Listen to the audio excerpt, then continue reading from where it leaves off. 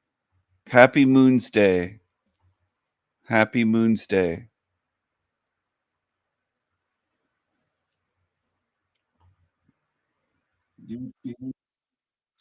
Did you remember to like the stream?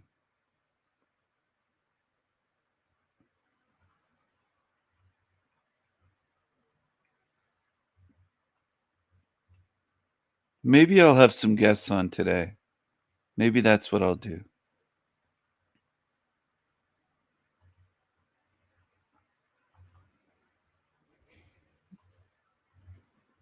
Join live as a guest.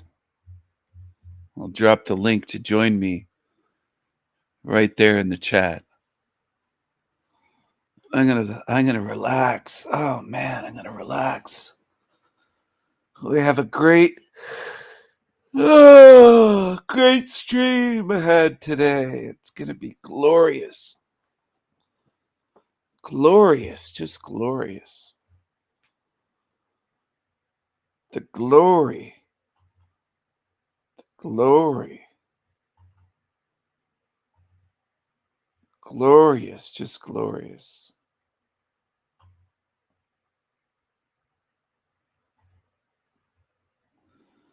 The Sanity Machine is back. The Sanity Machine Empire.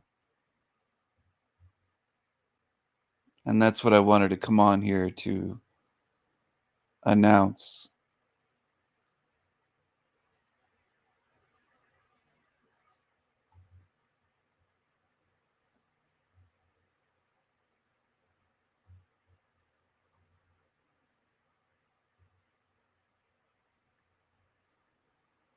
The Sanity Machine is back.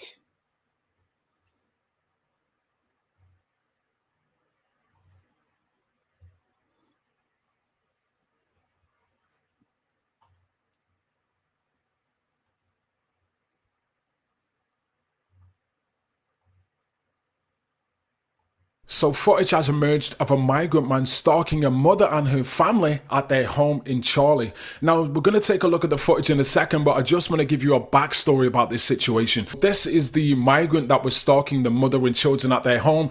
He is a migrant who lives in a HMO/migrant house in the Moore Road area of Chorley. Now, because of this situation, the primary school in the area has had to increase security measures, and this migrant has actually been kicked out of the house now. And on top of this as well, police actually released a statement, and local residents have also shared their comments about this situation. So we'll look at all of that in a second, but first, here's the video of a migrant man stalking a mother and her children at a house in Chorley.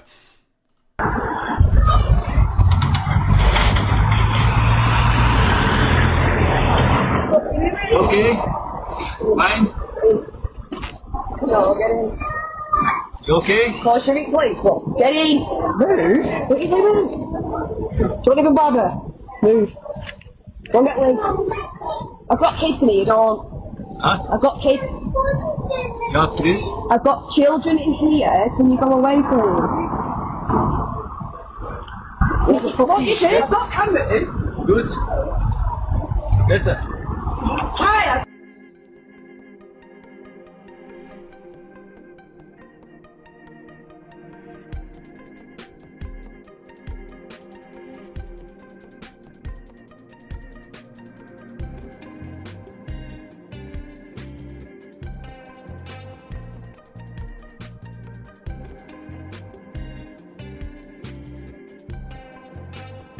So yeah, it seems like this part of the video was speeded up. It looks like he was potentially outside of the house for about 5 to 10 minutes maybe. So yeah, police actually turn up now, but he doesn't look shocked or concerned, he just stands there.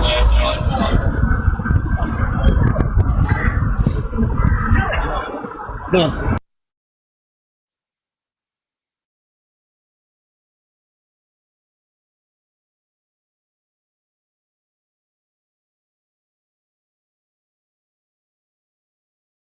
Kathleen Miles only works downtown 1 day a week. Today, she's still suffering the consequences of that random attack.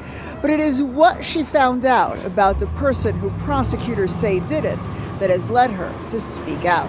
He hit me with such force. Sitting at home in Lake Villa today, Kathy Miles admits the last thing she remembers before her attack on August the 19th is walking past Block 37 in the Loop on their way to the Union Station. I woke up and my coworker was standing above me saying, "You're okay, we're in the hospital, you've been assaulted." She then passed out again. The next thing I remember is my daughter Deanna saying, "Hi Mama, I'm here, you're okay." And while she doesn't remember what happened, a colleague who was walking with her at the time told her this. She had said this man came in between the two of us, shoved us apart, and then hit me in the face. That punch left Miles with several broken bones in her face, as well as a concussion.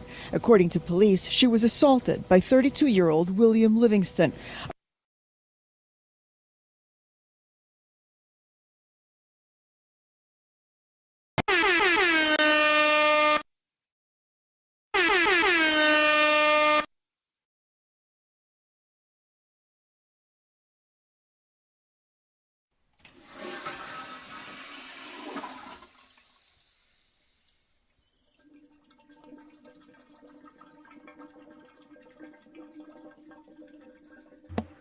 Good morning, Louise. Good to see you.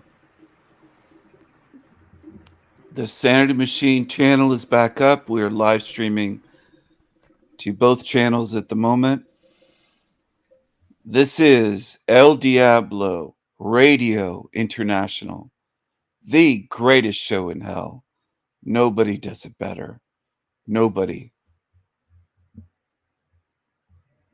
One of the usual suspects punched this woman and for no reason and fractured her face, gave her a concussion for no reason other than he's black and she's white. They hate white people. They attack us all the time. The media doesn't always cover these attacks, but if you look into crime stats, you'll see what I mean. We should be getting reparations for all the violence they're currently doing against white people. From England, from Canada, from the United States, white people in France, Germany, Sweden, all over. As well as a concussion. According to police, she was assaulted. According to police, she was as well as a concussion. Bones in her face, as well as several broken bones in her face. Several broken bones in her face. Miles with several broken bones left Miles with several. That punch left Miles with several broken bones in her face, as well as a concussion. According to police, he sucker punched an innocent white woman that was just working downtown Chicago. For no reason, blindsided, sucker punched a woman, a defenseless white woman, in the face, caused fractures in her face, a black eye, put her in the hospital with a concussion, knocked her out, concussed her. She might have lifelong damage from this attack on the street. And you crack your head on a sidewalk. I mean, these are monsters. These are fucking savages, monsters. And I hope people understand. And I don't care what you call me. Some of you want to call me names instead of facing the issue because you're cowards. You're not truth seekers. You're not truth speakers. You're cowards. Look at this thing on the screen. she was assaulted by 32-year-old William. A concussion. According to police, she was assaulted by 32-year-old William Livingston. A record search produced 13 mugshots of Livingston going back to 2012. A large number of those arrests for aggravated assault and battery of both women and police officers, something Miles found out after the fact. Like, what is enough? You know, what does someone have to do where they're going to be held accountable? According to online records, Livingston's history of random acts of violence against women goes back 8 years. In 2017, he was accused of randomly attacking 2 women months apart. Both cases were dropped. In 2022, Livingston was sentenced to 5 years in prison after prosecutors said he punched and attempted to rob 4 women within 20 minutes in the Loop. And yet, just 14 months later, in 2023, while on parole, Livingston was arrested for hitting a woman in the face on North Michigan Avenue.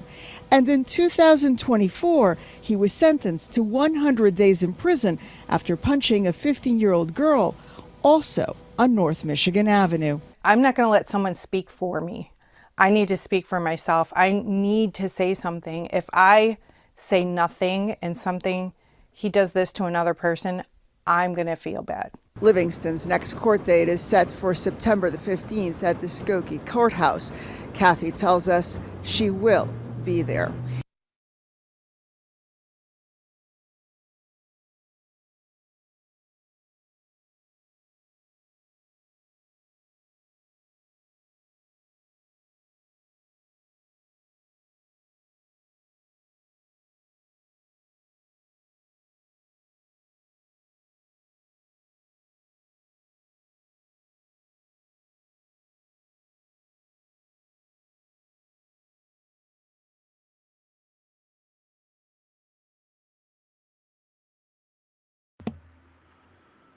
All right, so that chased away some of the demons because they don't want the truth being shared.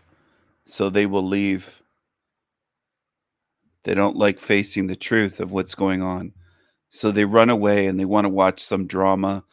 They want to watch some panelverse show, demons talking about other demons, gossiping, drama, gossip, bullshit, empty shit. That's what they want. That's what demons feast on. They hate the truth. They run away.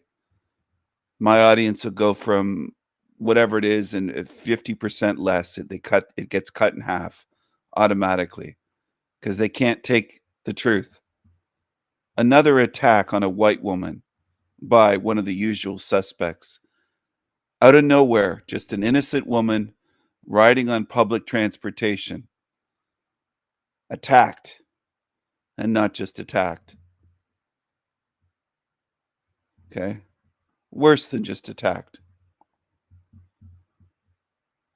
This person wrote, dogs get put down for less.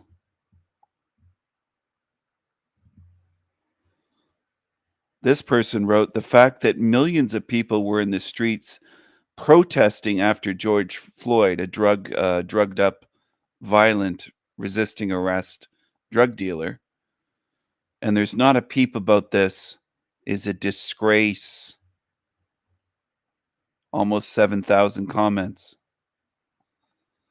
This person said, I would rather be called racist than become a victim. 10,000 people hit the like button on this. Okay? So these comments are reaching people on this guy's channel.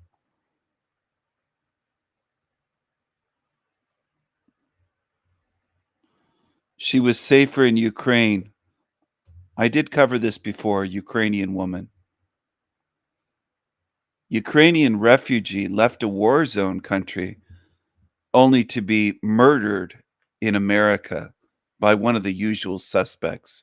So for the people that have not been to America, you don't understand. And I'm telling you right now, you don't.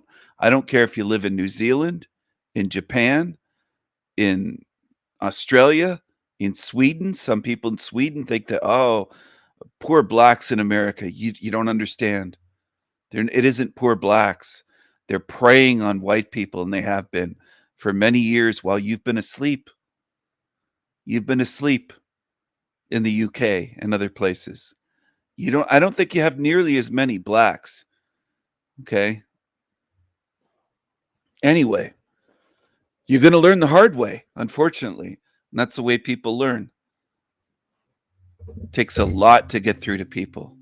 It shouldn't, but it does. It really does. So this is just one of the worst things that I've ever seen in my life. And it is just so out there. It's the sort of thing that you would just never... So this is just one of the worst things that I've ever seen in my life. And it is just so out there. It's the sort of thing that you would just never would think would happen. And it's a level of savagery that is just... It borders on the incomprehensible. Now, of course, I can't... You don't live in America and you don't keep track of things. That's part of your problem.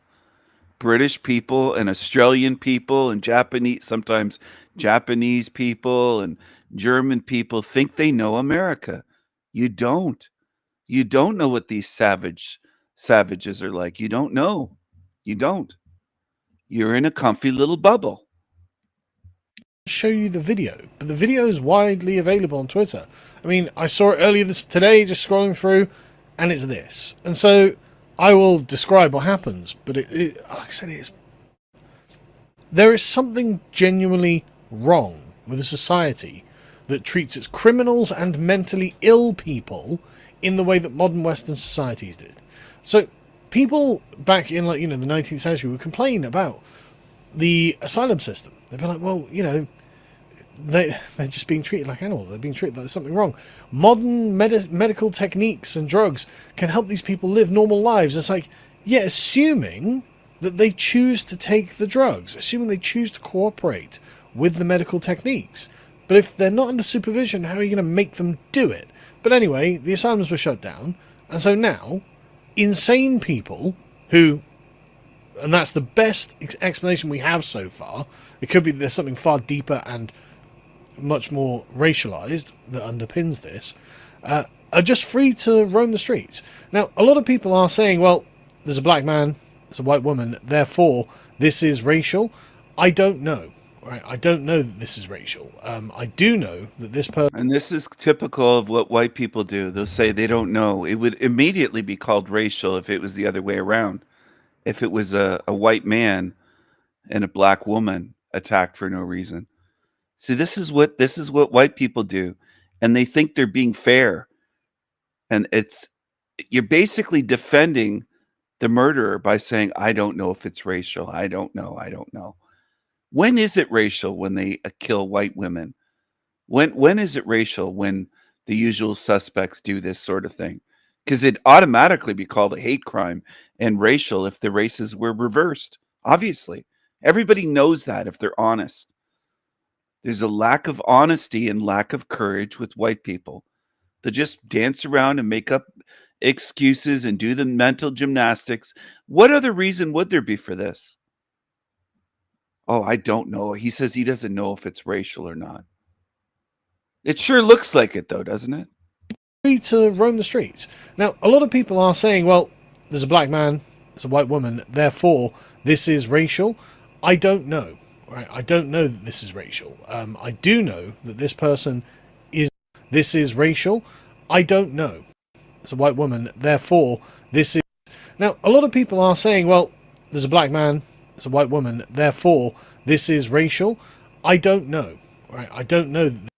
Now, a lot of people are saying, well, there's a black man. He has no racial awareness. Living in the UK still hasn't been taken over enough for Sargon, a cod daily, to realize, that there is something. There is something to this. People have been trying to teach this guy for a decade now. I remember him 10 years ago, and he was struggling back then. He couldn't understand that race is more than skin color. And apparently he still can't. He thinks he's being fair by saying, I don't know if it's racial. I don't know. As they continue to butcher innocent white people. And you just pretend, I don't know if it's racial. I don't know. It's a white woman, therefore this is racial. I don't know. Right? I don't know that this is racial. I do know that this person is mental. Free to roam the streets. Now, a lot of people are saying... Just call them mental and lock them up for a little while and let them out, right? Right, Sargon? Right? Saying, well, there's a black man, there's a white woman, therefore this is racial. I don't know. Right? I don't know that this is racial. I do know that this person is mental, and that is the only legal information we actually have on him yet. But I'm not in any way saying that it's unlikely that he is mental and also hates white people. I think that's very likely. Because what happens here is this is a train.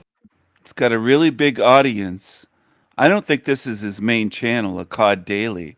446,000 subscribers, 309,000 views. He could have done some good here in terms of helping people wake up a bit, but he doesn't have the fucking grapefruits.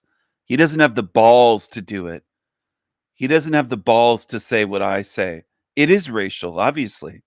It's a hate crime. It's racial. He attacked her because she's a white woman and was an easy target for him to come up and do this from behind, come up from behind, surprise attack with a weapon. They're predators. And it isn't just one of them. Tired of people in a sleep for a decade. It's inexcusable, for fuck's sake. He's just sat on this train, the CCTV are capturing it, and what happens here is this, that he is mental and also hates white people. I think that's very likely. Because what happens here is this is a train, he's just sat on this train, the CCTV are capturing it, and this young lady gets on. She's a Ukrainian refugee, she was 23. She gets on, she doesn't even make eye contact with him. Why would she? He's just like looking out the window. She just gets on, starts looking at her phone, then after a few moments, he rummaged around his pocket, pulls out, opens a penknife, and then stabs her in the side of the throat out of nowhere. Absolutely. What is a penknife? What do you mean by that? Is that a British term? Because I collect knives. I don't have any pen knives. I have folding knives. I have fixed blades. What do you mean? What kind of knife is that? A pen knife. And then he says stabs her out of nowhere, like he's baffled that this could ever occur. Why don't you look up the crime stats? Dig a little deeper. Do a little bit of work. Then after a few moments, he rummaged around his pocket, pulls out, opens a penknife, and then stabs her in the side of the throat out of nowhere. Absolutely nowhere. No interaction whatsoever. It's the most savage thing I've ever seen. Now what if there had been an interaction? What if she had said hi to him? Would that have changed anything? Because he's kind of hung up on out of nowhere. Because he just can't believe she didn't do anything to instigate this, or like I think that's the part that baffles him, is that this attack was not instigated, we'll say, by her, or provoked. He just can't believe it, that she's completely innocent and that yet was butchered. He can't believe that because he's stuck. He won't face the racial problem, we'll call it. That's the aspect he doesn't want to face. And if you don't want to face that, you'll never understand these things going on. You'll do what Sargon does. And I don't respect him or anyone at that level. Just shaking their heads and saying, I don't understand it. I just don't understand it. When it's right there for you to learn something and understand. It's an opportunity for you to learn something, to wake up a bit more and understand the realm you're in. I don't know if you can do it though, because he doesn't have the fucking grapefruits. He doesn't have the balls to do that. And people have tried to help him see what's going on for a full decade. I remember when this guy came onto YouTube, and there are channels that are long gone that were purged from YouTube, yet his survived and kept growing and growing. But he pretended there was nothing wrong with race and there was nothing wrong with migrants. And after a full decade or so on YouTube, he's slowly changing his tune a little bit, but he's made lots of money doing this by pretending not to see. Because he is on YouTube for profit. It's his full-time job, for those that are unaware. Okay? This Carl guy, Sargon, this is his full-time job. It has been for many, many years on YouTube. He's made a living doing YouTube. So is he going to risk coming out and saying the truth? Yeah, this is racial. He can't do that because he's thinking, I might lose some shekels.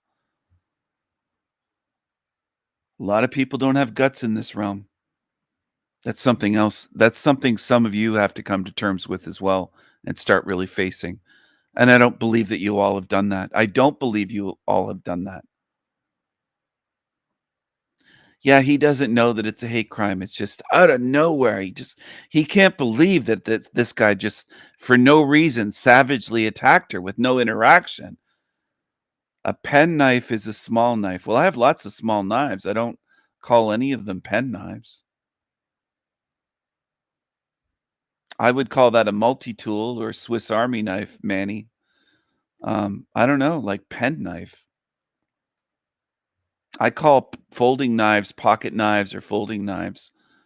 Him using the term penknife is just very strange. It's almost like he's trying to minimize the knife, the murder weapon. That's the way I look at it. I have some pocket knives that are like pocket swords. When I unfold them, they're huge. They're massive. With the handle and the blade, they're well over 13 inches long. And they're pocket knives. They fit in my pocket. Folding pocket knives. So I don't know. It's just a weird way. You sent me a link. Well, I have all kinds of knives.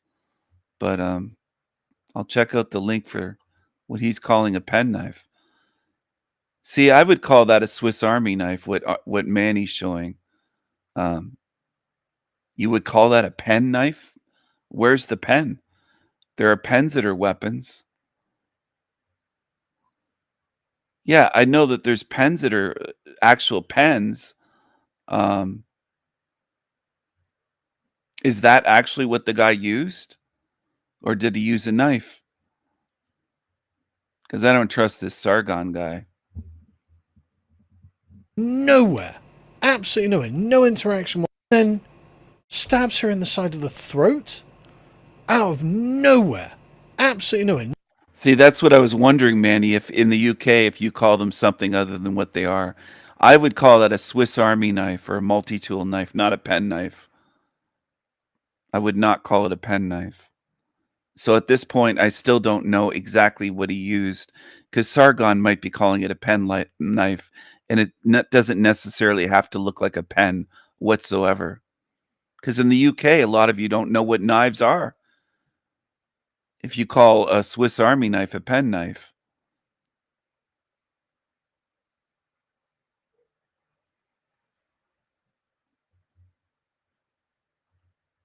No interaction whatsoever. Just, it's the most savage thing I've ever seen. Now, you'll know that I'm a massive advocate for the death penalty. So, I mean, I would have him swinging by the end of the day if I were the one in charge of all of this. But of course, that's not the world we live in. And honestly, who bloody knows what's going to happen to him, right? So anyway, there are news reports about this. This is her name was difficult to pronounce because it was Ukrainian. Irina Zarutuska, she was an actual refugee from Ukraine, was stabbed allegedly by DeCarlos Dewan Brown Jr. And he was just found wandering around on the platform after people had called the police and they came to arrest him, and apparently he was treated for a hand injury, so he'd injured himself while murdering her, because she was pronounced dead after suffering a stab wound in the throat. Honestly, it's just awful, and I don't recommend that you watch it. It's so savage. There's just no reason for it, and it's just the hardest hit he can straight into her throat, and that's it. And can you remember, like, her day would have been so normal up until that point, I bet, that she's just wandering around, and this happened in Charlotte, North Carolina, I think. But she was just wandering around. There's a completely normal day for her. She's just having a normal day. She just gets on the train. She's going home. And then she's dead. Like, what? Is she somehow responsible for black oppression? Oh, look at this. He can't figure it out. Look at this. He can't figure it out. Gets on the train. She's going home. And then she's dead. Like, what? Is she somehow responsible for black oppression in America? Like, what the fuck has a Ukrainian girl got to do with any of that? If that is indeed the reason this was done. But anyway, her death has raised new concerns in Charlotte about the safety of public transportation, with community members calling for stronger protections on buses and trains. Things that wouldn't have stopped him. It was so quick. Because he just, like, realizes that she's there, gets his knife, and then just stabs her. No, you wouldn't have had time to intervene. So they'll blame public transportation. They won't blame the real issue. The real cause is a certain type of people that are brutal and savage towards white people.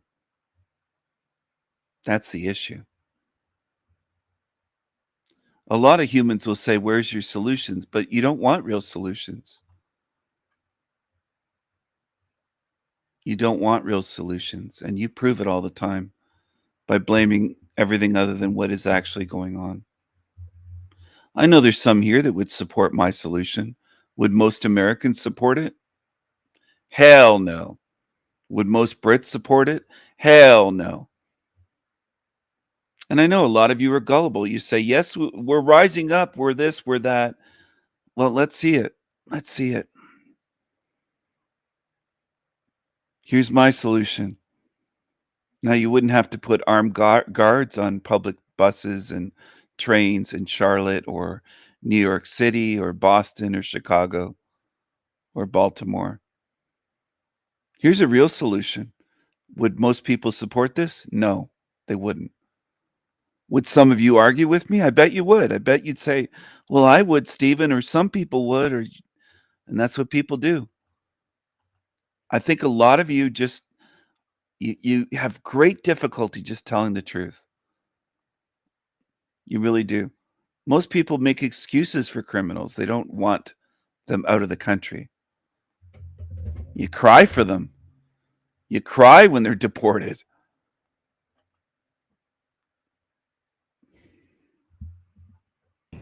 Just one strike and she's dead. Like, the problem is the existence in community. He just can't wrap his head around it, can he? He just can't. And how many blacks are in the town where you grew up in, Carl, in England? Did you spend a lifetime around them? How long does it take you to learn anything? There were no black people where I grew up in Canada when I was young. None.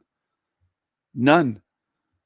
The first black person in school was later on when I was in high school, all throughout elementary up until high school. There were none where I was. So it's not like I had a lifetime since I was born being around them to understand. No, I didn't. I was very sheltered from them. For the first part of my life, for the first 18, 20 years, I was hardly around. I hardly saw a black person around. I was in the great white north. All right. But you could be given a lifetime and you'll just stretch this out and you just say, you can't fathom that it's racial. You just can't do it. As more and more of these attacks happen and innocent people are butchered, you feel safe saying, well, I don't know if it's racial. You're in your little bubble. And that's what cowardly white people do. That's what some of you do that are probably tuned into me right now. You're in your little bubble. You don't want to face things. You don't want to face reality. You want to do the mental gymnastics and say, well, it doesn't necessarily have to be racial. Have you ever looked into how many attacks there are like this on white people, on white women and white children? Do you remember the case of the guy with a black next door neighbor that just shot the white child in his driveway riding his bike? Shot him in the head. Some people would say, well, it's for no reason. There's no rhyme or reason to it. Well, they hate white people. That's what some of you just can't wrap your heads around. They'll tell you by the millions that they hate white people. They'll make videos and you'll still deny it and say, no, they don't. Because you have issues with facing the truth. You have issues with honesty and courage. You have issues. There's a lot of you like that. And I could spot you, the white people that just will never say the truth, no matter how obvious it is. There's cases of black people just attacking and butchering white children and white babies and kidnapping them and torturing them. And a lot of you just forget or you just pretend it isn't going on. And it's purely racial. There's no other reason at all for it.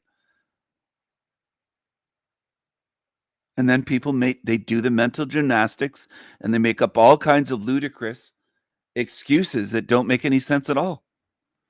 And then they'll say, what are we going to do? We put security on our trains and buses, and we need more security and more this and spend more money that won't even stop these attacks. And then you'll say, we need more education, spend trillions more dollars on the Negroes. You've already done that. You can't fix them no matter how much fucking money you spend. It's biology. It's biological. It's racial. Do you understand? It's simple. But you don't want to understand out of fear. That's what it is. It's not that it's difficult to understand this. You're just afraid to face the truth. Just like the guy on the screen, Carl Benjamin or whatever his name is. Sargon. Sargon of Akkad calls himself. He's been dragging his feet on this issue for over a fucking decade. He didn't have gray in his beard 10 years ago. He's going gray and still can't face it. And that's what people do. And that's why I say they're slow to learn. And that's why it's frustrating for beings like me. Because you'll drag your feet for 10, 15, 20, 30, 40 fucking years. While some of us are like, why can't you see this? You don't have the guts to face it. You don't have the courage. You don't have the grapefruits or the ovaries in the case of women. You can't do it. And I realize there's exceptions. Some of you can, but it's far too few. Far too few. And that's another one, another stumbling block for people to say, oh, because I see it, I'm not the majority, obviously. I wish you could do that much and say, I might be an exception. I mean, it's just about being honest. And it is frustrating after decades and seeing people drag their feet. And they'll do anything to avoid saying, yeah, it is racial. Yeah, it is a hate crime. Yeah, he did that because he hates white people and he thought she'd be an easy target. He had his whole life to attack a black woman or a black man. Did he ever do that to them? No. Who was his victim? Oh, a white blonde woman. Think about it. Just think about it a little bit. But mentally, it's something some of you don't want to face because you're not strong enough. So you do the mental gymnastics and say, it couldn't be that because blacks are oppressed. You know, they're attacking and killing, tens of thousands of white people, but it's the blacks that are oppressed. You have that programming and you're warped in your mind. You feel sorry for the predators. You have it all ass backwards. And I'm one of the few on YouTube that I see calling people out on that shit, saying you have it ass backwards. You have tears for demons. You have sympathy for demons. Which is why you belong here. And I'm not kidding about that at all. Not a bit. You want to cry for demons, you can stay here for eternity and cry for them. You can fill rivers with tears in this place. You go ahead. Go right ahead. Cry for them. But crying for demons is going to do the opposite of getting me to help you and let you out. I would leave you here because you're warped. You're crying for evil, and I don't see you having any tears or care for the victims, the innocent victims. And I see that all the time in this realm. Here's where you're going to end up. You go ahead and cry for demons. Here's where you end up. They will devour you forever, and you're going to see them as demons. The ones that say, I still can't see them as demons, Stephen. They'd have to look like Hollywood. They'll look like this, and they'll be tearing you to shreds. They'll be ripping the flesh off your face. And you'll be saying, I thought they were the victims. I was crying for them. I thought all these demons were oppressed. I thought Stephen was the bully. I thought King Stephen was the bad guy. I thought he was the bully. That's how warped a lot of you are. You're going to be sealed in here with them. You can cry for them forever. Because I don't see you showing any care for the victims. Hello, Bobby. Good to see you. When I see you crying for demons, I know what you are. I don't care how you look on the outside. It doesn't matter to me. Just one strike and she's dead. Like, the problem is the existence in community. One strike and she's dead. One strike and she's dead. Like, the problem is the existence in communities of insane, violent people with mental health problems. And that's the official now. Oh, they just have mental health problems. So there's not a lot of anti-white black people that hate white people openly in America? Is that what you're saying, Carl?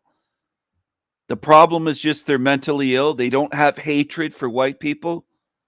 They don't talk about genociding white people. Really, Carl? Narrative. You can look at her Wikipedia page. There's a Wikipedia page of this already, right? The suspect, DeCarlos Brown Jr., was a 34-year-old homeless black man with a lengthy criminal record dating back to 2011. He'd been convicted of multiple offences, including robbery with a dangerous weapon, breaking and entering, felony larceny, and misuse of the 9/11 system. He'd approximately served 6 years in a North Carolina prison and was released in 2020. Subsequent arrests included charges for assault on a female in 2022 and a misuse of the 911 system in 2025, where he claimed man-made material was controlling his body. Right? So, I mean, don't get me wrong, he may well have hated white people, but I think it's fair to say that he was also, he may well have hated white people, but I think it's fair to say that he was also absolutely mental, some sort of absent schizo, right?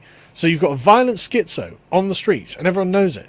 Now, there is the Bukele option, which is lock up violent schizos for the protection of everyone else. You'd be like, oh, but what about the human rights? And Bukele's got a good answer to that. What about the human rights of people who don't want to get stabbed? The human rights of the people who are not doing anything wrong, who are not going around terrorising society. Isn't that more important than the human rights of the people who are going to terrorise them? And so, I find myself in full agreement with this. Because, when you see just the amount of times, again, 14 times he's been let out of custody, and you look at his face and you realise this is not a well man. This guy is a maniac. He is. Would a white person be given this many chances by society?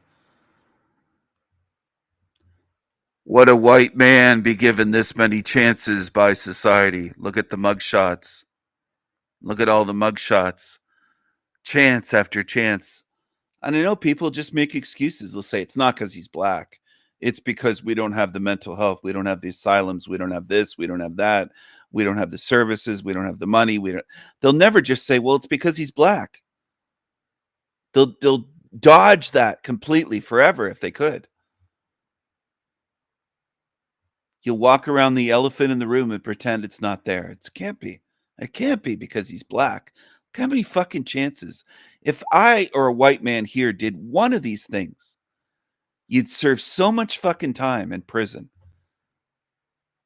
You'd never be able to rack up this many charges and this many mugshots and be released and out on the street. Never. And that's the way it goes, though. And people won't just come out and say, yeah, it's because he's black.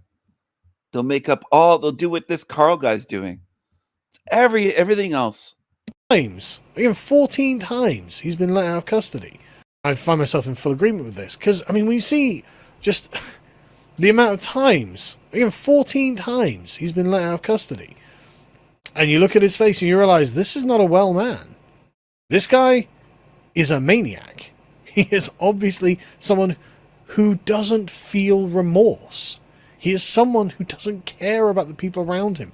There's a reason that he's like a homeless crack addict or whatever. This guy can't function in a free and modern society. This is not the way that he is built for whatever reason. And again, I'm not trying to pass judgment. This is just obviously the case. And you could take the more sort of liberal perspective and say, okay, he's a man who's been failed by the system. He's a man who needed help and didn't have it. So yeah, okay, by the system. And you could take the more sort of liberal perspective and say, okay, he's a man who's been failed by the system. He's a man who needed help and didn't have it. So yeah, okay, so why allow him to roam around the streets on his own? If he is a dangerous schizophrenic, which again is the most charitable interpretation of this, then do we not have an obligation to him as well as society at large to make sure that he's not on the streets? Such people, and I realise it's a bitter pill for the average lib to swallow, but such people must be deprived of their freedom. They are dangerous to themselves and everyone else. They can't be allowed to roam the streets. They are not productive members of society. They're not going to become productive members of society. And if at any point this lunatic had been, okay, right, that's one too many crimes, you're going to the asylum and you're just going to be locked up there. You're just not sane, and we'll have, psychiatric evaluations, blah, blah, blah. Maybe you'll get sane, who knows. But for now, while you're currently mental, and before you just stab some random girl in the neck for having the temerity to exist near you for whatever, it could be the man-made material controlling your body or whatever it is, you fucking fruitcake, you have to go to the asylum. You should not be out. You are a danger to others. And this is genuinely a real issue. That I know it's, again, difficult for the lib to accept, but there is a much higher rate of schizophrenia in the black community than there is in other communities. Now, I don't know why. I have no idea why. I'm not a doctor. But the point is that's real and that's true. And so... Oh, it's just skin color. It's melanin. It's skin color. Oh, all these fucking excuses, man. Can you imagine being her family and seeing videos, the woman who was brutally butchered, and seeing all the excuses made? How would you like to be her mother? How would you like to be her Ukrainian mother or one of her close friends and seeing these videos on YouTube, just excuse after excuse after excuse?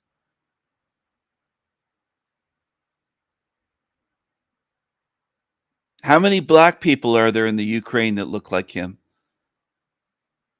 Imagine the way they would see it, Ukrainians seeing him as the murderer of their daughter or friend. Think about it. There's not too many Negroes with long braided hair walking around in the Ukraine like him. That should be something that's considered, right? That should be something that's taken into account. And that should be something that is dealt with before they go and kill someone for no reason. Again, in the most barbaric of ways. But the thing is, they acknowledge, there's problems with the criminal justice service in the wake of this. And again, this only happened today, right? So this raises questions about the effectiveness of the judicial system and the community's failures to address mental health. Even Brown's mother has blamed the courts for allowing her son to be out in the community. Right. So again, I don't know that this is a race thing, and a lot of people are trying to make it a race thing, but it doesn't immediately strike me. I know that this is a race thing, and a lot of people are trying to make it a race thing. Race thing, and a lot of people are trying to make it a race thing. Race thing, and a lot of people are trying to I know that this is a race thing, and a lot of... So again, I don't know that this is a race thing. So again, I don't know that this is a race thing, and a lot of people are trying to make it a race thing, but it doesn't immediately strike me as a race thing. It strikes me immediately as the mother being like, yeah, my son was dangerous to other people. Why are you letting him out? He should be in some place where he doesn't have access to sharp objects forever.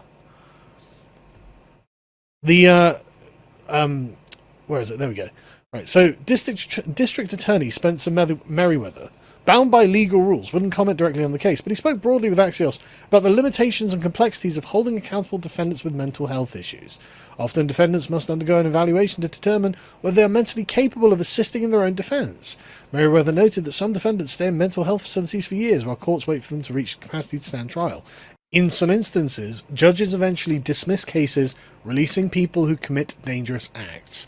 They also say the standards for involuntary commitment are more complex than they seem. Okay, I'm not going to go into the details of it, but the point being, if someone is not capable, mentally capable, of being involved in their own defence, then why is it that they are mentally capable of being on the streets? Why is it that they are considered to be mentally capable to live in society with the rest of us before they can go on and do something terrible?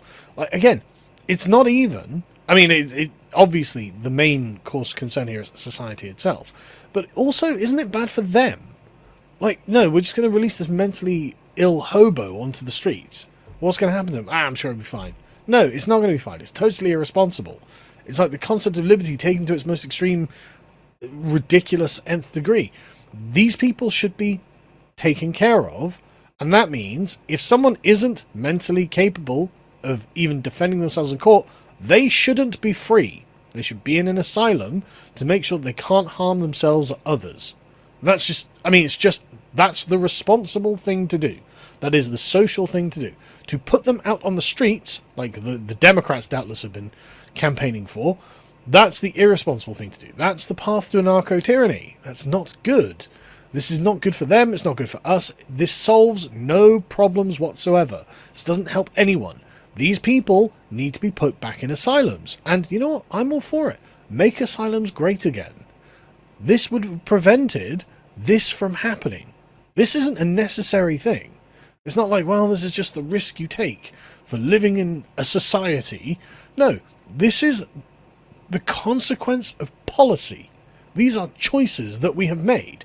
And frankly, we need to unmake. This doesn't have to happen.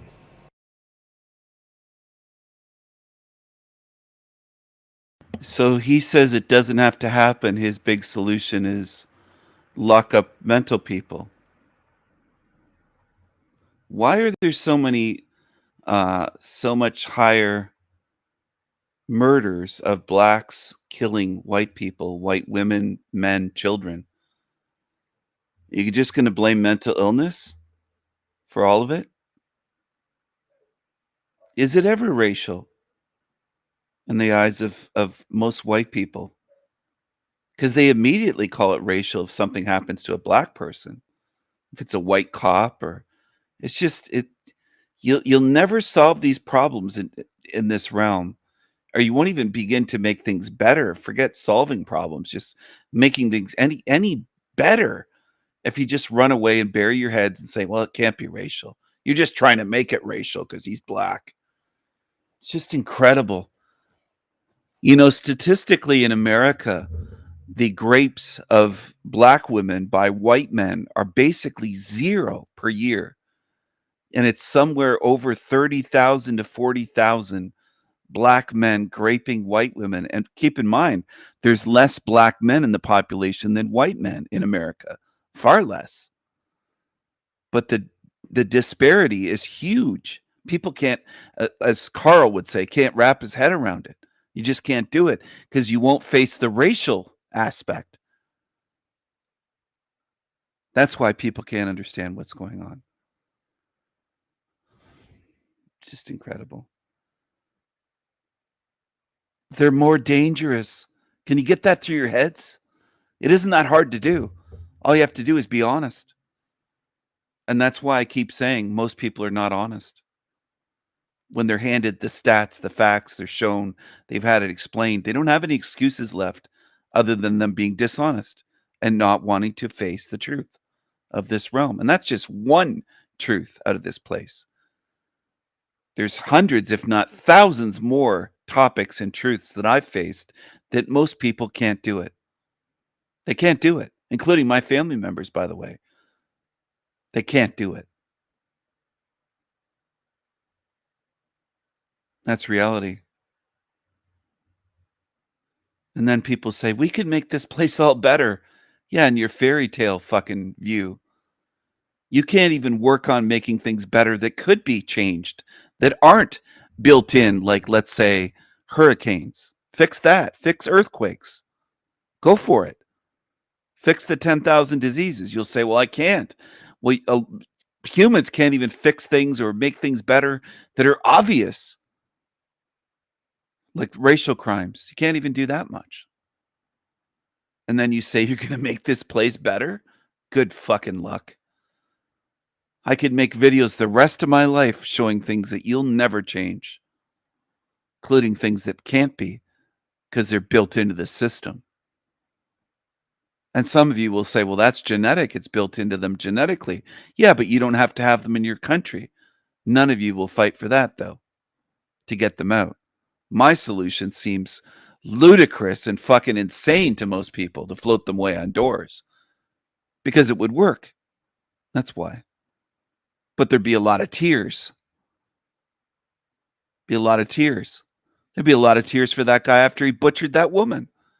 And that's what I see in this society. There's almost no tears for victims, but there's endless tears for demons. That's your world.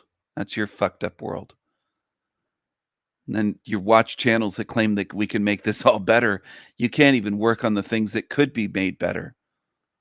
But there's lots in this realm that can't be changed at all. Anyway, people are delusional. Absolutely fucking delusional. And it's disgusting.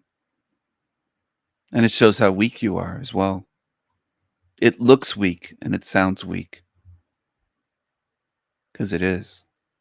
It is fucking weak. Canada is beyond recognition.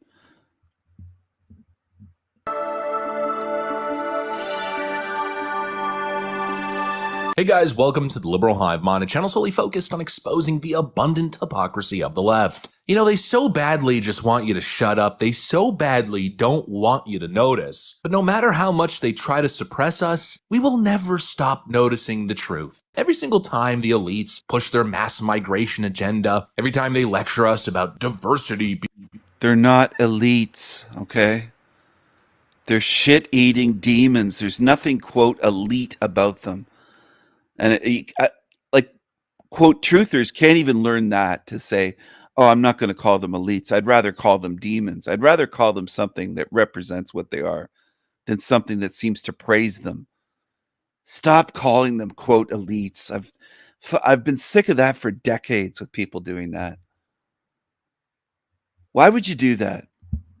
Being our strength very quickly after the agenda, every time they lecture us the truth. Every single time the elites push their the truth. Every single time the elites push their mass migration agenda, every time they lecture us about diversity being our strength, very quickly after the reality of the scam that they are pushing becomes blatantly obvious. You know, they love to project this image of some utopian multicultural paradise, but you know what I and many other perceptive people notice? You know what we see? We see the horrendous acts of violence. We see the knife attacks, the grooming gangs, the terrorist plots. We see the girls who are now terrified to walk the streets alone. You know, these woke Western leaders who have sold their soul to the globalist ambition, they keep telling us it's all about compassion. Oh boy, do they love their woke feel-good buzzwords. But this is anything but compassion. This feels more like cultural seppuku. And frankly, the blood is on their hands. And not just in a metaphorical sense, but in a very real sense. Real blood continues to be shed. Innocent blood is shed. Just so these globalist puppet masters can engage in their little social and cultural experiments with us as the frickin' guinea pigs, the lab rats. I got an absolutely wild CCTV video to show you guys from a public bus in Canada. We got some stuff to get into, so let's roll the tape. All right, friends, so there was a horrifying terrorist attack that just happened in Canada. I can show you guys the CCTV footage, but of course it's going to be heavily blurred. I'll describe it after we play it.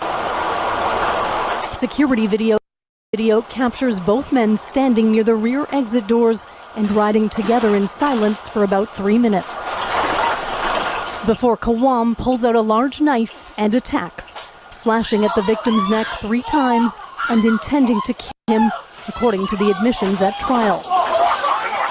As bus passengers scream, the victim uses his body to push Kawam out of the bus. So here's the backstory. A man by the name of Abdul Aziz Kawam allegedly walked up to some random guy at a bus stop, where he then asked that guy, "Are you a Muslim?" And when the answer came back as no, he tried to stab him. Now, fortunately, the individual just ran away and he wasn't harmed. But then this completely crazed individual boards a bus, identifies somebody who I guess he perceived as white or just looking Christian, as non-Muslim, and so you can see him kind of contemplating. Then he pulls the blade out of his pocket and starts slashing at the guy's face and throat. The dude was just leaning on a pole, holding a coffee in hand, no provocation, and boom, jihad. Do you feel culturally enriched yet? And now, of course, you might be thinking I'm jumping to conclusions based on the individual's name or visual identity, but no, trust me, I am not, because apparently after this incident, after the second failed stabbing, I might as well update you guys on what happened here. The individual who was slashed had some pretty significant injuries, but he did in fact survive. But after the incident, the Islamic jihadist apparently called 911 911, where he basically admitted that he did it on behalf of the, quote, Islamic State. And he followed that up by saying, I just did an attack in the bus. Then the 911 phone operator asked what happened. Qawam answered, if you want the war to end, become Muslim or pay the jizya, not sure, to the Islamic State.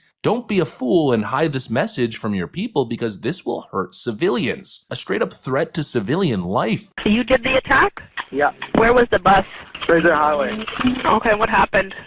You want the war to end, become Muslim, or pay the jizya to the Islamic State. Don't be fool and hide this message from your people because this will hurt civilians. And you know what? Right away, before the left tries to dismiss this as just a freak isolated case, I want to clearly identify that no, this is not some freak isolated incident. We've noticed these kinds of crimes all across Europe. The explosion of young assaults on women, the violent assaults happening in Sweden and France and Germany and the UK. All of it, by the way, which is backed up by official stats from the government. We're talking anywhere from 200 to 700% increases in these attacks in just 2 decades. And in Sweden, they have a very unique phenomenon, a massive issue with grenade attacks. And well, obviously, this is becoming a crisis. You know, they don't want you to talk about it. They'd say that if you identify any abnormalities in the stats and connect it to any particular group, that you are a racist, you're a bigot. But obviously, that isn't the case, and they do that to defend their policies. They do that to distract from the damage that they are causing. It always ties back to the same failed immigration policies, the importation of mass military-aged men from cultures that do not share our values, that do not respect our way of life, and in many cases, they despise us. We're being lectured to by these bought and paid for ideological cowards who are clearly too scared to tackle such an important pressing issue. Instead of addressing it, instead of fixing it, what are Western governments doing? They're criminalizing the victims. In the UK, we just saw a 14-year-old girl who pulled an axe. The 2 girls in question were being harassed by an older individual who was, yet again, not a national. From what I understand, he was an illegal migrant gypsy. And well, what happened in that case? The perpetrator gets to roam free and the young girl was arrested.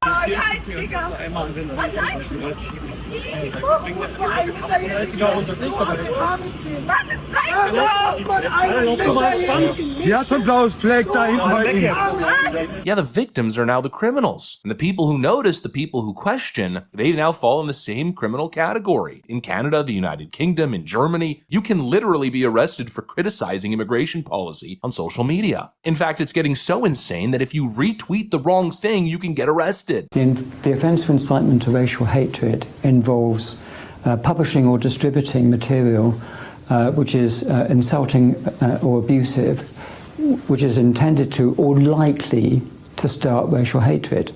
So if you retweet that, then you're republishing that, and then potentially you're committing that offence. And we do have dedicated police officers who are scouring social media. Their job is to look for this material and then follow up with identification arrests and so forth.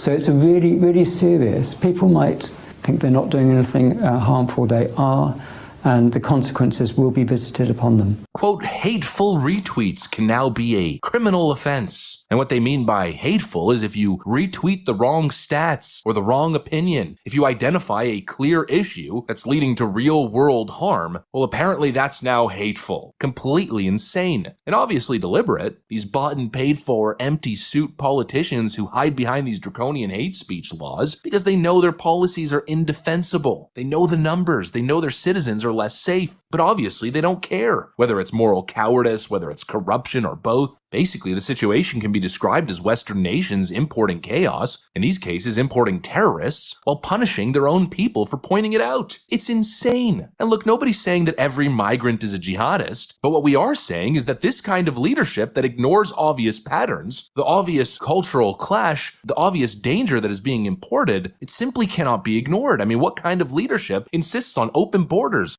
Does it have to be every single one for us to notice and acknowledge? No, it shouldn't have to be. I hate that argument. No one is saying it's every single one. It doesn't need to be every single one. How about that? Zero assimilation, and then act shocked when blood is spilled. This is not compassion, folks. This is a betrayal. They can't assimilate. They have no desire to assimilate. They hate us. It's simple. Of the Western world. And it's time for people to wake up. We need to and then act shocked when blood is spilled. This is not compassion, folks. This is a betrayal of the Western world. And it's time for people to wake up. We need to slam the brakes on uncontrolled migration. And most importantly, we need to demand assimilation as a non-negotiable. And yes, that means picking and choosing the migrants that we allow into our countries. Again, I maintain that Europe is the warning sign. Well, clearly, Canada didn't get the memo, didn't get the frickin' warning. They fully bought into Justin Trudeau's notion of a post-national state. And now look at the results. Please do not follow in that same path. We didn't fully buy in. There's lots of Canadians that did not. He was a dictator, all right? This is difficult for some that don't live here to understand. Just like it's difficult for a lot of British to understand Americans in America and Canada. And you don't understand. That's what people are great at. They pretend to understand. There's a lot of Americans that pretend they understand what's happened to Canada, and they don't. They don't understand. Most people in this realm don't understand very much at all. They yap a lot, and they use terms like, quote, elites, which shows me what you think. Because in 10 years, you'll be seeing a whole lot more of what Europe is currently experiencing, and that simply cannot be allowed to stand. Anyways, that's pretty much what I got. Thanks for watching, and I'll see you on the next one.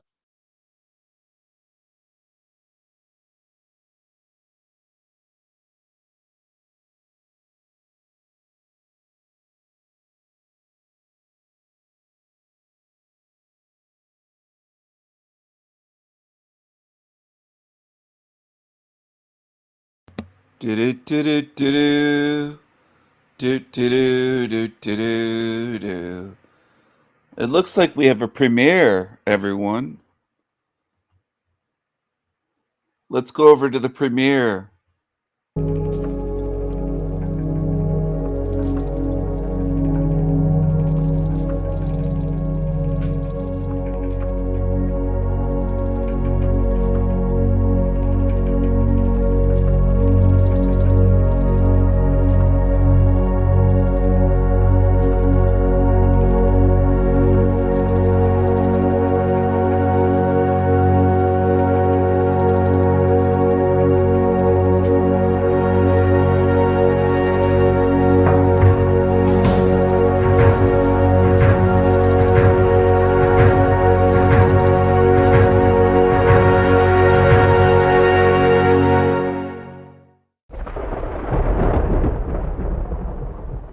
Hello, hello. Let's see what these cockroaches are talking about. Check this out. Roll it. Roll it. But it's probably not exactly the way Mitch painted it out to be. But it's, I guess it's over now, so it doesn't really matter. Well, that's the crazy thing. The inverted aspect of this comes from like, hey, who's got a lady currently? You know what I mean? Who's actively engaging in sort of a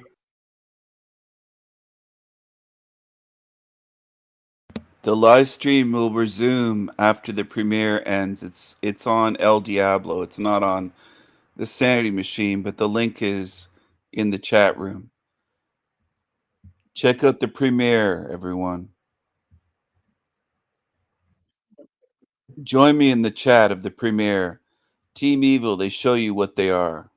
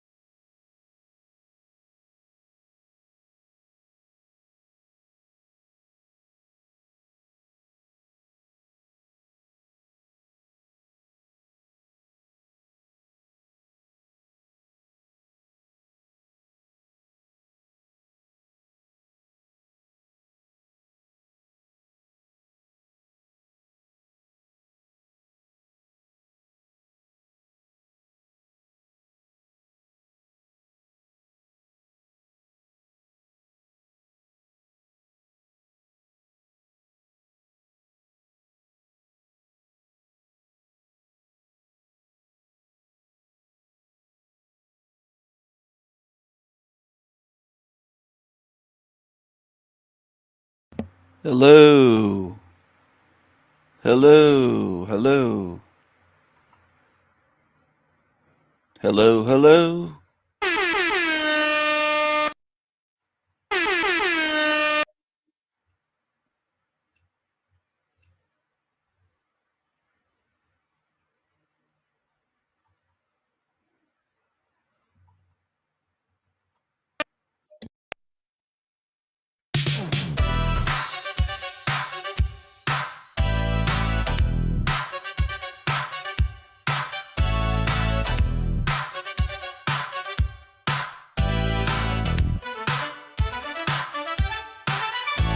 They tell me there's words that I can't say. All their stupid rules are fucking gay. They want me to think the N-word is wrong, but I'm not gonna play along. Nigga, I feel like saying nigga today. Oh yeah, I feel like saying nigga tonight. Alright, when I'm with my son sitting in the park, I say nigga with a heart. Oh fuck yeah. I don't care if you get your feelings hurt. Your reaction to the word is worse. I'm just trying to watch my son play tag. Now please step away from my bag. Nigga, I feel like saying nigga today. Oh yeah, I feel like saying nigga tonight. Alright, but when I'm with my son sitting in the park, I say nigga with a heart. Oh fuck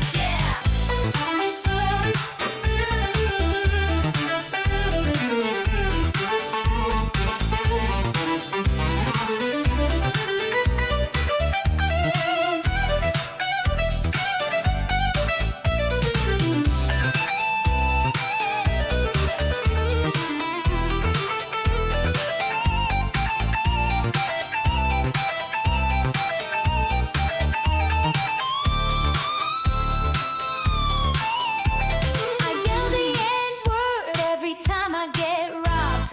Don't blame me, that's what they like to be called. I'm not a hater, I just love free speech. Now please keep your kid on a leash. Nigga, I feel like saying nigga today. Oh yeah, I feel like saying nigga tonight. Alright, when I'm with my son sitting in the park, I say nigga with a heart. Oh fuck yeah, I feel like saying nigga today. Oh yeah, I feel like saying nigga tonight. Alright, but when I'm with my son sitting in the park, I say nigga with a heart. Oh fuck yeah.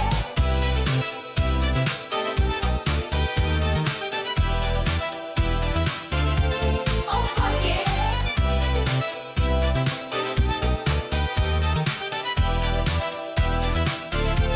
Oh fuck yeah.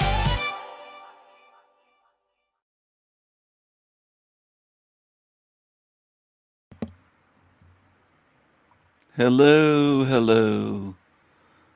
Hello. Hello.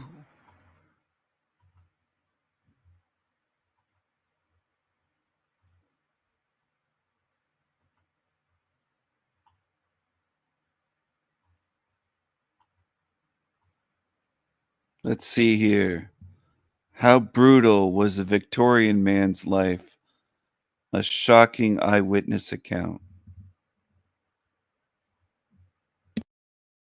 How tough was the life of a Victorian man? If you were born into aristocracy or a middle-class family, we might suppose it was relatively comfortable, compared, at least, to that of a working-class man. A man born without chances handed to him, who had to toil and graft to make his way in the world. Worse still, if you were the child of a poor family or abusive parents, you might find that your life story begins in the hardest of times, on the unforgiving city streets, where some children, as soon as they could walk, were sent out to earn money for food and drink by hawking wares, or simply fled to the streets themselves to escape dreadful homes, only for some to fall into a life of crime or vagrancy. Today, we make one of these voices from the past heard again as we tell the extraordinary life story of a man interviewed in the 1850s in a genuine account recorded by Henry Mayhew, a Victorian journalist. Mayhew's work is important as he went to great trouble to describe the lives of everyday people in London, telling us about their clothes, customs, work and pastimes, interviewing many of them, including the gentleman you are soon to meet. Find out how this aging man, in his 70s, and at the time Mayhew happened upon him struggling to survive on the streets, was reduced to a life of poverty and the ignominy of selling dog collar locks. But it is his incredible life story, before he fell on hard times, that reveals just how tough life was in the 19th century, telling us much about the character of people in the past and how opportunity could be found even in the hardest adversity. Before we move on, I would really appreciate it if you could give this video a like and share it with friends and family. If you're interested in history like this, please consider clicking the subscribe button to see more, and take a look at the channel page to discover a huge number of real and fascinating stories of everyday life in the past. If you would like to find out more about supporting us, check out the description for ways you can help us. Continue bringing the past alive. From a well-known street vendor, I had the following sketch of his history. "I was born in Brewer Street, St. James," he said, in answer to my questions. "I am 73 years of age. My father and mother were poor people. I never went to school.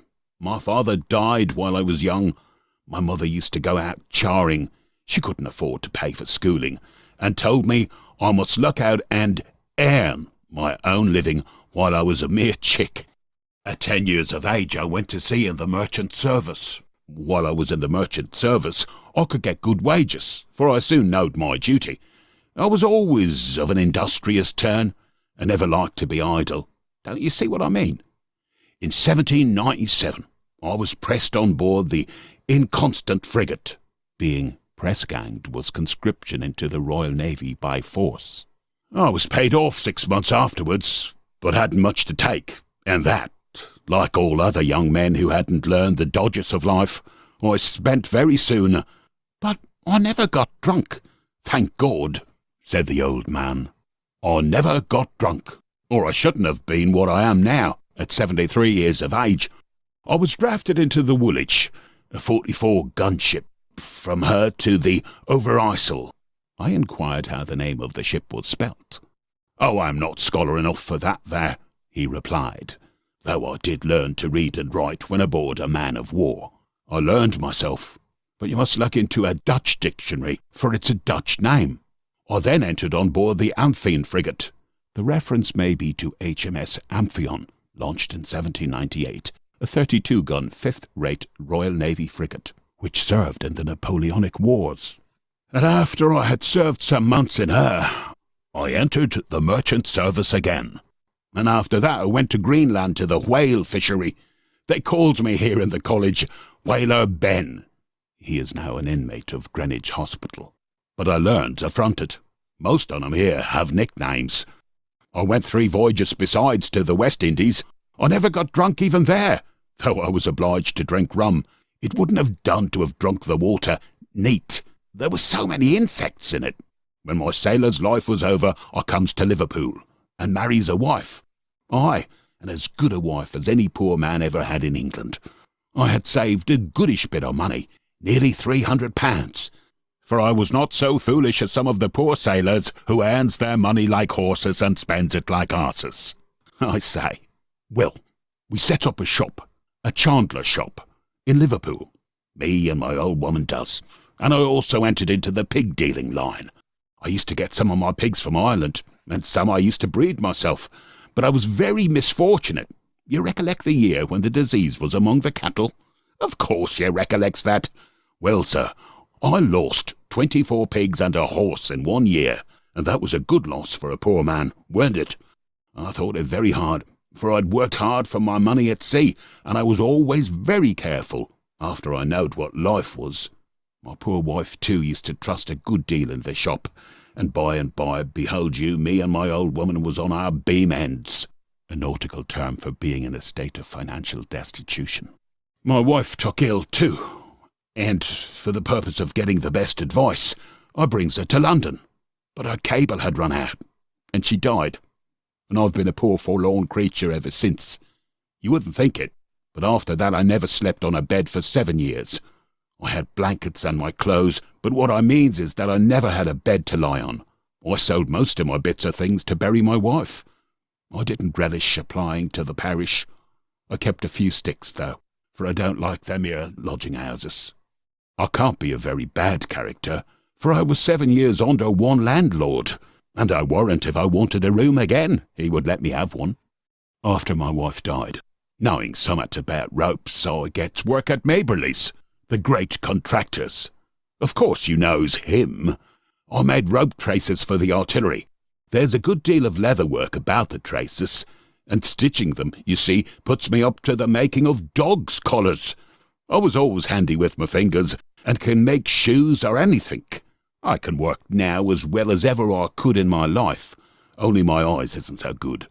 Ain't it curious now, sir, that what a man learns in his fingers he never forgets? Well, being out of work, I was knocking about for some time, and then I was advised to apply for a board to carry at one of them cheap tailors, but I didn't get none. So I takes to hawking link buttons and key rings, and buys some brass dog collars. It was them brass collars that made me bethought myself as I could make some leather ones. Although I had been better off, I didn't think it any disgrace to get an honest living. The leather collars is harder to make than the brass ones, only the brass ones wants more implements. There are about a dozen selling in the streets as makes brass collars. There's not much profit on the brass ones.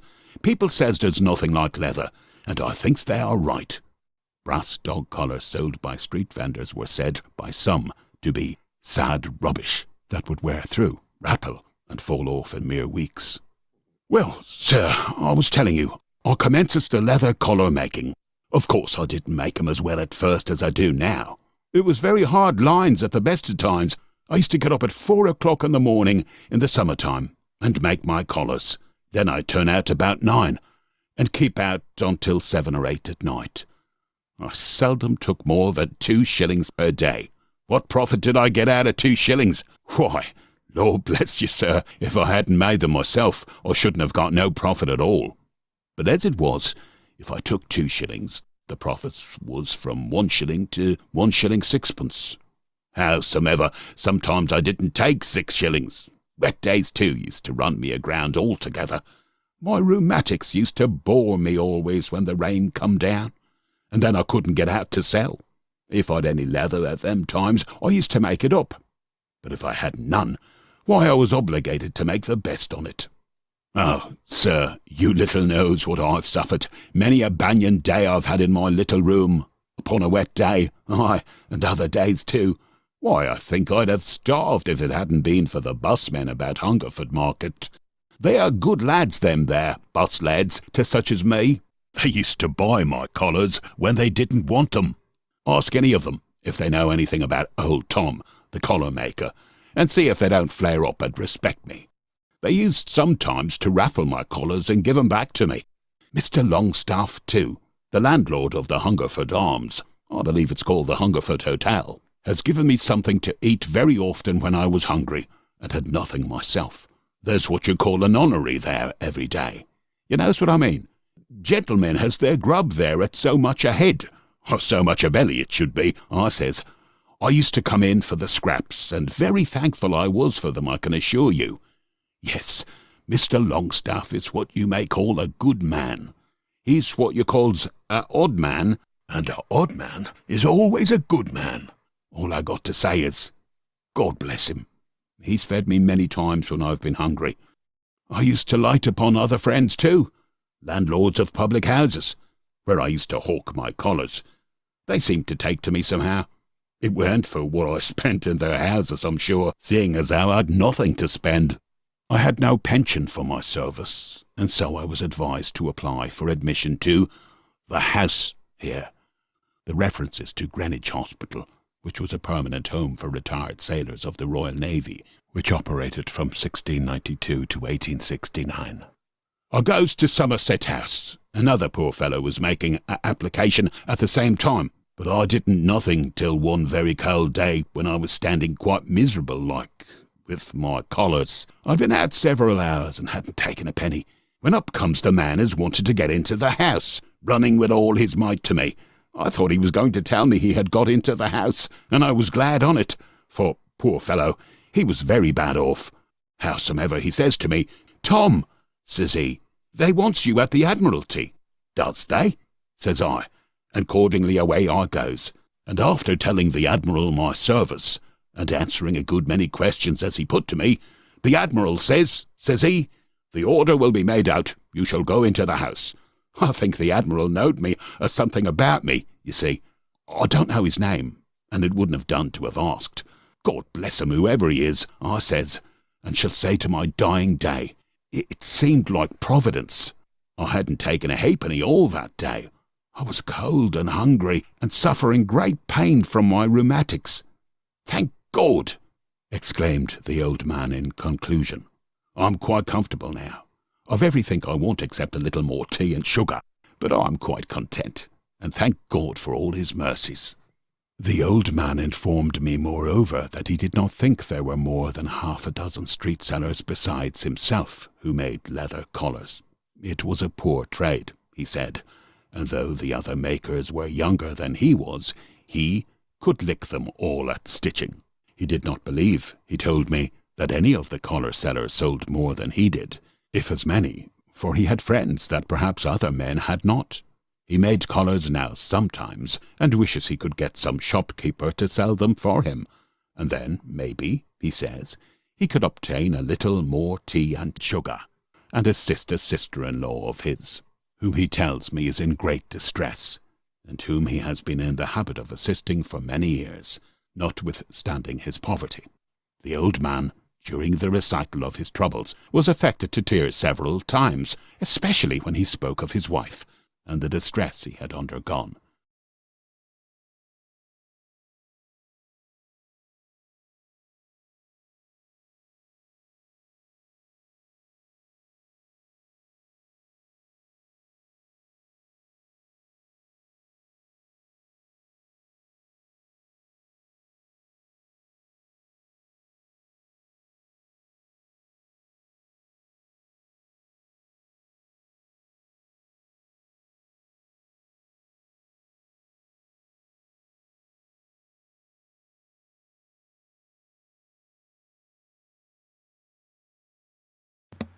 Hello again, Anna Faye, and everyone tuned in.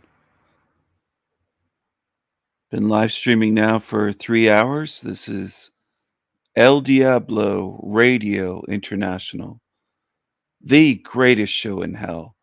Nobody does it better. Nobody. Let's see what else we have here for you in Hell Realm. People will insist this isn't a Hell Realm. It's a good place, they say. Is it really? That's some petty ass A-walking. That's some A-walking. That's some petty ass A-walking. That's some petty ass This is the story of a man who crossed the street and paid a devastating price at the hands of out-of-control police officers.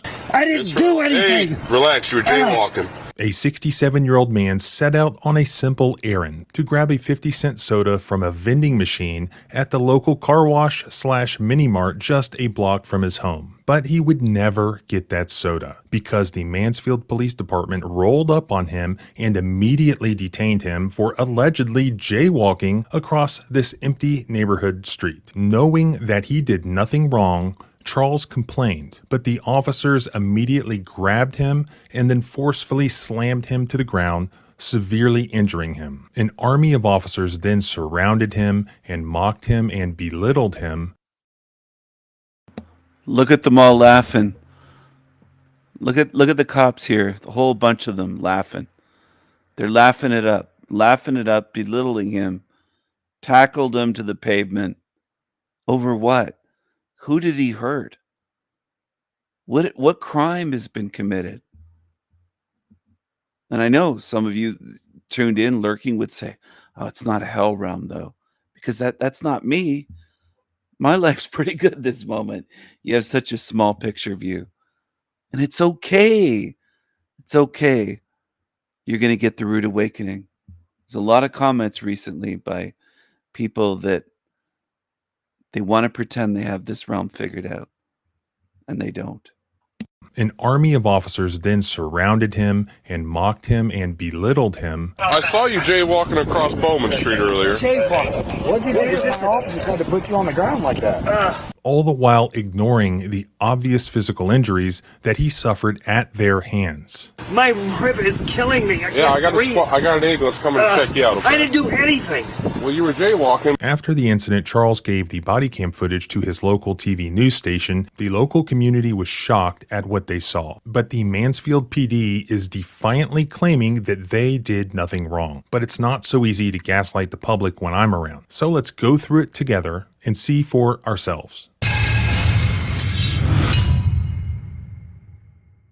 Charles Roberts, a Mansfield resident, was walking along West 4th Street just 30 feet from a designated crosswalk. It was a quiet night, the streets were nearly empty, but as he crossed the road, a Mansfield police officer, Officer Nelson, was approaching. What Charles didn't know was that this small act of allegedly jaywalking would lead to a violent encounter that would leave him quite literally broken. As Charles was attempting to get a soda out of the vending machine, Officer Nelson pulls up with his emergency lights on, and then he gets out of the car and he approaches Charles. Officer Nelson was followed almost immediately by a second Mansfield police officer with many others on the way. Officer Nelson was aggressive from the very first moment, and the situation escalated very quickly.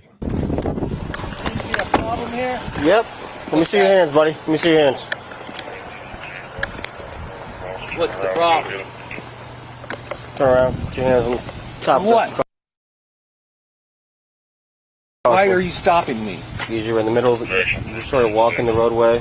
Without any explanation or apparent reason, Officer Nelson just orders Charles to turn around and put his hands on top of the thing, which presumably refers to the vending machine. Understandably confused about why he was being arrested or taken into custody, Charles instead questions Officer Nelson's orders, which, by the way, is a perfectly normal and reasonable thing to do according to the federal courts. With very little communication having occurred, as soon as the second officer begins to walk up, Officer Nelson forcibly grabs onto Charles, turns him around, and pushes him up against the vending machine, ordering him to put his hands on the thing. You went back up the I was sidewalk. crossing the street. Good. Nelson? Jaywalking across Bowman. I was turning around to see what Jaywalking? Stop, sir. That's some petty ass shit. Turn around, put your hands on top of it. No, I'm not. Sir, I'm asking you to turn around, put your hands on top of the thing. Charles continues to protest about this, and when he does not put his hands on the thing, Officer Nelson suddenly and violently performs a takedown, slamming Charles onto the ground and landing himself on top of the 67-year-old man. Put him on there. Put him on there. Put him on there. What? My shoulder! Oh, God! Oh, God! Put him on there. Let me see your hands. Let me see him. Let me see him. Let me see him. Give me your hands. Here they are! Give me your Oh, hands. God, that was real! Give me your other. What are you doing that for, man? Do what? Relax. Hey. I can't breathe! Hey, Oh, sir. stop! Sir, stop. That's enough. So he's 67 years old. They slammed him to the pavement when he was just trying to buy a soda out of a machine. Do you understand? I know it's not you on the ground, but you're in the same realm where this occurs. It's another piece showing you that it's a hell realm. And by the comments I've been receiving lately on my channel, I know a lot of you in this realm will never see it. Saying, Stephen, you sound bitter, you sound negative, you sound this way, you sound like this, Matt McKinley's funny, all this sort of thing. You belong here in this realm. Just stay away from my channels. You're a fan of Matt McKinley, you're lost. You shouldn't be over here on my channel. Stay over there. Follow his channel. Follow it right into the recycling bin. You're killing my whip. Oh God! Oh God! Stop! Hands on the thing. Officer Nelson suddenly and violently performs a takedown, slamming Charles onto the ground and landing himself on top of the 67-year-old man. Put him on there. Put him on there. Put him on there. What? My gunner! Oh God! Oh God! Stop! Put him on there. Let me see your hands. Oh God! Let me see him. Let me see him. Let me see. You filmed me. Give me your hands. Here they are. Give me your Oh hands. God! That was red. Give me your hands. You got what are you doing that for, man? Huh? Do what? Relax. Hey. I can't breathe. Hey. Oh, Sir. stop! Sir, stop. That's enough. You're killing my rib. Hey, stop. I didn't do anything. Hey, relax. You were jaywalking. Jaywalking. When I asked you to turn around, Oh God! you do that. Oh, the wrong Stand up. I can't. Oh, my rib. But he wasn't all right. Records showed that 6 of Charles's ribs were severely fractured. 3 damaged so badly that the trauma care surgeon considered rib plating, which is a surgical procedure that stabilizes fractured ribs by securing them to metal plates to promote healing, which is only used in cases of severe rib injuries. Get this way. He's sleeping floor. Oh, my rib. Wait. Oh. Hey. Oh, God. Hey. Oh. You broke my rib. Simple directors, man. You gotta listen.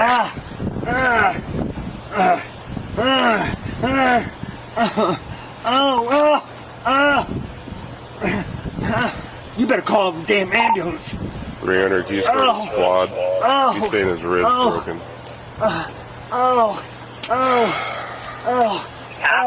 Alright, how about we give this officer your information, alright? What's your name, babe? Quit calling me buddy. It's Charles. What's your name? Charles Roberts, buddy. Be respectful, man. I'm sorry? Be respectful, alright? Oh, What's your slam me to social, the Robert? ground? Listen to Mr. me. Roberts? Charles, What? what happened? You asking me? Yeah. Nothing. Ask me what happened. Listen, I saw you jaywalking across Bowman Street earlier. Jaywalking. What'd you do? This officer had to put you on the ground like that. I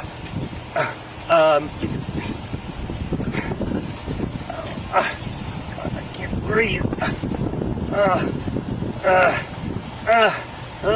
Charles. What?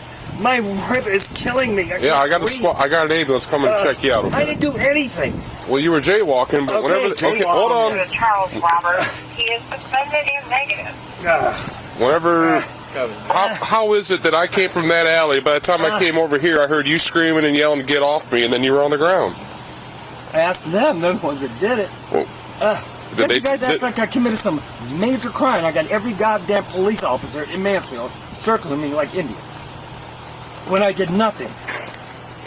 Okay.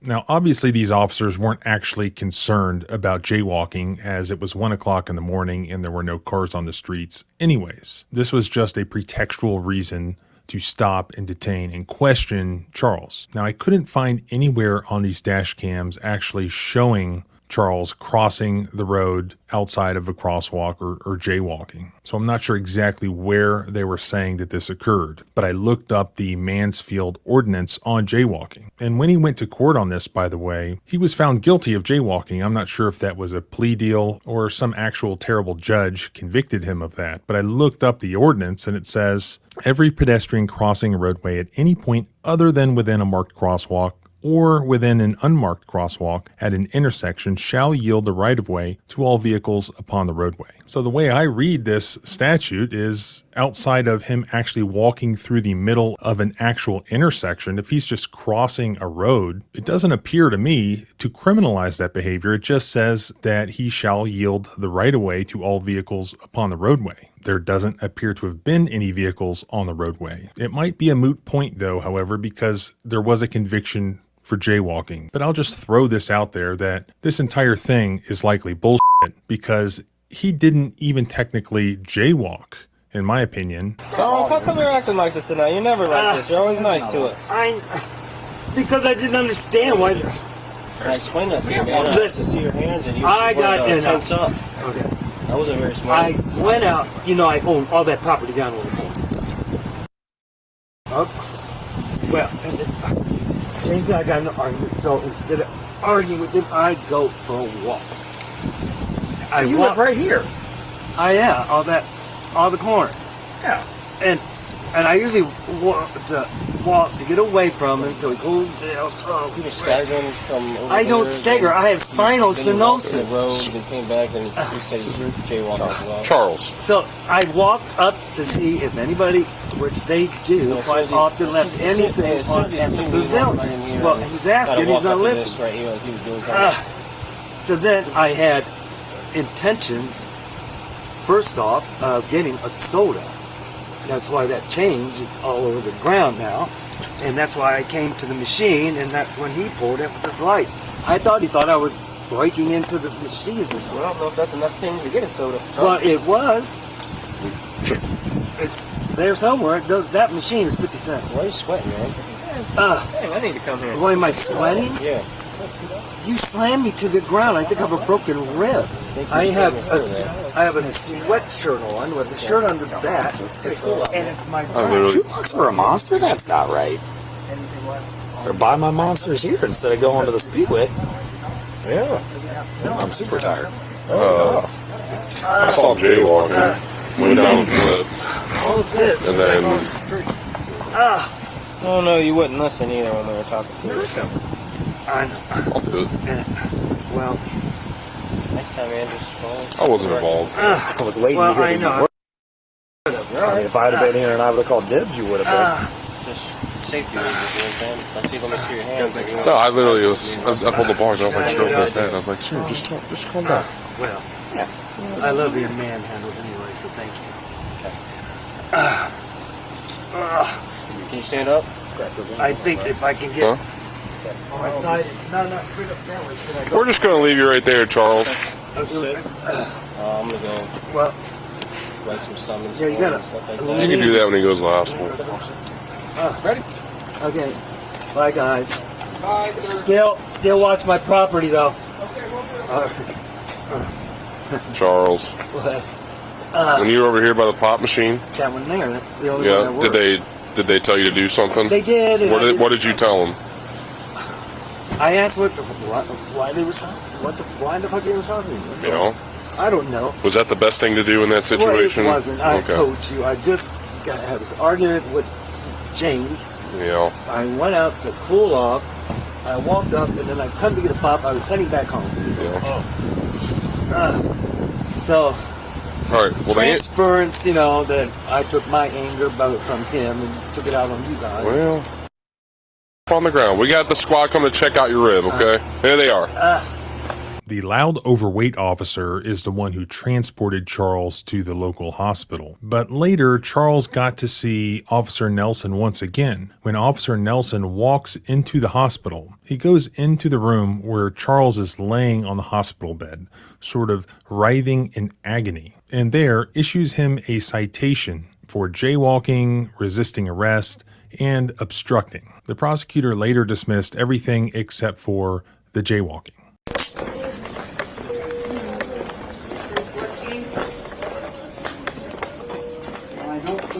Hello. It's not going to stretch too much further than that. No, that's fine. Hi, how you doing? Hey, good. It was there. That's good. All right. Well, because it's on a cord, so it's only going to... Yeah. All right. I'll take you. Uh-huh. All right, Charles. So I'm going to charge you with obstructing, resisting, and then jaywalking, basically, okay? I have to have a crosswalk. All right? Right here. I'm sorry that it happened that way. Just next time, just try to listen, okay? I need you to sign right here, and then your phone number, okay, buddy? Okay. Just try to listen, okay? Is what Nelson said, implying that he was justified in severely injuring this man intentionally. shit. Turn around, put your hands on top of it. No, I'm not. Sir, I'm asking you to turn around, put your hands on top of the thing. Charles continues to protest about this, and when he does not put his hands on the thing, Officer Nelson suddenly and violently performs a takedown, slamming Charles onto the ground and landing himself on top of the 67-year-old man. Put him on there. Put him on there. Put him on there. What? My daughter! Oh, God. Oh, God. Put him on there. Let me see your hands. Let me see him.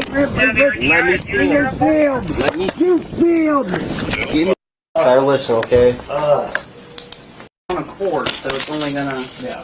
All right. I'll take you. All right, Charles. So I'm gonna charge you with obstructing, resisting, and then walking, jaywalking, basically. Okay? I have to have a crosswalk.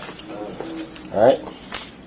Right here. I'm sorry that it happened that way. Just next time, just try to listen, okay? I need you to sign right here, and then your phone number, okay, buddy?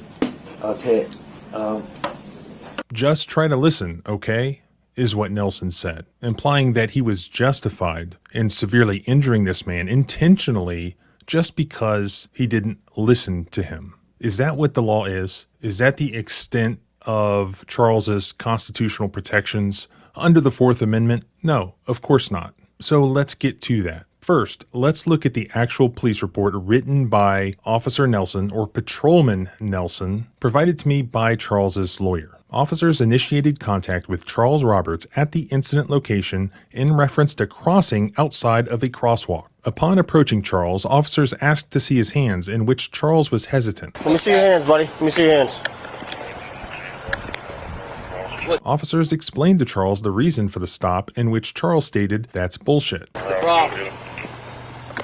around, put your hands on top of What? the crosswalk. Why are you stopping me? Officers gave several commands for Charles to turn around and place his hands above his head so he could be checked for weapons based on his behavior, which he refused.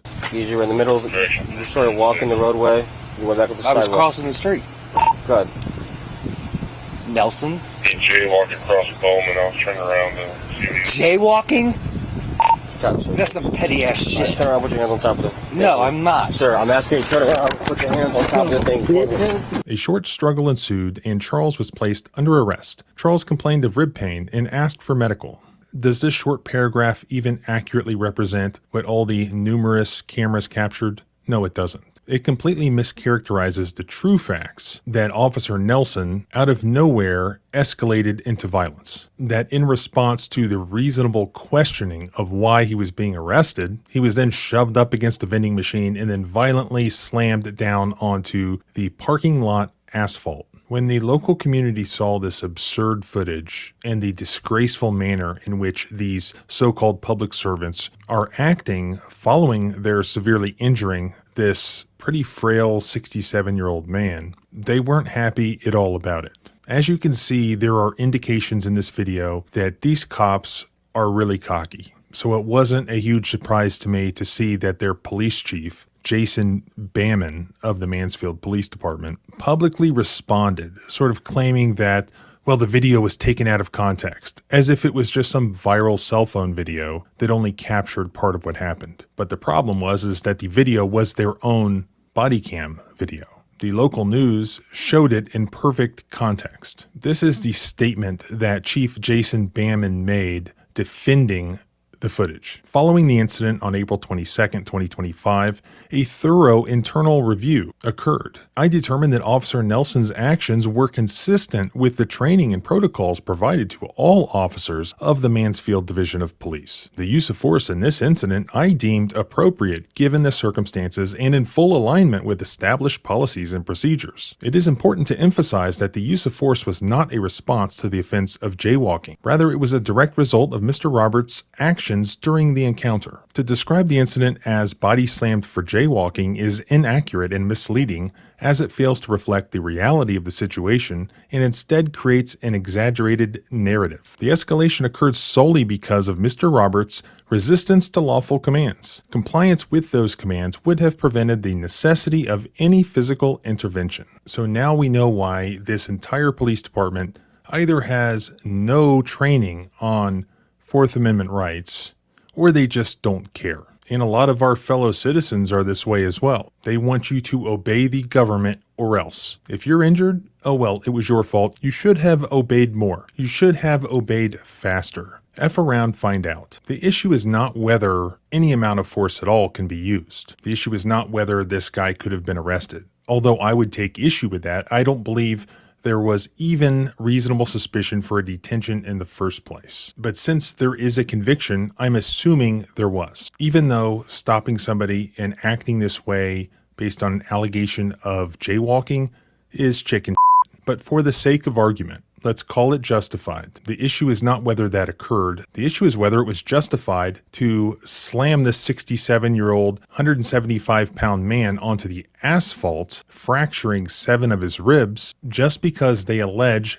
that he failed to comply with orders. Ohio is in the 6th Federal Circuit, and it hasn't been that long since we discussed the Kentucky cases where the Kentucky State Troopers got indicted for engaging in violent uses of force in response to passive resistance, such as allegedly not following orders. We discussed Browning versus Edmondson, which is a 6th Circuit case from 2021, where qualified immunity was denied to police officers for tasing the occupants of a vehicle during a traffic stop. Why? Because it was a minor traffic offense. There was only passive resistance or non-compliance with commands that occurred, but the officer escalated straight to violence. The court held that a person failing to exit a vehicle is not active resistance and does not justify the use of a taser. Likewise here, Charles just not immediately turning around and putting his hand on the thing, whatever that was supposed to mean, did not justify an immediate violent response, such as slamming a 67-year-old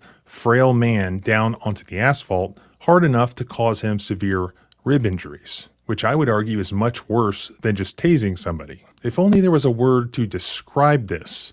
Oh, I know, excessive. The issue is not whether force can be used, you authoritarian statist. The issue is whether or not it was excessive. Obviously, it was excessive here. You had 2 young cops there looking to fight. This department is a disgrace. This chief of police is a disgrace. And I hope these citizens there clean house. I could go on with the case law, but it's really not necessary. Who are you going to believe, the chief or your lying eyes? If I hear any updates, I'll do an update video, and you can follow along by subscribing here and at thecivilrightslawyer.com. You can follow me on X at John Bryan.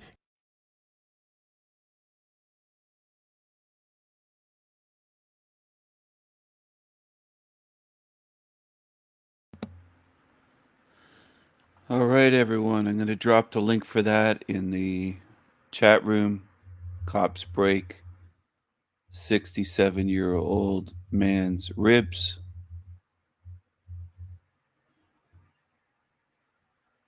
The link is in the chat. This is El Diablo Radio International, the greatest show in hell. Nobody does it better. Nobody. And there's been a bunch of people on my channel commenting lately, new people and some that have been banned from previous channels, saying that this isn't a hell realm, that people watch YouTube just for entertainment, coming up with all kinds of excuses. No amount of excuses in the world that you make is going to get you out of this place. Your excuses don't work. They don't work on me. And they won't work on the entities that run this system. Your excuses are lazy and stupid. That's what they are. Your denial is lazy and weak and stupid. But I think some of you are just straight up demons that come around here. You're not wanted. You're not welcome. And you're going to get a rude awakening. This place isn't going to be so fun for you. It's going to change, and you'll see what I mean. You'll see what I mean. You're going to get what you deserve.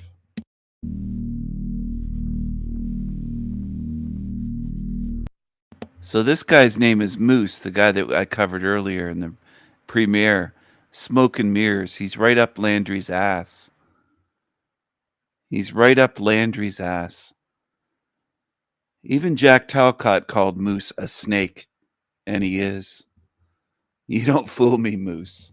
None of you creatures in the Panelverse fool me. This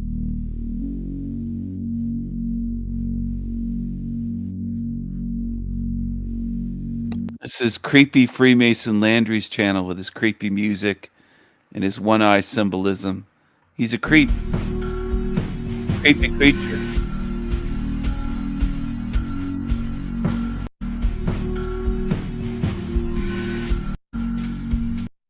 See that? The one eye symbolism?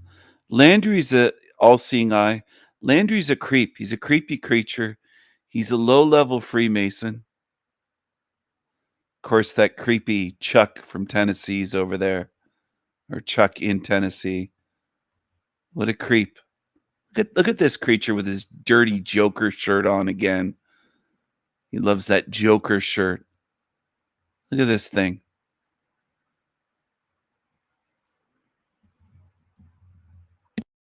Pursue in our life. And I've said this before to TML and to others about the intentions that I have with this base, and then it comes across to people like... His eye was rolling back again, as usual.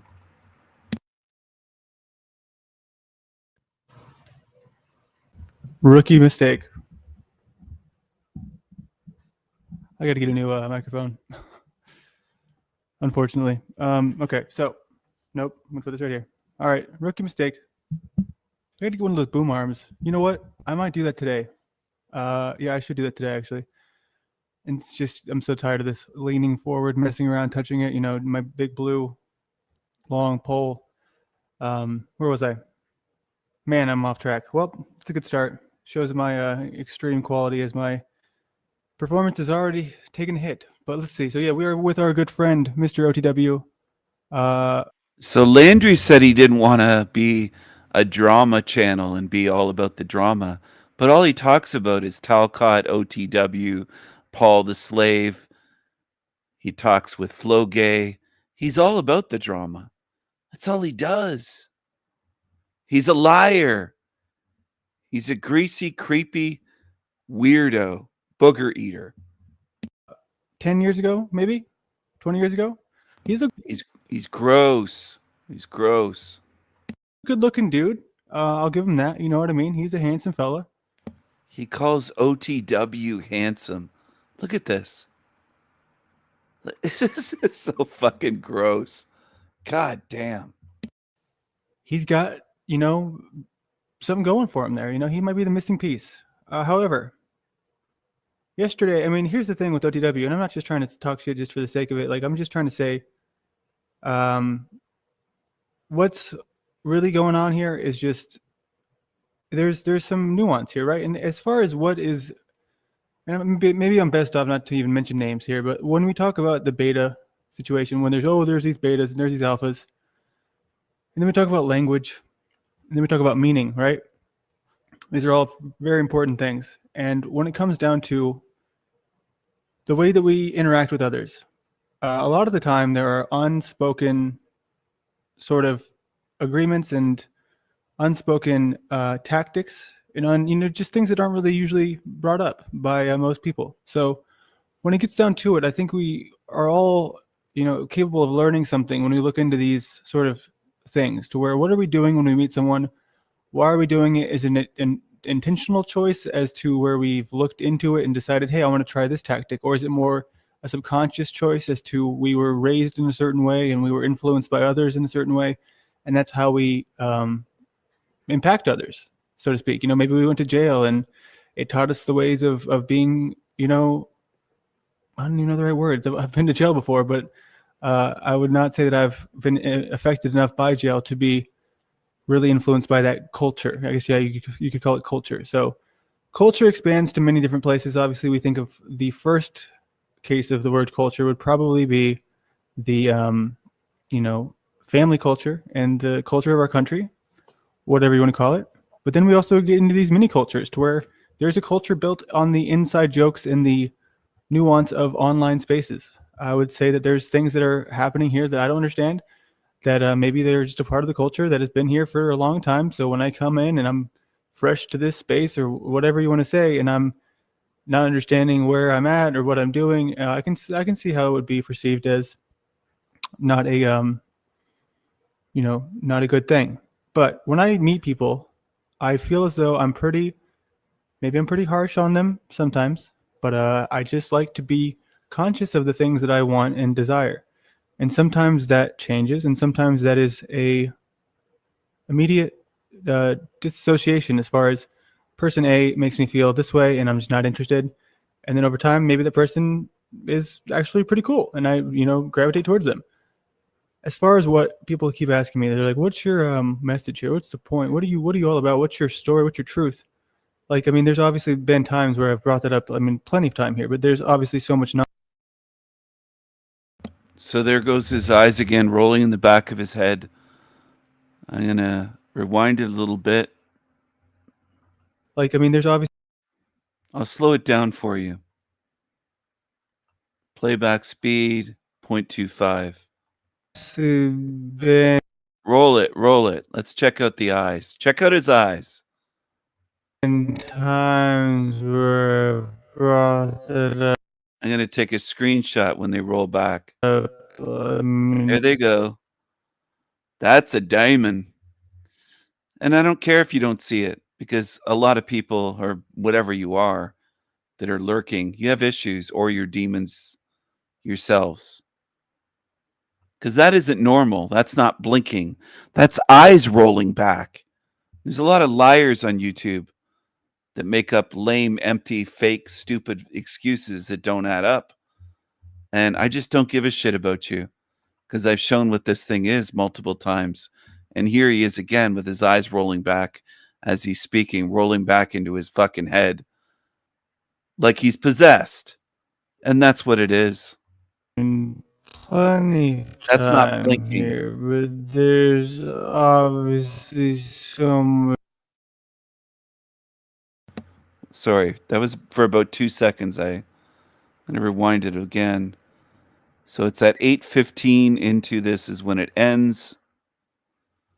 8 minutes, 15 seconds is the end of it. It begins around 8 minutes, 12 or 8 minutes, 13 seconds into this live stream. His eyes roll back. Yet again, that's not normal for the retards, for the demon-tards that want to argue.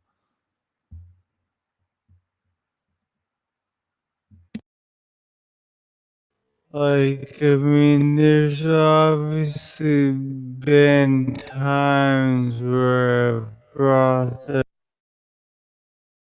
So it's right at the 8:13, and that's when it begins, and it lasts for about 2 seconds, or close to 2 seconds. Highly abnormal. It isn't blinking.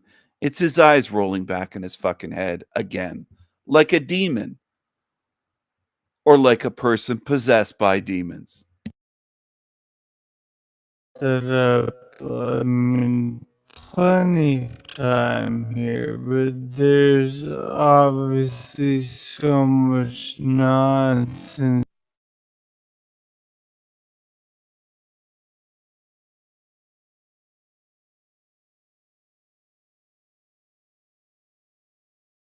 Like, I mean, there's obviously been times where I've brought that up. I mean, plenty of time here, but there's obviously so much nonsense that happens in between. It can be difficult for me to really get it out there. Who do we got today? We have Smoke and Mirrors. We have Quantum Epic. Yes, sir, this is a blessing. All right, cool. You guys are being very positive today. Yeah, man, this is great. So, and I mean, even Chuck, I called him a liar initially, and we could revisit that.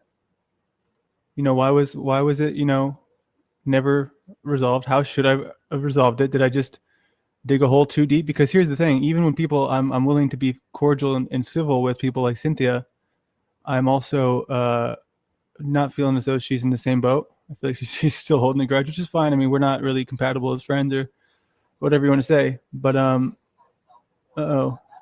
speakers are not supposed to be on. And so yeah, I did a little thing where and I mean, I guess I could open it now because he did contribute $20, but I might monologue for a little bit more and try to get some thoughts out here and some plans, some ideas before I open this place up. And yeah. Okay, so but yeah, as far as Chuck goes, he's a perfect example of this. You know what I mean? I was not even looking at the chat, but this is a great example where I have not talked to him too much. I do think that it's cool that recently we addressed his microphone issue. I think that's a good thing to be kind of aware of those issues, because I mean, people can call me autistic and say that it's just I'm sensitive.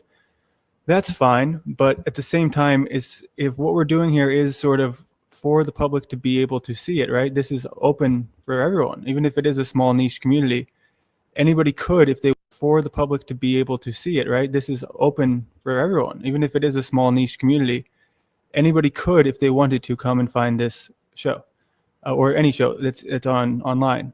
And so we have to remember that that's not a bad thing to be aware of the production value, because none of us are doing any super high quality productions here at all. But I mean, even to just try to take a few things here and there seriously, it's a blessing. You know what I mean?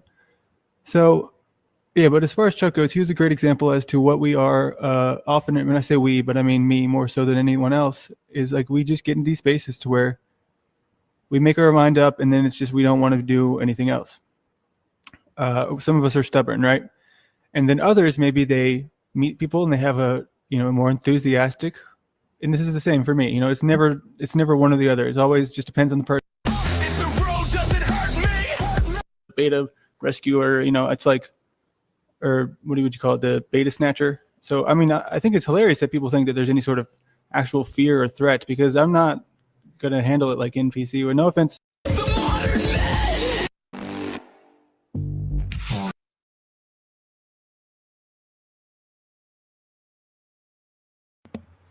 Look at this. This is just pathetic. $300 to shave my head. He's the same as Flogay. He let on, oh, my channel's going to be different. It's the same shit. $300 to shave my head, he wrote. $50 to shave my beard. $20 to make you a music video / intro. $15 to write you a song. $10 to make an ultra realistic AI video of you. $5 to open the panel. $1 to kick anyone for 10 minutes. It's the same thing as Flogay. What's the difference? What's the difference?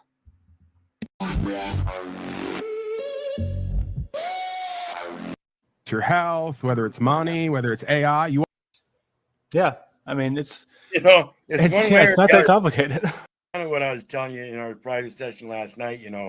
They placate that I'm living off of my companion simply because of a certain situation, and they don't realize that I was a working man before I got cancer and ended up in these panels, and that when it's at the end of the day, I'll either be able to be successful at what I want to do here in working with you and others in making a series and some short stories, or I'll be back out in the workforce. Yeah, I mean, it's it's one way it's not that complicated. Yeah, man, and it's funny because this morning, I went back to look at what they said, and we were listening to it in bed, and we're laying down together, and she was laughing like as hard as I've heard her laugh like in a while, because she thought it was hilarious. Because I mean, she didn't realize that it's like that easy. People they just okay, I got some. What do I do? What do I do? How do I twist this? And even something this other guy said, I've never seen him before. I don't remember his name, but he was like, if you don't know why a baby's crying, like the babies cry for 3 reasons. Like one, they're hungry. One, they're tired. Or one, they're this. It's like, yeah, but it's like, even if you know the reason, it doesn't mean they're going to, and sometimes, dude, at this age, especially, it's literally for attention. It's like, there's no tears. It's just, nah. You know what I mean? So don't tell me what a baby does and doesn't do, Mr. Whoever you are. Well, yeah, as they talk in such insane immaturity that they actually sound like the baby themselves. That's a good point. Damn, dude. Buy that baby something special, man. Chuck. Praise God, Chuck. Praise God. I mean, and that's why it's so gross. Praise God for shekels. Listen to this. They're so fucking gross. At first, obviously, I gave Flow State a hard time, but I mean, hey, man's got to do what a man's got to do, and praise God. That's a good point. Damn, dude. Buy that baby something special, man. Chuck. Praise God, Chuck. Praise God. I mean, and that's why it's just, you know, at first, obviously, I gave Flow State a hard time, but I mean, hey, man's got to do what a man's got to do. And here's the thing, you know, if even already, what is that, like $50? Like, that's great. You know what I mean? So this, regardless of what happens now, this has already been worthwhile. You know what I mean? Even if it didn't happen, it didn't happen. But you're the man, Chuck. Appreciate you. Hopefully we can work out all our past issues and, you know, no more misunderstandings. So I want to pull that video back up, but I don't really know how to do it from. Hold on, I can test it, but I'm not sure it'll be okay. Well, unless you're muted, because it's going to be the whole screen is being shared. So yeah, and I don't know where it's at, but I think it's before this. It's before this. Yeah, it's behind a paywall, and I can't. Oh, you it. can't even check. I see. Yeah, I'm so glad I downloaded it, dude. Oh man. Okay, so I feel like I don't know why I thought it was later than this, but I guess nobody's gonna be able to get that timestamp because it's paywalled. Laboratory and everything. And yeah, sure, let's give all that money to the research in ending wars and legal secrets and shit. Yeah. I was gonna say that's the most legit way to spend that amount of money is to. I know Cynthia was there though. Cynthia was there during the conversation. Yeah, but I think it was earlier. Was she there earlier? Every situation has pros and cons. There's a give and take, right? You know, there's certain strengths and there's certain weaknesses. I know he was on camera when he said it, right? Or was he not? I can't remember. I know I came up when he said it because I was like, oh, so you popped up. Okay, you were there. Yeah, I was in chat and then I popped up because he said that what you were claiming. There you go. Yeah, and this is fascinating to me. Where okay, it's such 11 hours, dude. That's a record. No, it's not. Okay, well for me, it beats my record. All right, here we go.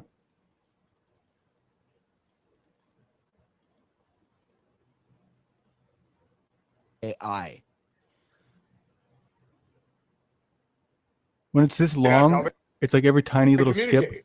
Figure that communication out, Landry. But no, here's the deal. I think we're gonna win. Wait. Seeking attention might be one of those things on that list there, Thomas. Bro, this is my prediction.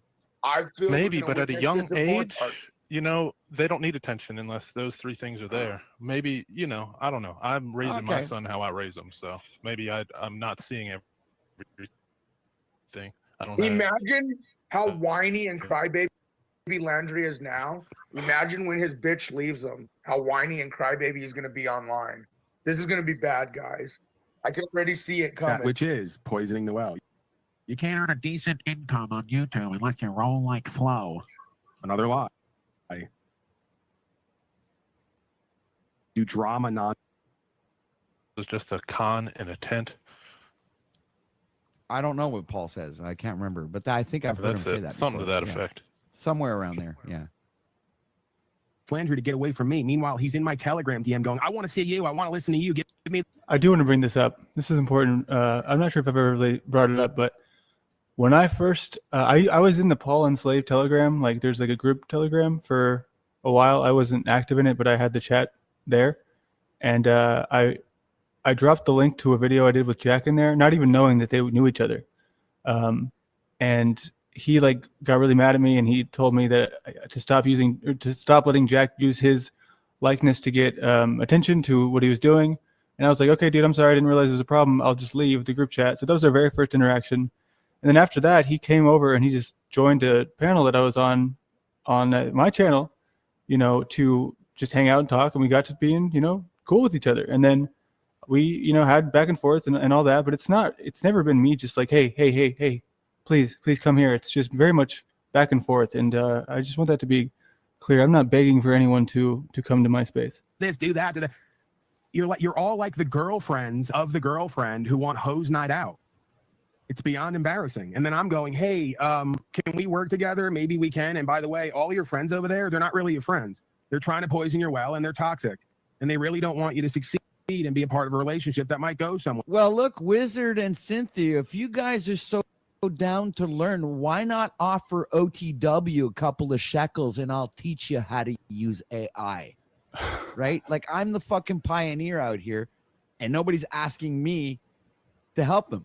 It's like, hey, OTW, if I give you like a couple of $100, would you spend a few couple $100 maybe bucks, 20 to 40 hours with me fucking, fixing up some shit and helping me learn how to use AI properly and, help me create some content?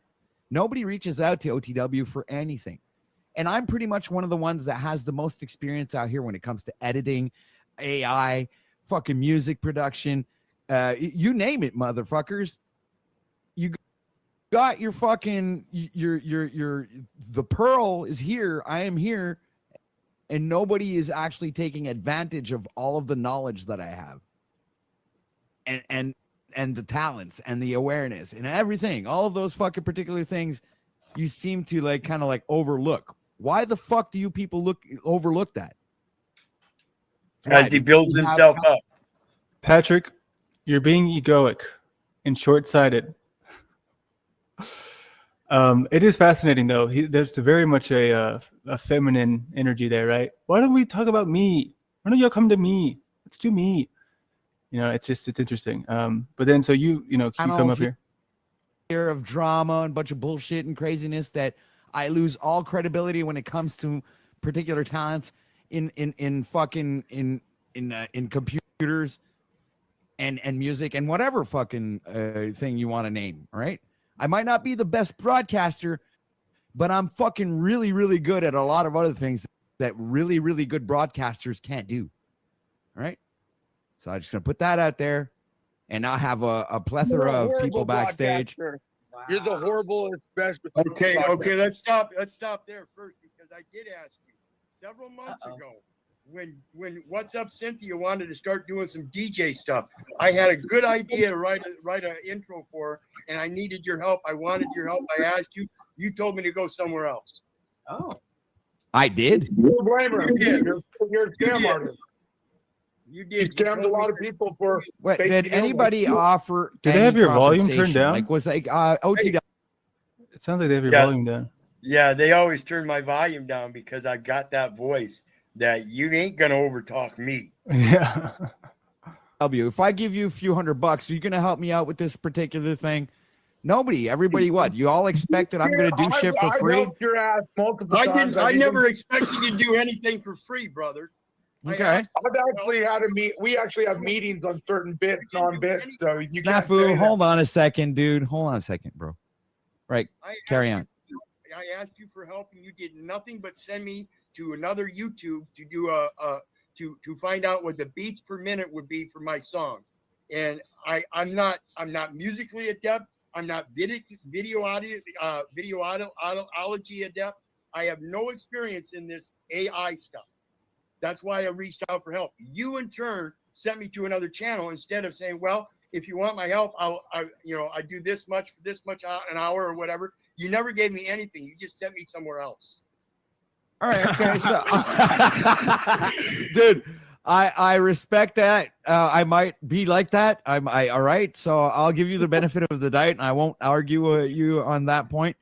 Yeah, imagine using comments and telling another grown man to take 6 or 8 hours out of his day and stay off panels and study whatever he needs to learn to be better at it, right?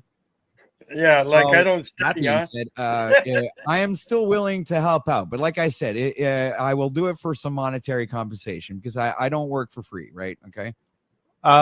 What is it whenever you go through a whole broadcast and there's no super chats? Is that not working for free? I mean, there's nothing wrong with wanting to get some out of this. I'll say that, but I mean, depending on the day of the week, you'll hear some people say it's the worst thing in the world. You know what I mean? It's just it's terrible to want anything from this medium. But I mean, there's a good, I think, balance here to where, now it's just from today, it was not a $0 day. So I'm much more interested in pursuing creative ideas. I was looking at your email before I started this, and it's good, man. It's I actually had it read back to me and my little narrator to give me sort of a more of a narration style as well, and it's good. So what inspired you to write this, if I may ask you?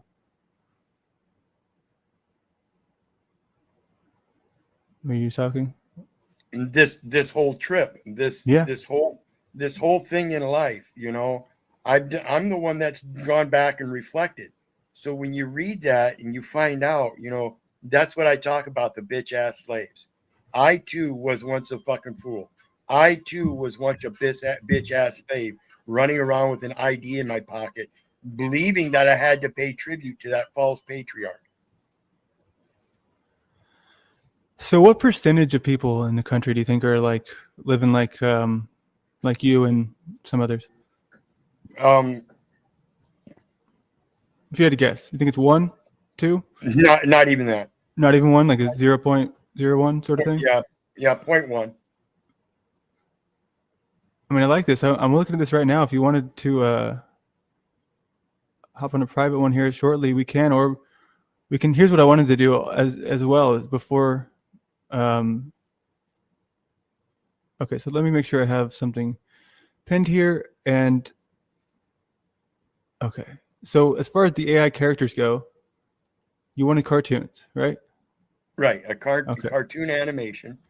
And you know, the characters don't have to resemble anybody. And we can do this one here.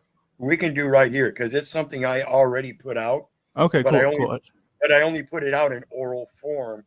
And I think by putting a animation to it and allowing it to run that way, it would attract more attention. Sure. So the first thing we're going to want to do here, and this is good because I actually had this idea already, and I was trying to get a character that was similar to me, and that's when it told me I look like I'm 40. And I said, damn it. Where's my screen share? So we'll do boom, boom, boom, boom. All right, so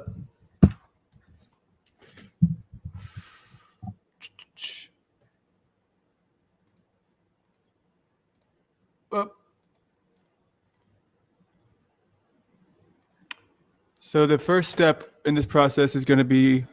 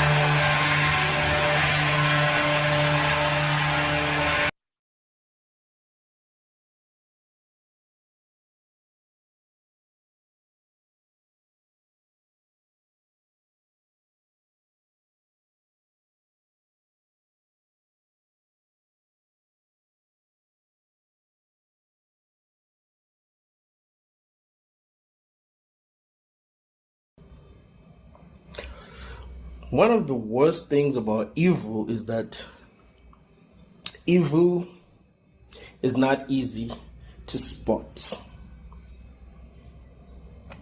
Evil is not easy to spot. You can do something that is totally evil and not realize that what you've done is evil until it's too late. You might realize years after that what you've done was actually evil.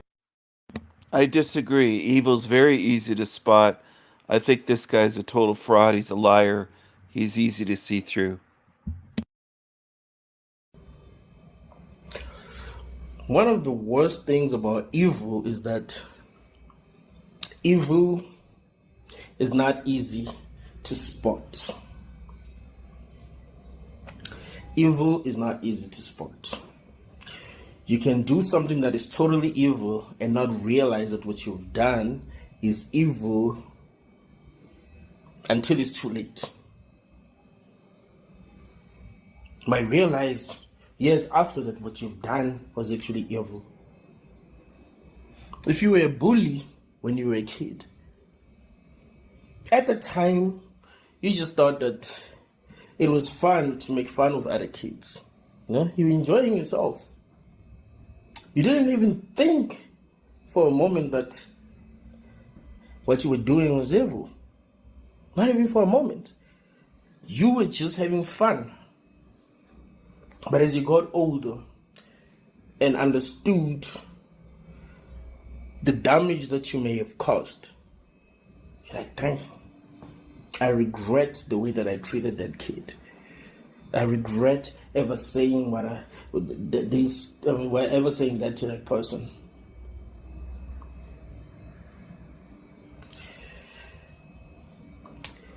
I love when, a lot of people think that they would have been on the right side of history. Be thinking, hey, how did people allow such evil to exist? How?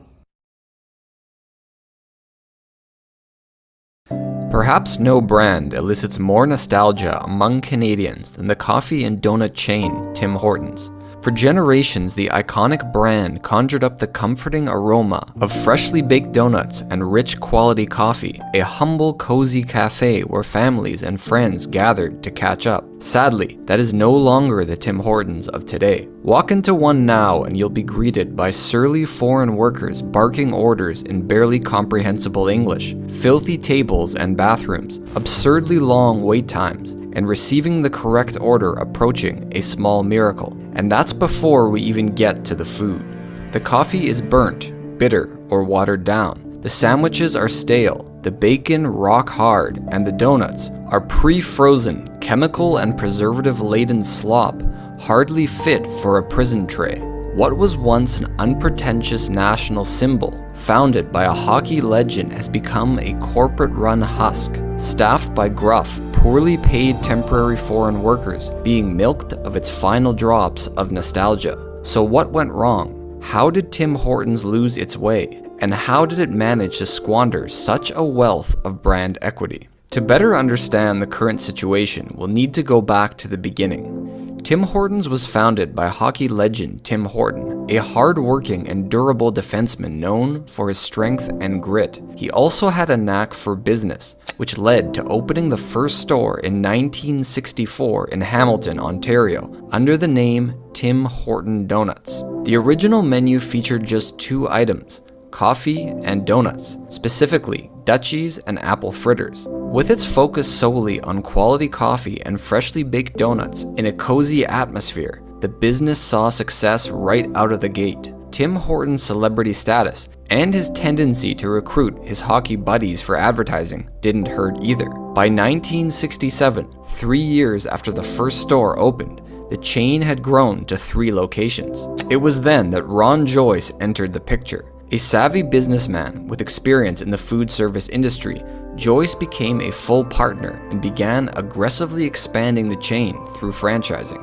This marked the beginning of rapid growth, both geographically and in the variety of products offered. By 1974, Tim Hortons had opened 40 locations across Eastern Canada and was well on its way to becoming a cultural institution. However, it was at this moment that tragedy struck. In the early morning of February 21st, 1974, Tim Horton was driving alone on the Queen Elizabeth Way, heading from Toronto towards Buffalo. He lost control of his car when a tire caught a recessed sewer, causing the vehicle to flip multiple times. Not wearing a seatbelt, he was thrown from the vehicle and pronounced dead shortly after. Horton's death was a devastating blow, not just for the company, but to a nation who adored the larger-than-life sports hero turned donut magnate. Yet, the company had to find a way to soldier on without its charismatic founder. Ron Joyce, realizing that the chain needed a unified leader to continue its success, purchased all of Tim's shares in the business from his widow for $1 million, assuming full control of the franchise. In its early years, Tim Hortons didn't yet enjoy the iconic brand recognition it would later achieve. Despite being a nationwide chain, it managed to preserve a homey small-town atmosphere. As Schulich marketing professor Alan Middleton put it,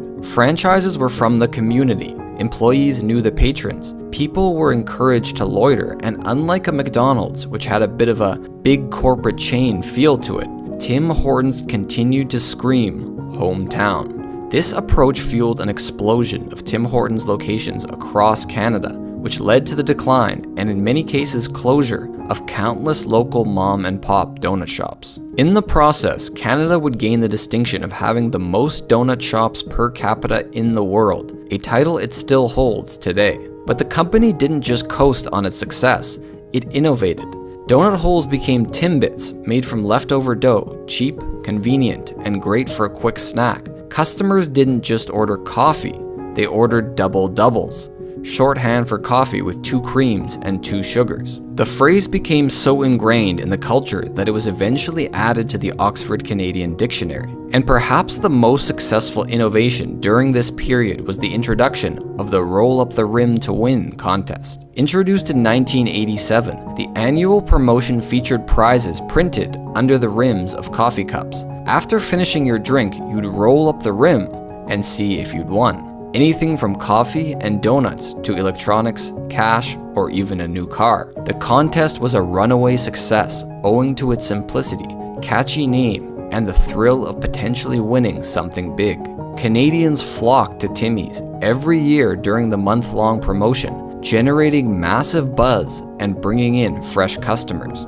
Through its first 3 decades, Tim Hortons had yet to face any serious competition. Small regional donut chains couldn't match its branding, promotion, product consistency, or name recognition. However, that era of dominance was about to end. In the early 1990s, the first major challengers emerged. Dunkin' Donuts, America's answer to the donut question, began aggressively expanding north of the border. Smaller Canadian chains like Coffee Time, Second Cup, and Robin's Donuts also gained traction, ushering in a far more competitive marketplace. At the same time, the big dog itself, Starbucks, announced a major expansion into Canada. It was in this environment that Tim Hortons began looking for ways to remain competitive.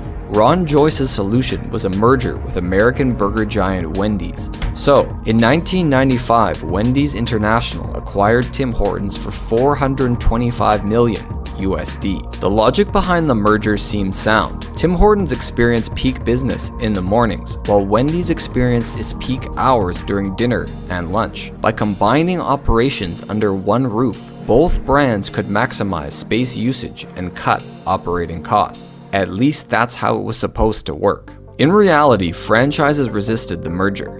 They feared a loss of Tim Hortons' Canadian identity, as well as reduced control over their operations. Many even refused to let Wendy's offer Tim Hortons coffee on their menu. Meanwhile, the two brands found themselves competing directly for the lunchtime crowd. Timmy's expanded its menu to include soups and sandwiches, which were priced lower than Wendy's burger combos, cutting into their new partners' sales. Typical corporate cost cutting soon followed, including ending in-store fresh baking in 2003. Donuts would instead be partially baked in a centralized factory, frozen, and shipped to stores for reheating. This marked the first domino to fall in Tim Hortons' long decline. Gone were the in-house bakers who once crafted warm, aromatic treats with a personal touch. In their place came soulless mass-produced mediocrity. Despite this, Tim Hortons continued to thrive, while Wendy's struggled with slumping sales. Under pressure from shareholders,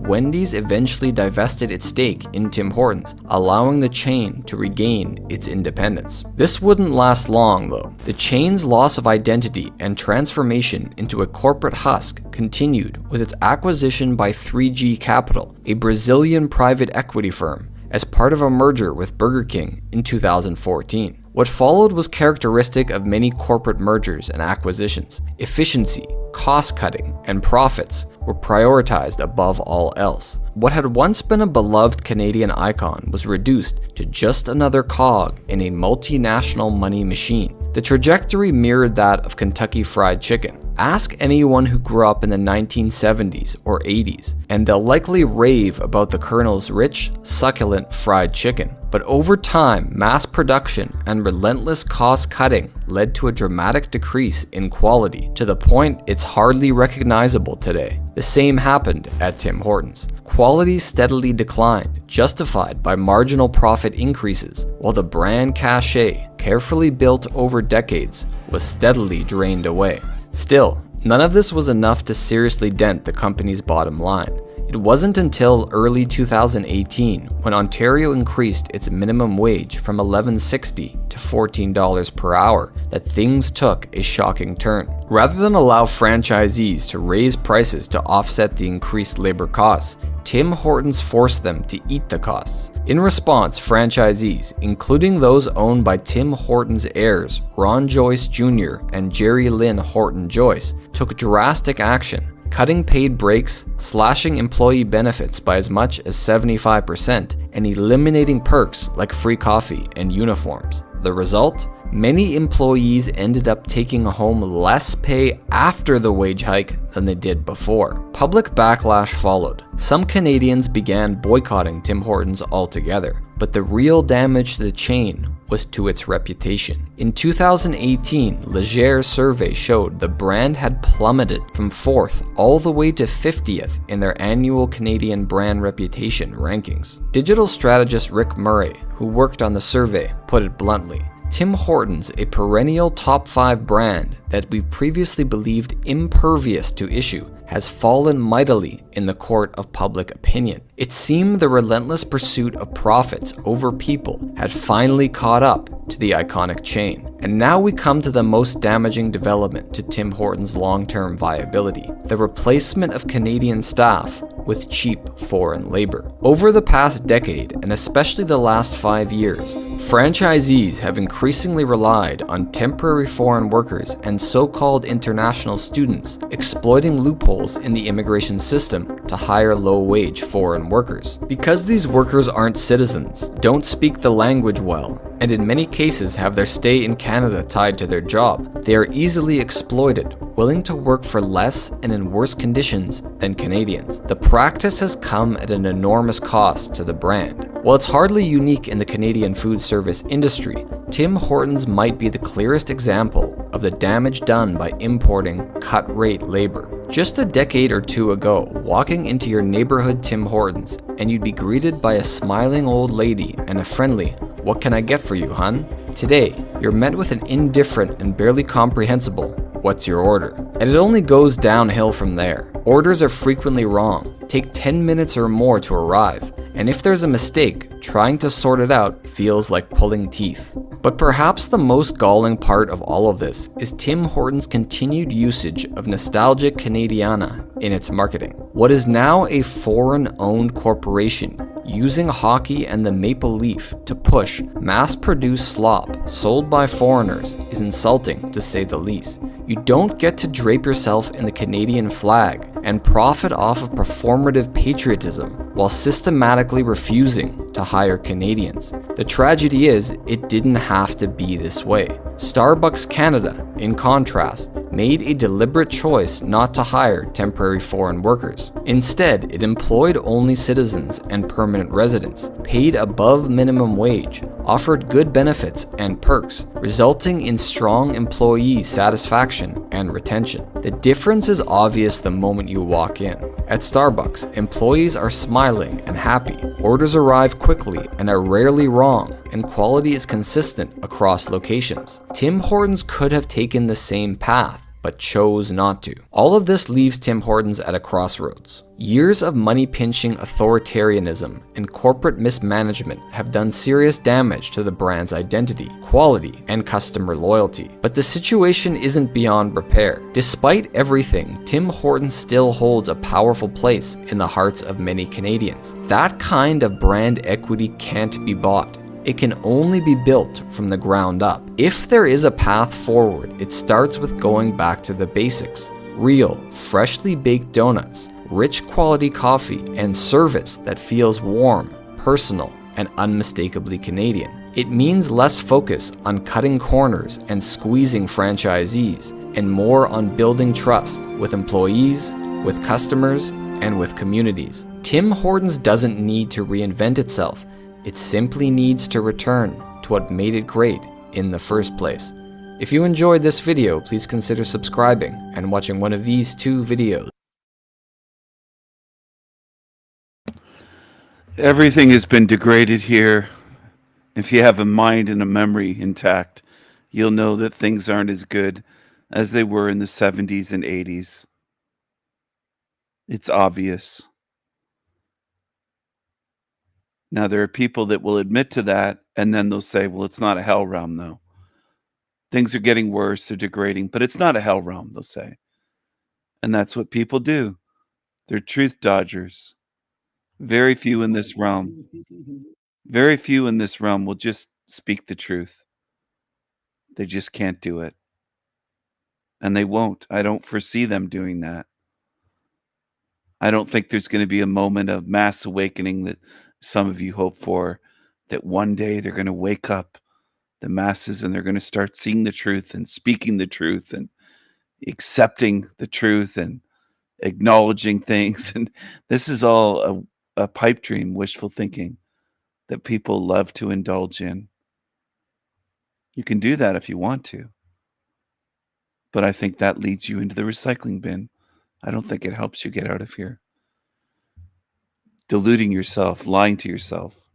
Library until the staff called the police. Ma'am, You have to leave for the library until the staff called the police. Ma'am, You have to leave for the day.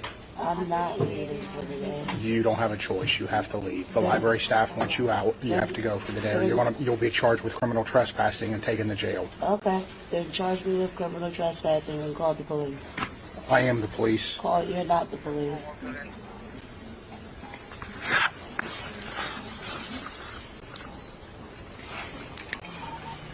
L2. The lady was ignoring officers and talking on the phone. Who in the blue hell are they always on the phone with?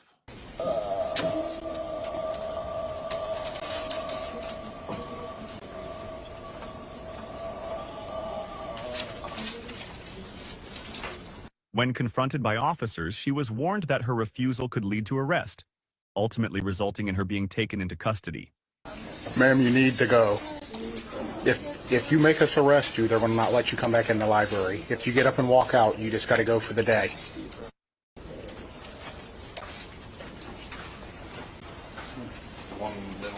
Yeah. Okay. So you get up and leave now, Or what? or I take you to jail. Okay, then what do you do? Okay, stand up and arrest. Put your hands behind your back. You have to move to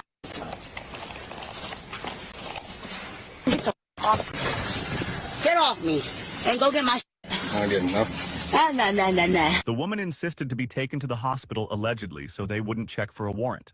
They're taking me to the hospital or what? You need to go? So are they gonna take me to the hospital? Yeah, take me to the medical hospital then. That's what you're gonna do. You gonna transport me to the hospital? Testing. No, I'm just saying. I ain't got no warrants or nothing. Okay. Is that an ambulance or what? If there ain't a warrant for my arrest, why they not medically transporting me to the hospital to be seen? Gentlemen, 160 years. Was it worth it? Hey y'all, this how the Chipotle workers is. She threw away my food because I told her employees was moving too slow. She threw away my food, spent my whole break in this line. Got right here, she threw away my food because she's a fucked up ass manager. She threw away my food. Go back to Africa. Thumbs up button if you think this girl deserves employee of the month. My whole break in this line, got right here, she threw away my food because she's a fucked up ass manager. Hit the thumbs up button if you think this girl deserves employee of the month. You're a fuck. Looks like a cute little Latina. Good job. I would give her a raise for that. Up ass manager. That's why your establishment is the way it is now. TikTok. Yeah. Yup. Let that shit go viral. How about that? If you look into her eyes, you can see the fatigue is real in her. So.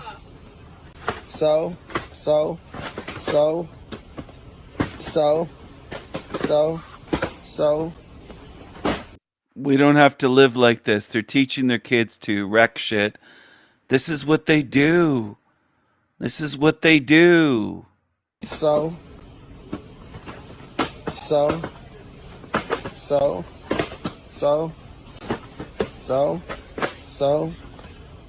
No discipline for their children.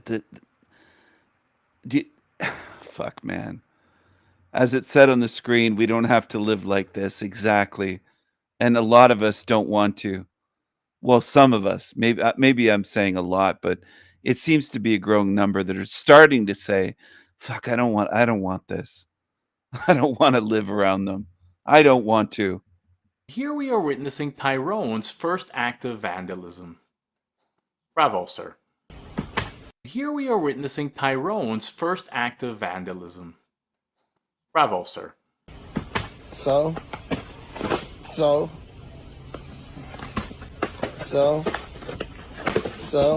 No emotional control, whether they're 2, 3, 4, 44, 66.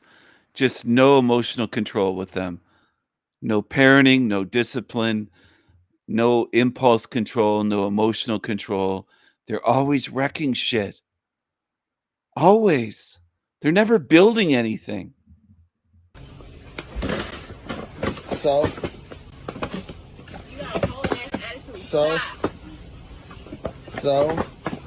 Get out.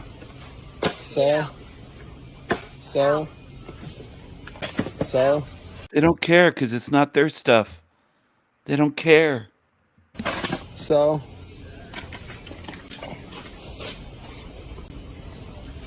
Look at this. Look what he did.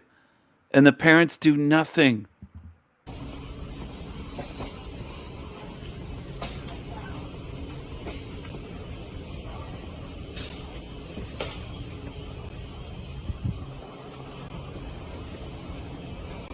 They should be paying for that. They should be paying for all of that and lock the fucking parents up.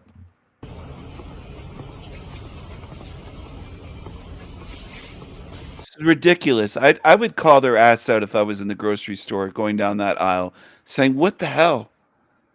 What are you doing?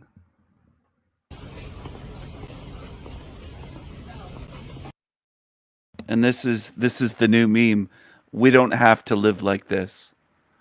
We don't have to live like this. Float them away on doors.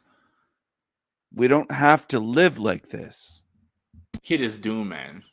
Imagine being a parent and being proud of your kid doing this. We're not the same.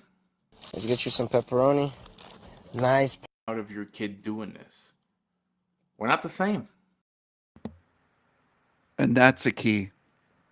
This is one of the first people on YouTube I've heard say something like that, which is exactly what I've been saying. We're not the same. And I just played it this far now. I didn't hear this before. I didn't play this far into this video before this. We're not the same. I wish that would catch on.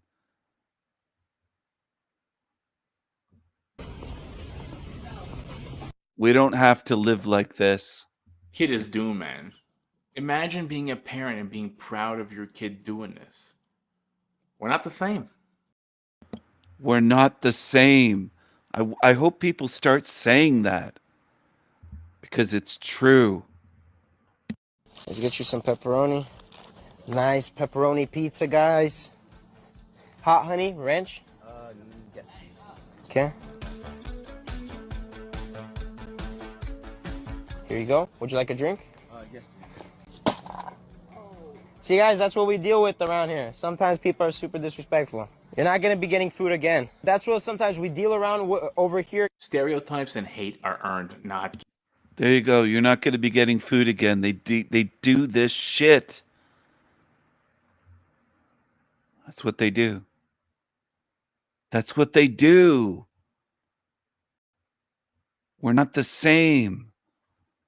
We're not the same.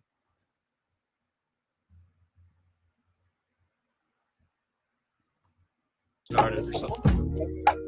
Oh, King Steven wants to join. I think it's him. There's no way to really know if it's him though. I mean, if you have it set to where it has to be a YouTube certified authenticated, that's Oh, he's live right now. I could go check, but oh no, we're getting raided though. Oh, you're getting raided. Yeah. Okay, wait. You're live right now. Wait, why do you want to join my channel if you're live? Yeah. What do you guys have up your sleeve right now? I think there's something up your sleeve. All right, here we go. Adding you guys to the stage right now. Please be respectful. Have your fun, whatever you're gonna do. Just don't go too nuts. All right, here you go. Hey, Hey, Steven, you coward. What's How's up? it going? You What's blocked up, me from your channel, Isaac? blocked me from your StreamYard. What's up, Trying Isaac? to debate me with equitable discourse. Wait, You're a what's coward, this guy Steven. You're talking crazy. about? I don't know who that is. We had great chats. Dude, I don't know who you're talking about, Chris. I've never even used that shit. I don't know what you're talking about. Steven blocks people from his channel just because his Oh, little Steven. feelings get hurt. Yeah, every Well, channel dude. blocks people. I'm allowed to block people that are. Steven is a Steven. That's You're a coward, what's gonna happen. Why do you care? Why does he even care? What is that guy obsessed with me for? We had great talks the times I was on here before, Isaac. Remember? Yeah, Yeah. dude. I don't. Why did he? I'm just wondering how he joined the same time, like he knew you're coming. I don't know. That he's following me around or something. I guess maybe he was watching my live stream and saw me come Oh over yeah, here. that's why. But I just saw you were live. I got my channel back, the Sanity Machine. So All right. I'm not. All right. 1 second though. I hear you. Chris. I get what you're saying. I get what you're doing, and you're mad about something. Don't bring it to my channel and follow him over here and bring it to my channel. We're trying to kick it. We're trying to have a good time. We're trying to chill out. I'm having a drink. I'm having my smoke. Yeah, I'm just having a good time. So don't bring drama to my channel because I don't like that shit. So if you're gonna come up, you could chill. And it doesn't sound like you want to, so I don't even think I'm gonna let you. yeah, he's big don't know. mad. I like how you put that, Steven. I remember this guy too. He was on one other time I was here. Beepo. Buddha Mike. Buddha Mike. Yeah, I remember chilling. Yeah, it was cool. Yeah, it was. Yeah, I just want to make sure it was you. And then I got 2, so I was like, oh shit, is this troll action? I was a little. Oh, I didn't realize he was there at the same time. That's why. Okay, I'll be right back. Please keep it chill. I'm gonna smoke a bowl. Yeah, let's keep it chill. If I get something happens, I can't even end it. So I'm sorry, guys. No problem, man. Hey, what's up, Buddha Mike? How are you doing today? All right. Been chilling. You playing a game or what? You watching something? Yep. All right. Playing what's it called? Stardew Valley. Pretty decent PlayStation 5 game. I think it's for all systems right now. Oh, all right. Cool.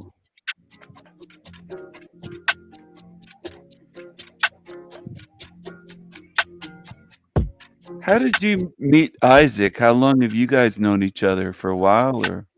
Yeah. Been a minute.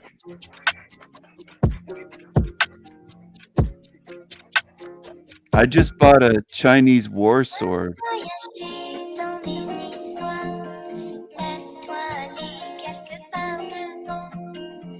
What you buy that for? You ever play around with swords and weapons and? Somewhat. You ever play around with weapons like swords and katanas and?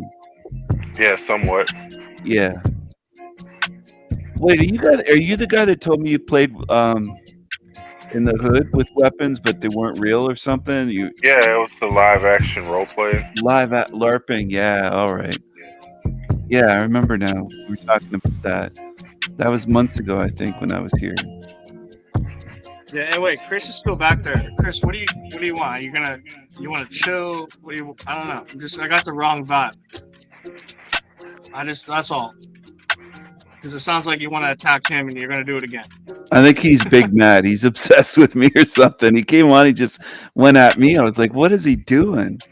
Yeah. I'm just going to kick him one more time. If he joins, I might have to ban him. Maybe another day, man. Maybe another day. I think he's in love with me, man. I think he's pinky in the air or something.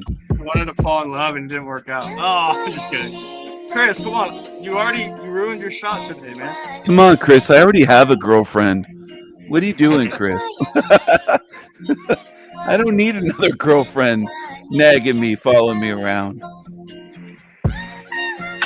And what's now, up? Chris, I don't trust you. Now I think you're gonna do something to me. Now I'm like, I don't know. You already I came don't off trust him. He wrong. could How am I be a porn bomber or something. I don't know. I don't even. I banned him. I don't even care about it. I'm sorry. He might be the guy that tried to porn bomb my channel recently. Some idiot tried to come backstage and I screened him out and they put their camera on. It was some Yeah. Fair enough. it was like You don't have to say AI anymore. I porn or understand. something. I don't know what it was. Something. I was guarantee it wasn't artificial. I'll tell you that right now. It wasn't AI? I'm pretty sure they've been doing some real shit on it. we got a couple of those people. It was crazy. It was absolutely crazy. It was porn of like some black guy jerking off or something in a chair and all this wild stuff going on. That's enough. I don't want to know. Okay, sorry, I didn't want to. Ours was like the cowboy rodeo shit. It was that song. I'll say okay, fine. I'll say one thing I saw. I got P-bomb, but it wasn't. I wasn't human to human. It was something else. It was. Oh no. Oh yeah, that was it. Were you there, Mike? Oh Yeah. man. Yeah, it was. Remember, I told you how to shut it down. I told you how to shut it down before you got banned. Hella fast, ended, delete the stream, and that restarted. Yeah. So you could get away with it, but it's like I I don't hate want to when- even see it. Oh, I don't want to see it either. I hate when people do that. I got scarred from, and it's never normal shit. If it was just like some normal tits, I wouldn't even be mad. Yeah. Right. They want you to like cringe and see some It's nasty the shit. craziest, grossest, nastiest stuff they can find, it seems like. Yeah, and who's I don't want to think about it because I'll get I gotcha. I'll get mad at them. Let's change the subject to something else. Yeah. I don't want to think about Trolls it. will do that. That's how they win. They get you. They get us talking about them. Yeah. But I'm just like to chill and throw down a few bars, maybe put some beats on, drink my beers, or I actually drink White Claws now because my gut was all jacked up and it fixed it actually. Yeah, I try to tell him to stop giving himself gut rot, because that's all beer is. Yeah, no, but you have to understand my interpretation of it was all alcohol. I didn't know if you drink seltzers, you don't get gut rot like nearly as bad or even close. Yeah, I'll drink some of this shit today. The little lollipops or Olipop. Oh, I drink those too, yeah. Yeah, they're not too bad. They're good for you. They have like 15 herbs and ingredients in it. Pretty sure if you read it. I'm pretty sure it's the same one. They have like Jerusalem root, everything. A lot of concentrate. Yeah, a lot of extracts. Stevia Prebiotics, leaf, probiotics. Himalayan pink salt, natural flavors, which isn't good. Anything that has natural flavoring is not good for you. I didn't know that. Yeah, because there's no such thing as natural flavoring. Unless You know it what comes from there a is? fruit. There is not. Yeah, I was gonna say that, or they need to start using terpenes from weed. The terps from weed are hella strong flavored. Well, it's not even that. You can use terps from lemons, oranges, any citrus, really. Oh, you're right. Yeah. But yeah, I don't know. King Stephen, have you ever done like a psychedelic? You ever tripped out?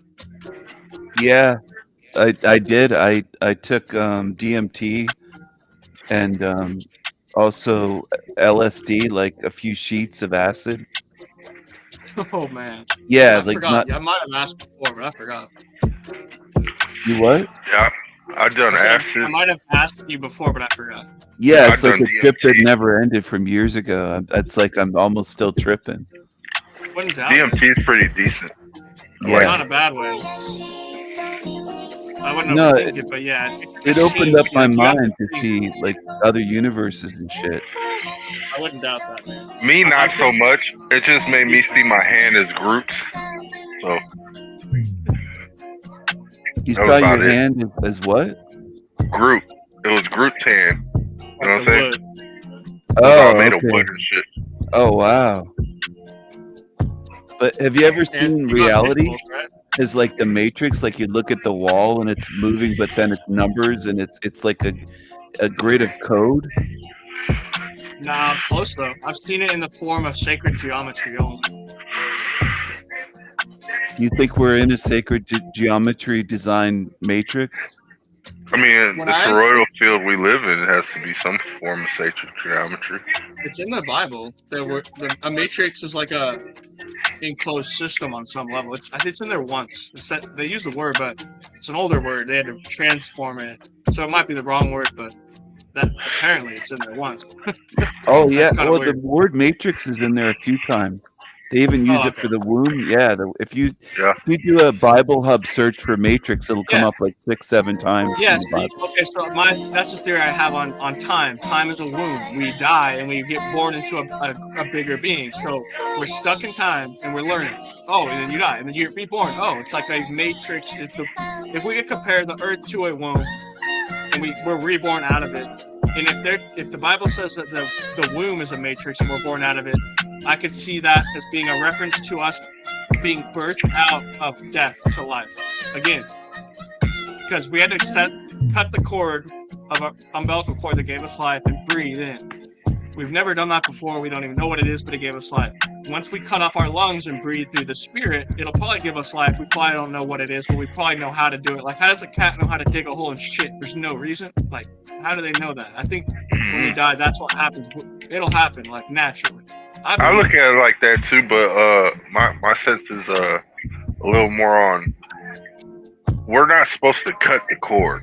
Period. It's supposed to fall off naturally. You know what I'm saying? Yes, I agree with that part. I just didn't think of that far yet. It's just like when we sign the birth certificate. If it's not a living birth certificate, it's a death certificate. You know what I'm saying? So what we're doing is we're awarding our child to the state just because we didn't pay an extra $1,500. You know what I'm saying? So you're saying the Earth is the matrix? Is the womb? The Earth is the womb? I'm just comparing it. Okay. The womb is the world, yes. But I was the matrix. C-section then.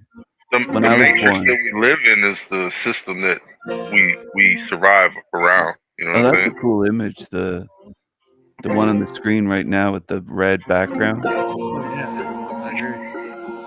That's one of the artists that do a lot of the beats I listen to. So you were born C-section, so that means the cord was wrapped around your throat? I mean, spiritually, I think I was a C-section, came into the matrix. I kicked my way through the stomach of the earth. Well, my little brother was basically getting choked out by his umbilical cord, so God tried to take him, but the doctor saved him. You know what I'm saying? Is that what? Oh, did he live a rough life after that?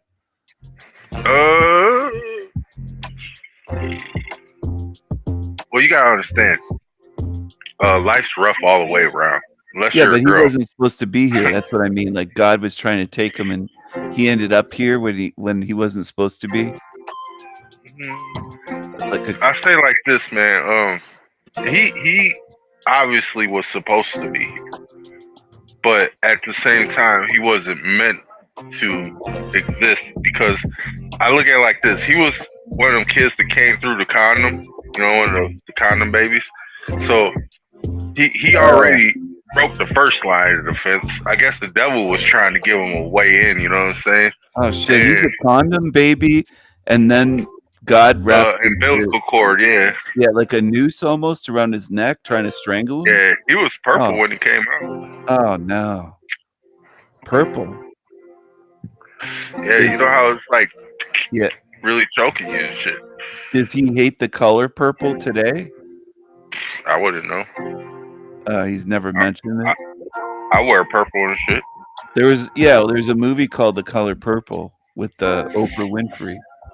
Yeah, that's some racist shit right there, though. What, that movie? Yeah. I can't remember that movie. I It's a just good remembered. thing. What? It's a good thing. If you don't remember something, it's because it wasn't meant. You know what I'm saying? Yeah. I like purple. Purple and gold is a good combo. Oh, you like Crown Royal? You a big Crown Royal drinker? Crown Royal whiskey, yeah. Yeah. Really? Right now? You're drinking it? No, he likes purple and gold. Purple and gold, Oh. it's their colors. Yeah, I remember they used to have those bags. We would like use it for our weed and shit. Oh, the velvet? It was kind of like velvet. Because they look so cool. Yeah. We put other bags in it, but not like straight in there. Yeah, we just What else? put a lot of shit in there. Those things are universal. You know what I'm saying? I remember we had a pipe in one. I think maybe that's what it was. I don't know. Something like that. I see people wrap their gas cans, gas tank covers around that shit. You know, or with that shit. Like they'll take it, open up their gas thing, put it around it, tie it up, and close that bitch. I'm like, Oh, what the fuck is yeah. wrong with these people, man? As long as the emblem's not on it, then they're kind of asking for. Like if they put the emblem there, then it might get pulled over more often. Yeah, I'm pretty sure that's. Well, I guess I can't see it from the back, so. Did you ever smoke meth or crack with a pipe? No. Whom are you asking this to? Both, you guys. Well, crack, I tried. Didn't like it. But never meth. I heard bad things about that shit too. I've only tried a pure line of ice, with the nose. I've done the most coke. I know. No. I like the way it smells, not the way it tastes. You know what I'm saying? Oh yeah. But I quit doing that shit because that shit's bad for you. It actually gave me clairvoyancy though, so I can't really be too down about that shit. You know what I'm saying? This bit's kind of intense. What, cocaine it gave you clairvoyance? Yeah. Oh wow. So you snorted it? You didn't? What do they call it when the inmates they put it up their butt? Boof. I think it's called boofing, but nah. Boofing, yeah. That sounds like some white shit to do. That You know sounds what I'm like saying? homo like drugs. That's some stripper shit. They will do that when like they have sex on it. That's some. I'm gonna be honest with you, because I used to sell the shit that sound like some white boy shit. That's racist. racist. It's a thing. You could say that, but black people ain't doing that shit. What the fuck you mean? Wait, it's in the blacks? They don't do that No. in prison. Not unless they're gay. Not unless they're gay. He said in prison? I never heard of that one either. There's a lot more Boofing gay in blacks. There's a lot more gay blacks these days than there were back in the day. There's a lot more. That's because they weren't getting their asses whooped. You know what I'm saying? We used to whoop their asses back in the day. If they was gay, they would get an ass whooping.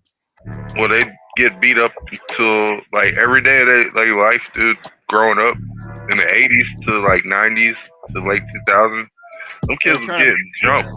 Those kids was getting beat. Nigga, you gay? You gotta get the fuck away from us. Shit, we don't do that. They would be like, trying to beat it out of you every day until you're done, until you're out. Like, you want to hang around us, you gotta get the shit beat out of you, because you ain't about to be fucking with us. Just know this what you going. They was trying to beat the gay out of the niggas, like they're chasing them, going, "Hey, nigga, you gay? We gotta beat the gay out of you." Oh God! You could say the word, you boy. but we know you're white. You know what I'm saying? So the thing is, it's a lot of people had grown up. No, I'm like, only half white. I'm I'm mulatto. I'm half black. Well, that's what I am. But you don't sound black. You sound like you just full. You albino or something, my guy? I'm not albino. What are you talking about, dude? Well, that's a white guy in the thing right there, right? That's yeah. I grew up in a white neighborhood, so it had an influence on me. I could say that too. I grew up in a white neighborhood. It's just there was a lot more black influence around me. I grew up at the skate park, so I was like mixed, cultural. Yeah, that's why I'm from Illinois. So wait, you said you mixed, Isaac? No, Isaac's white. I'm like an Irish, Scottish, Welsh, Norse, European, and Native American, but like from Oklahoma. So they were probably Okies. Oh, you're Oklahoma. I didn't know that. Yeah, I'm from Illinois. Did you ever mess around and fuck with any black chicks, Isaac? Did you? I would have if I could have, but I never got the chance. He wants to. That's what. Look at. I'm gonna say like this: the people in the chat like you. It's not that I want to. Oh yeah, I don't know. I'm just saying. I'm pretty sure. Okay. Pretty sure DJ lives right close to you too. Is that a chick? I'm not trying to go crazy, bro. No. DJ, is that a chick? That's not a dude, is it? No, that's a girl. Okay. Oh yeah. Cool. She likes Isaac. I'm just saying, like. Oh god. Go ahead. Sorry. You gonna make them blush. No one likes me, man. Come on. Just face the truth. Look at. First off, in this world, love is God, and females are so far away from God nowadays, dude. It's not even funny. Yeah, I want a queen. The other day I saw this, like, I don't know, she wasn't black. She was like really brown, I guess I would say. And she was like on Instagram speaking about like the soul and the spirit and like her mind and like living in the world like with your heart. I'm like, yo, I have never met one like that. If I meet her, I wouldn't even be afraid to like ask her out or something, because I'd be like, yo, that is like me. I'm not like, it'd be like Why talking would- to like. You shouldn't be afraid to ask these bitches out, no matter what, dude. Just say, Well, hey. Isaac doesn't see them as bitches because he was. How long were you a virgin, bro? I was a virgin till I was 19. See, I was a virgin till I was 25. So we see it differently because we know that the shit ain't what they said it was gonna be at all. They hyped the shit up so much that I'm like, dude, that shit ain't even what it is, man. Come on Oh now. yeah, I'm not into sex at all, really. Like, Yeah, we're more. Because of- If she can't stimulate us with a conversation, oh yeah, mentally. You don't want to bang these hoes even if they're dumb bitches and they don't have any I would not. conversation. no, but that's a waste of time and money. I don't And waste energy my time and or money. Awkwardness and like I don't find that connectivity normal or natural unless like you're deeply connected to that person.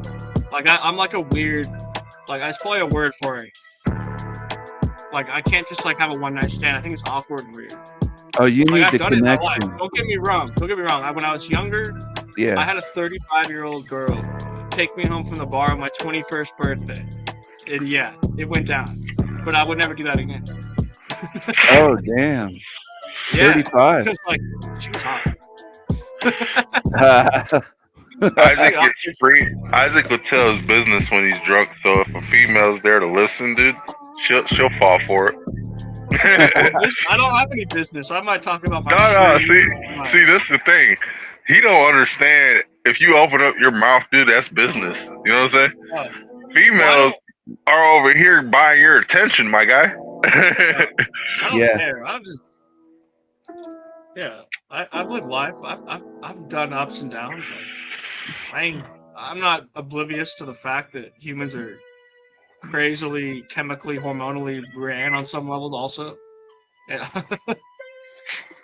You believe in God, Isaac? You said you lived life, but do you believe like a? I believe in God as a higher power, and I see it as like a pure essence of like the truth that resides inside of my soul. That like when hot is hot and cold is cold, I know good from evil.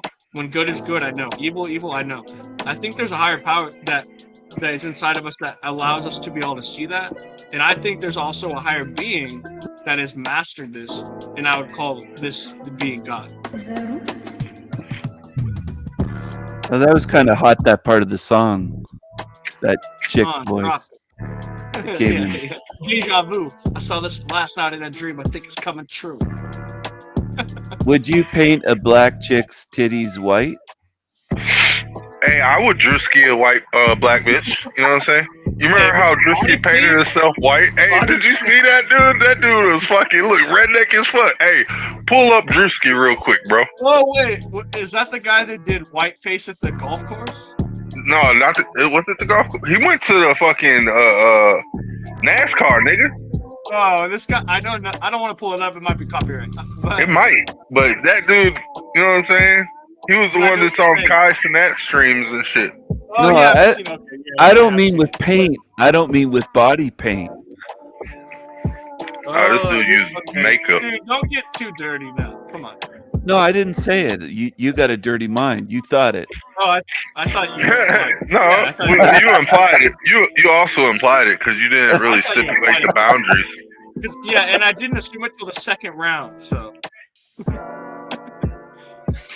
Well, the first round, I didn't even assume it, bro. I assumed body paint. Like, oh, you're just talking body paint. Okay. Yeah, I'd airbrush a bitch real quick. I'd airbrush a bitch blue if I could. Shit. Can we bring DJ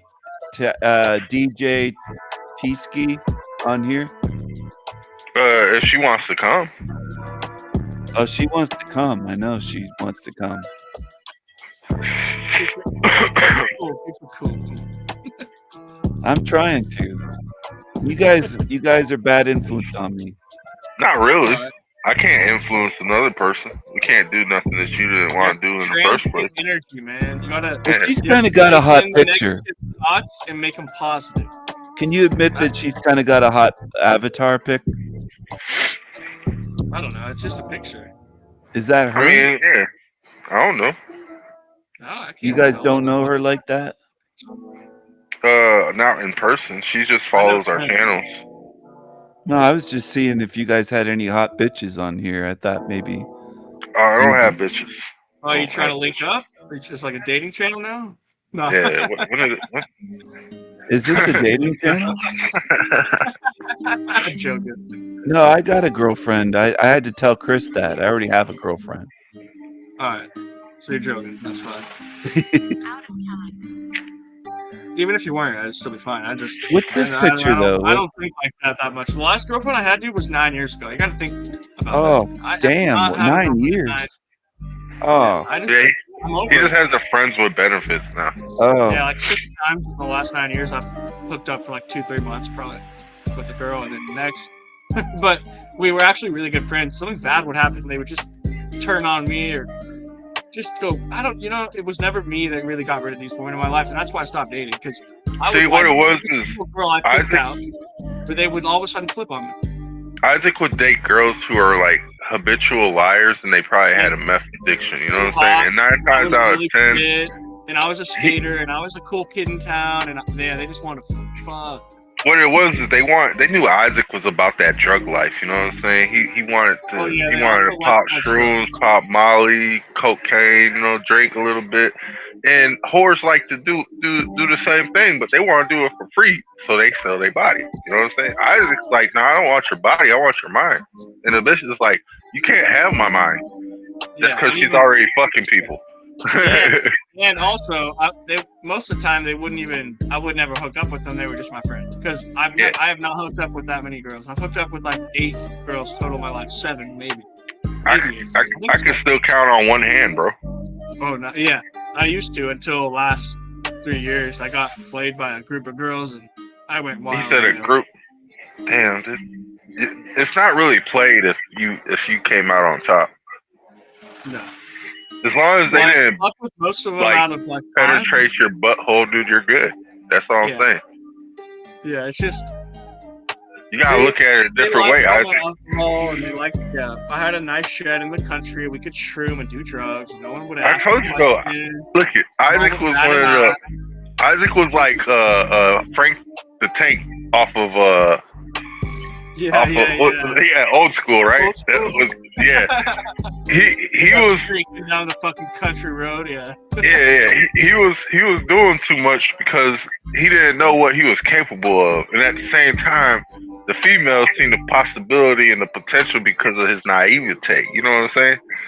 I only had one girl ever skinny dip in our pool though, at a party, and it was this like thick, hot girl, brown, hella dark brown skin, like crimped ass, like not dread, but like natural, like I don't even know how to explain it, but like she was really faded. She was like really faded. She was overheating. She had to get in the pool. Yeah, she was dancing too, in a bikini, and just like she would just shake it until everything fell out. It was hella funny.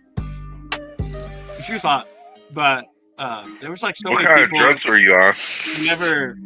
I don't know. I was thinking about even hitting on her, but I was on shrooms that night. Hey, I'll be 1,000 with you, dude. I couldn't even fuck on shrooms if I wanted to. Oh yeah, it's intense. I've done it like 3 times, 4 times.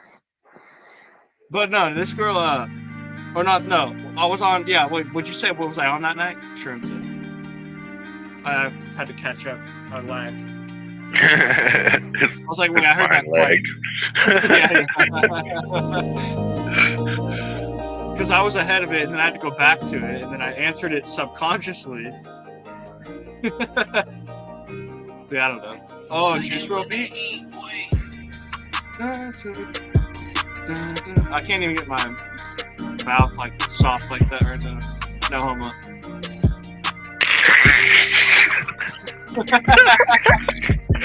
Oh shit, dude, that came out of nowhere. I know. But no, I sounded weird. I don't know. Okay. So you have to get like your tone like, I can't do it in my throat. My throat feels like raspy, but I can't. To do Juice WRLD, you have to be like feeling it. You have to really be feeling it. Really, what you have to do is you have to kind of like whining and complaining at the same time. You have to feel it. But you have to make sense of why you're whining and complaining. So if you don't have a reason to whine and complain, don't say nothing. You know what I'm saying? Yeah, I guess you're right. But he has other songs that are uplifting. Some of them. You said pineapples? No, is that your safe word, Isaac? No, some songs that are uplifting. I'm just checking. What's your safe word, Isaac? Gotta have a safe word. That's the universal symbol for like some weird shit.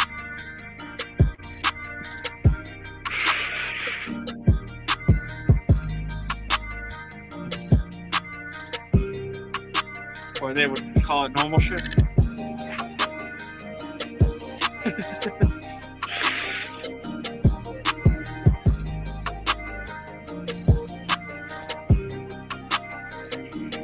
Alright, I'm gonna take a beat. I'm gonna drop like 2 bars, so like 30 seconds only.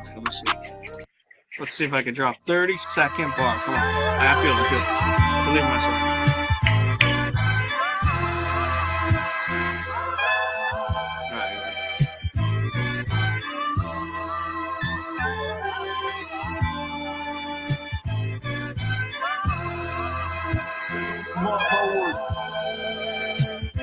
Yeah, drummer kid, hit the snare. Yo, I'm lifting my hands up in the air. The whole crowd around here, we singing the town down, and we lifting it up from the ground up mound. We got something deep inside of our soul. I'm ready to reel it out. I can't even think, man. I wanted to feel that shit so bad. I wanted to retry almost. I felt it for a second.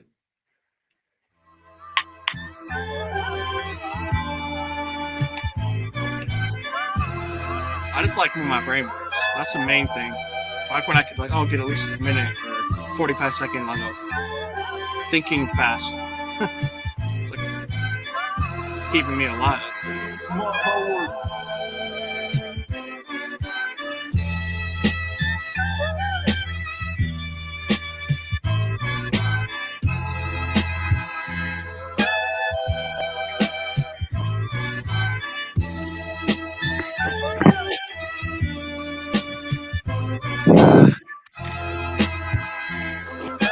I'll meditate on it. I'll meditate on it. Think beyond it. See space and time full of your space honest. Astronaut mindset. I see nothing's coming to mind. I guess I'm lost in time. Floating through the space. You're lost in my mind. That part's I gotta true. get going. The bitches are calling me. Alright, man. Thanks for chilling. Thanks for being cool. Hello. Hey, anytime, cool. man.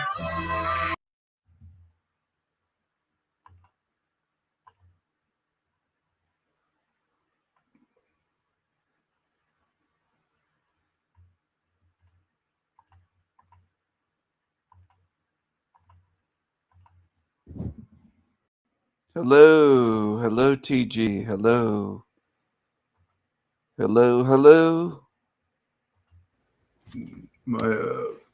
My default microphone is my Yeti. Oh, I gotta wait for somebody to come in here to even see if I'm gonna be doing this fucking live. My microphone wasn't working the last one, but it's plugged in. But it did say something weird when I moved it. It said something about like it doesn't recognize this USB device. If you guys can even hear me, probably fucking lip syncing up in this bitch right now.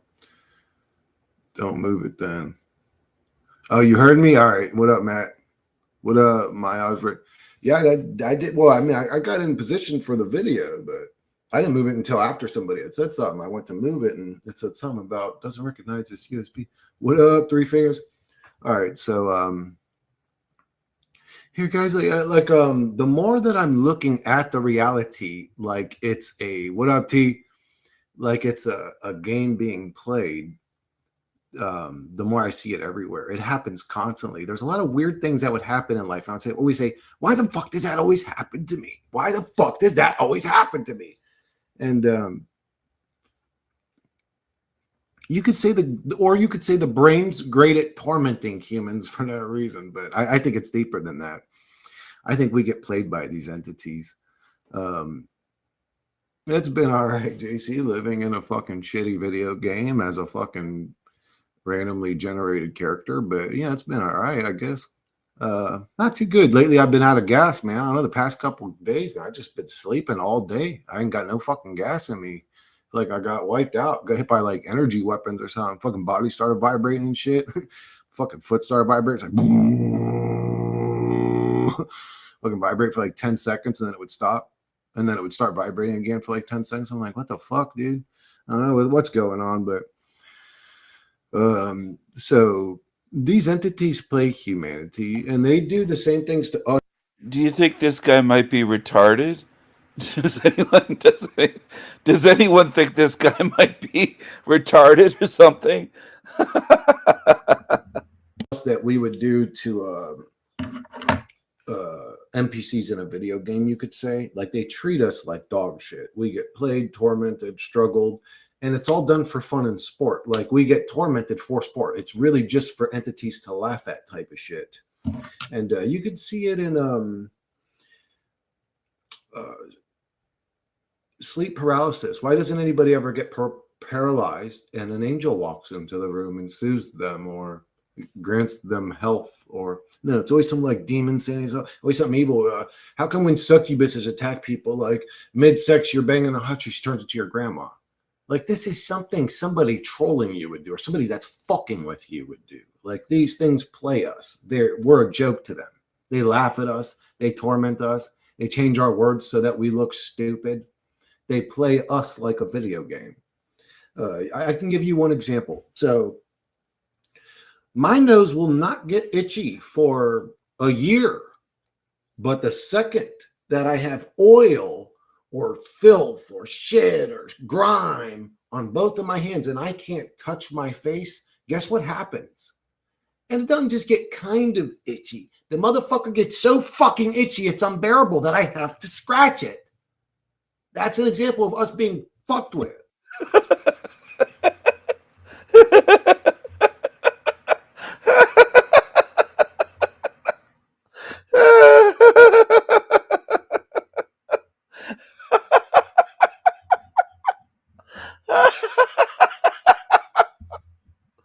On both of my hands and I can't touch my face, guess what happens? And it doesn't just get kind of itchy. The motherfucker gets so fucking itchy, it's unbearable that I have to scratch it. That's an example of us being fucked with. Your nose don't never itch. But that second you got to use both hands to carry that fucking heavy load, man, that motherfucker's so damn itchy, it's driving you crazy. We get toyed with as humans. We get. I love laughing at this fucking demon.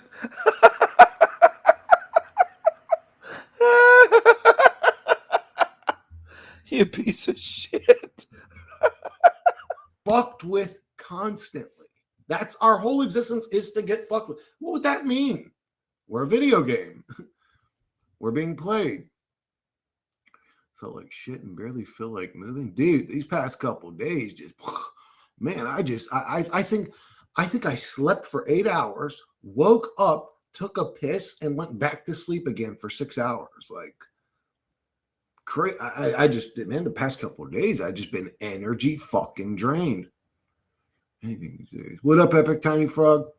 I had the worst demonic nightmare last week and woke up at 3 a.m. feeling cold and so scared. Isn't that great? JC, when was the last time you had a great angelic dream where you were just soothed and comforted and loved and cared for, hugged.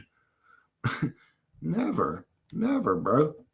Sometimes synchronicity, that's not your job as a human. Your job as a human is to be suffered and tormented all the time. That's the game. And it's always going to be that.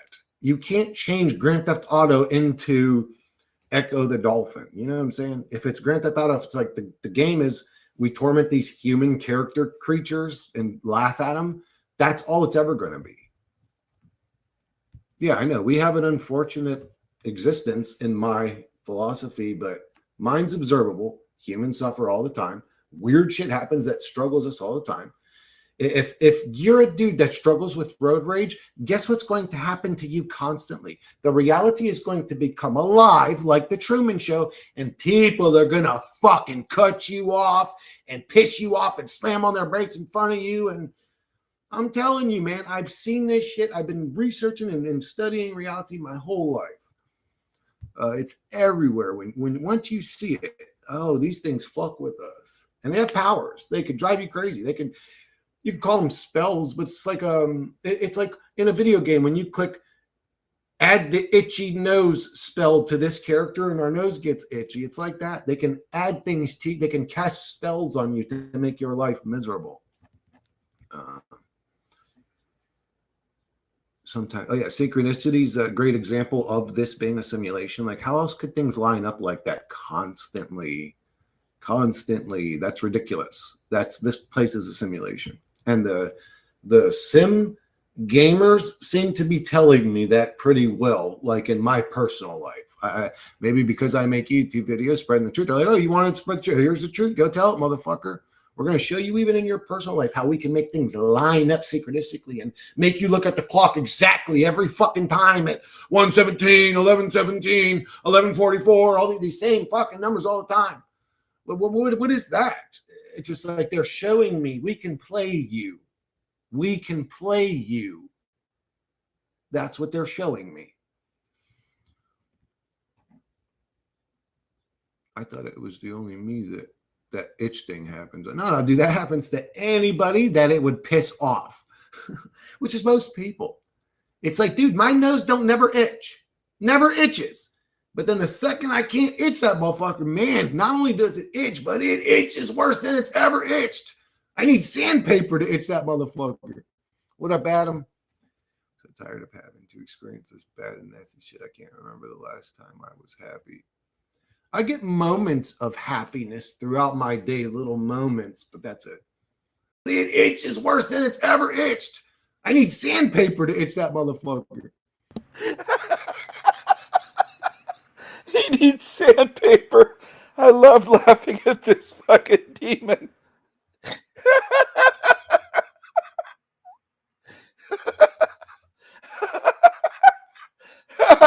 Fuck you, you fucking demon. It itches worse than it's ever itched. I need sandpaper to itch that motherfucker.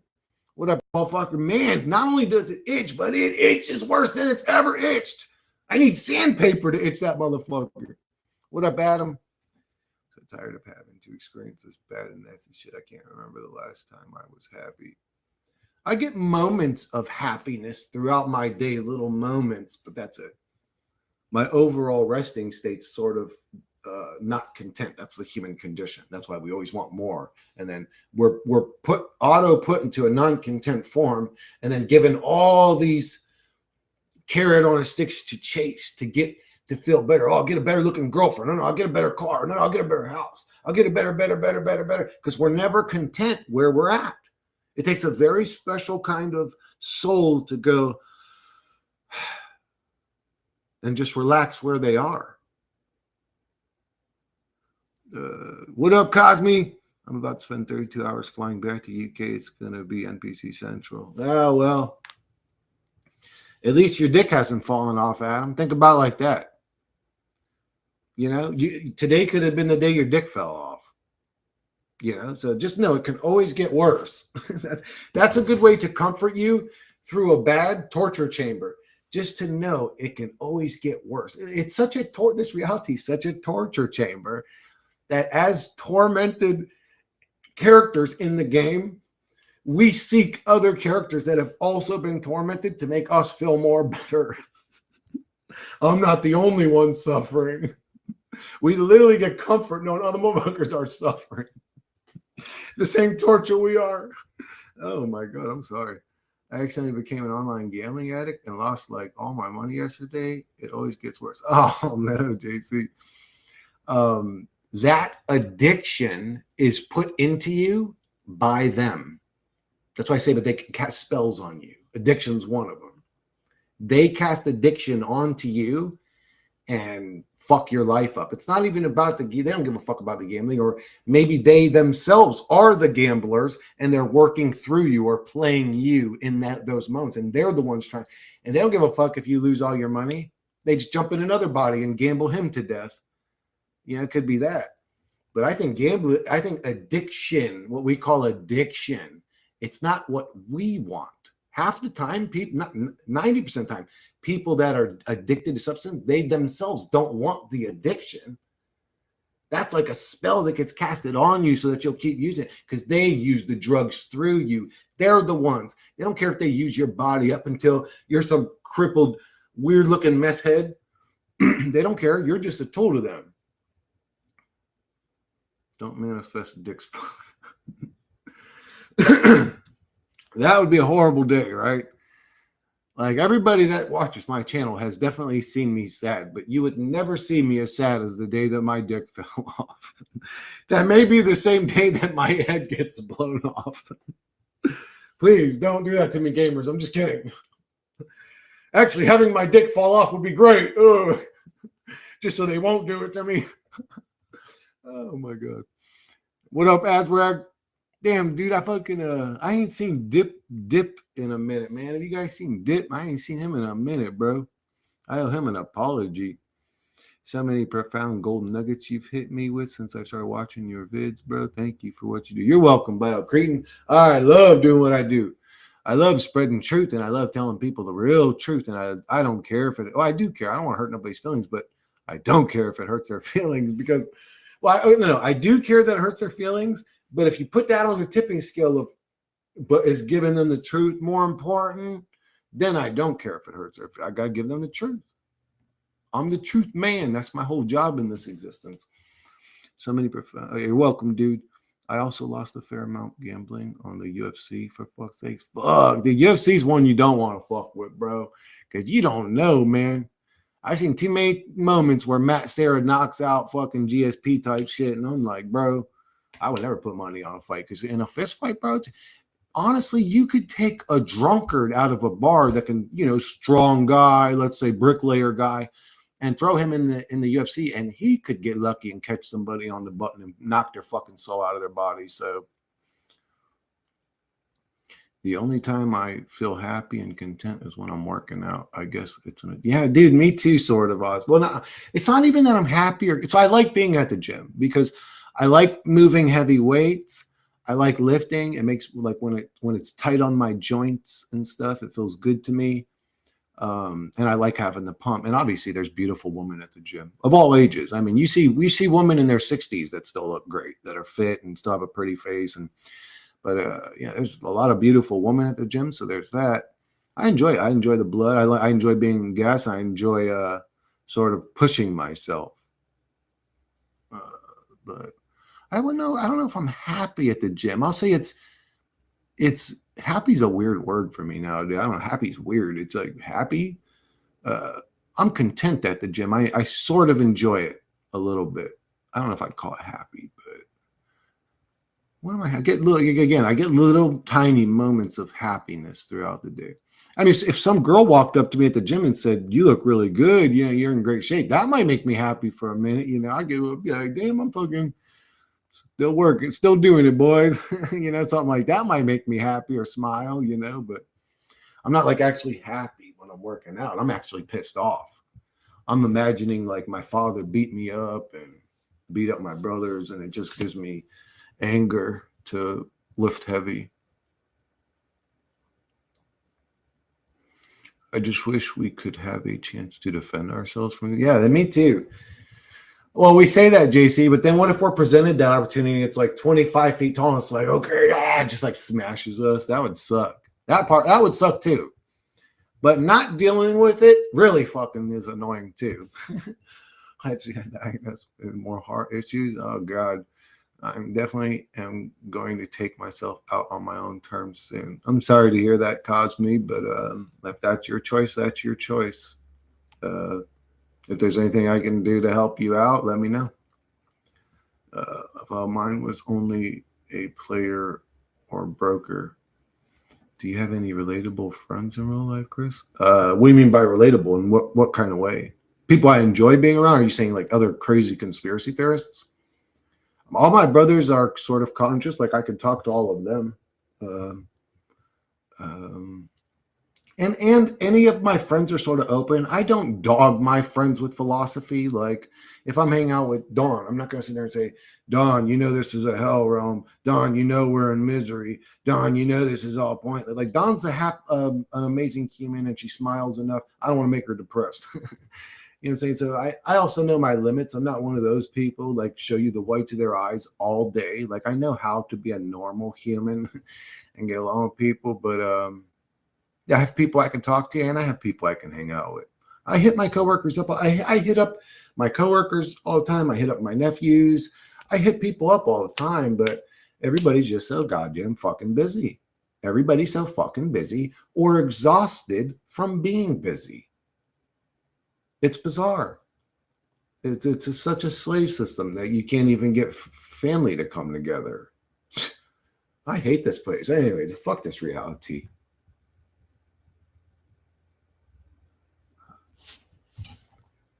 True, happy was the wrong word. Yeah, it's just not really the wrong. I know what you mean, Osric. I know what you mean. Happy is, but it does make. I enjoy it though. I'm looking forward to going to the gym later. But I've been having healing issues lately. I'm just not healing as fast as I normally do. And this left shoulder's been kind of giving me issues, and I'm not able to do my chest workout because my left shoulder's been bothering me. And it's like, all right, man, it's been a fucking week now. Can this shit, heal up? What's up, Chris? What up, ESO? How you doing? Rat race. Dip is it? What up, Dip? Where are you, dude? I've been waiting.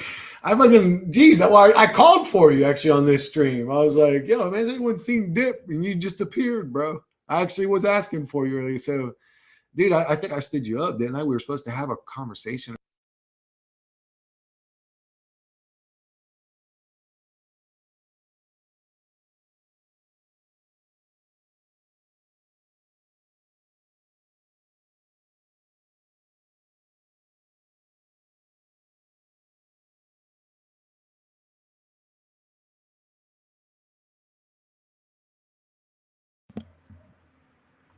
Hello.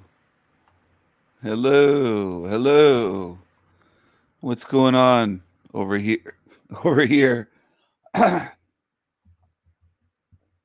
largest mechanism used to implement the New World Order agenda. The largest mechanism used to implement the New World Order agenda is the worldwide secret society network. Politicians, bankers, businessmen, and media personalities, the biggest names in history and world affairs, form a huge secret society matrix. This hierarchical, pyramid-structured network is constantly recruiting and placing members in key influential positions. In order to orchestrate world events and policy decisions from behind the scenes, many niche secret societies groom and position politicians, media personalities, and other yes-men so they may best aid the great work. As A.E. Waite wrote, "Beneath the broad tide of human history, there flow the stealthy undercurrents of the secret societies, which frequently determine in the depths the changes that take place upon the surface." Or as Rush Limbaugh said, "You see, if you amount to anything in Washington these days, it is because you have been plucked or hand-picked from an Ivy League school. Harvard, Yale, Kennedy School of Government. You've shown an aptitude to be a good Ivy League type, and so you're plucked, so to speak, and you are assigned success. You are assigned a certain role in government somewhere, and then your success is monitored and tracked, and you go where the pluckers and the handpickers can put you. World leaders are made offers they cannot refuse, bribed, even blackmailed, or otherwise recruited and sworn into these secret societies. Then, often under blood oaths to which they remain loyal, these Brotherhood initiates follow orders throughout their terms in office. In this way, the electorate constantly changes, giving the illusion of discontinuity of leadership, when in fact, each successive leader, coincidentally, belongs to the same secret societies. A few of the more influential ones include the Freemasons, the Illuminati, Bohemian Grove, Skull and Bones, the Council on Foreign Relations, the Royal Institute of International Affairs, the Bilderberg Group, and the Trilateral Commission. Paul Joseph Watson wrote, "A disturbing majority of the House and Senate representatives hold membership to elite organizations publicly sworn to destroying America in favor of a globalist one-world order system. This trend ranges from the now public U.S.-centered Council on Foreign Relations through the Trilateral Commission to the quasi-secret internationalist Bilderberg Group. At the end of the spectrum, we even see occult influences like Skull and Bones, along with the Freemasons. The justification for a zealously ordered one-world government is chaos. Terrorism is the premier method for fomenting this chaos." David Icke wrote, "The conspiracy to create a centralized global fascist state is orchestrated in the 5 cents world by a secret network known collectively as the Illuminati, or Illuminated Ones. They manipulate through secret societies and groupings like the Freemasons, Knights of Malta, Knights Templar, and the Jesuits. These and others feed carefully chosen recruits into the Illuminati, and they are installed in positions of power throughout the world, infesting all colors, races, creeds, and countries. It is not that everyone in the secret societies is aware of the plot. The overwhelming majority are not. The Illuminati operate like a cancer to infiltrate and covertly control other organizations. Most Freemasons never progress higher than the bottom 3 levels of degree, the so-called blue degrees, and they don't realize what their organization is being used for. Just look at the recent US presidents. George W. Bush, Mason and Skull and Bones; Bill Clinton, Mason, CFR, Bilderberg, Trilateral; George H.W. Bush, Mason, Committee of 300, Skull and Bones, CFR, Trilateral; Ronald Reagan, Mason, Knights of Malta; Jimmy Carter, Mason, CFR, Trilateral; Gerald Ford, Mason, CFR, and on it goes. Most every American president has belonged to one or many secret societies. Almost all America's founding fathers were Freemasons. The Senate has maintained a Masonic majority since its inception, and its influence has only become more pervasive since. To deny the influence secret societies have in world affairs is naive, but the mainstream media seem complicit in their exclusion of any coverage involving them. As shown previously, this mainstream media blackout is also maintained through secret society membership. The 5 largest multimedia providers controlling 90% of America's media are bloodline or secret society controlled. For example, the following are just a few of the hundreds of CFR, Trilateral, or Bilderberg owned and managed companies: ABC, CBS, NBC, PBS, CNN, AP, Reuters, New York Times, New York Post, Washington Post, Washington Times, LA Times, Wall Street Journal, Newsweek, Businessweek, National Review, Time, Life, Look, Fortune, Reader's Digest, U.S. News and World Report, Atlantic Monthly, McCall's, World Review, and Scientific American. Not only are the media CEOs and boards of directors usually secret society members, so are the show hosts and news anchors. Here's a sampling of some mainstream anchors and media personalities found on secret society rosters: Peter Jennings, Dan Rather, Tom Brokaw, Ted Koppel, Barbara Walters, Diane Sawyer, William F. Buckley Jr., Joseph Harsh, Bill Myers, C.C. Collinwood, David Brinkley, John Chancellor, Marvin Kalb, Daniel Shore, Joseph Kraft, James Reston, Max Frankel, David Halberstrom, Harrison Salisbury, Sol Linowitz, George Will, Robert McNeil, David Gergen, and Mortimer Zuckerman. Jim Marrs wrote, "There can be no argument regarding the reality of secret societies today. The existence of groups like the Trilateral Commission, Council on Foreign Relations, and the Bilderbergers is well documented. The only question is the extent of their control and manipulation of major world events. Likewise, there is no question that members of these societies exert inordinate control over many of the largest corporations and banks in the world. These corporations, in turn, control essential minerals, energy, transportation, pharmaceuticals, agriculture, telecommunications, and entertainment. In other words, the basics of modern life. They also provide an inner core of ranking government officials on a revolving door basis. These officials often implement the very policies conceived and desired by the societies. These societies hold considerable sway over national elections and policy, yet seem strangely immune to any investigation, whether by government or the mass media. Since its inception in 1913, there has never been an outside, objective audit of the Federal Reserve System, despite periodic calls for such. After Bush was elected, he immediately placed 5 Skull and Bones brothers in his administration. Clinton and Nixon had over 100 CFR members in their administrations. Ronald Reagan's 59-man transition team alone had 28 CFR members, 10 Bilderbergers, and 10 Trilaterals.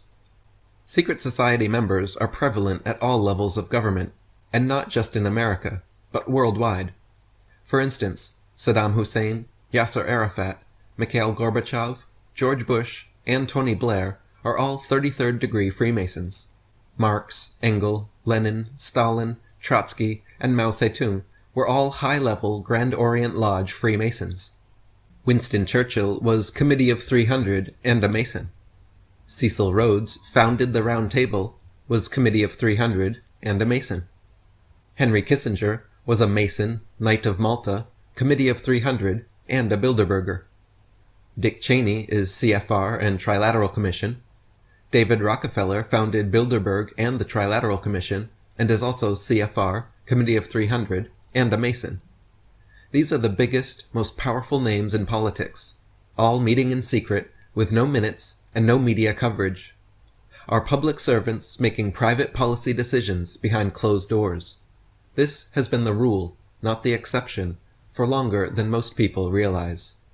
During the 19th century, British Prime Minister Benjamin Disraeli was quite outspoken regarding the influence of secret societies in politics. Quote, "The world is governed by very different personages from what is imagined by those who are not behind the scenes. There is in Italy a power which we seldom mention in this house. I mean the secret societies. It is useless to deny, because it is impossible to conceal, that a great part of Europe, the whole of Italy and France, and a great portion of Germany, to say nothing of other countries, is covered with a network of these secret societies, just as the superficies of the earth is now being covered with railroads.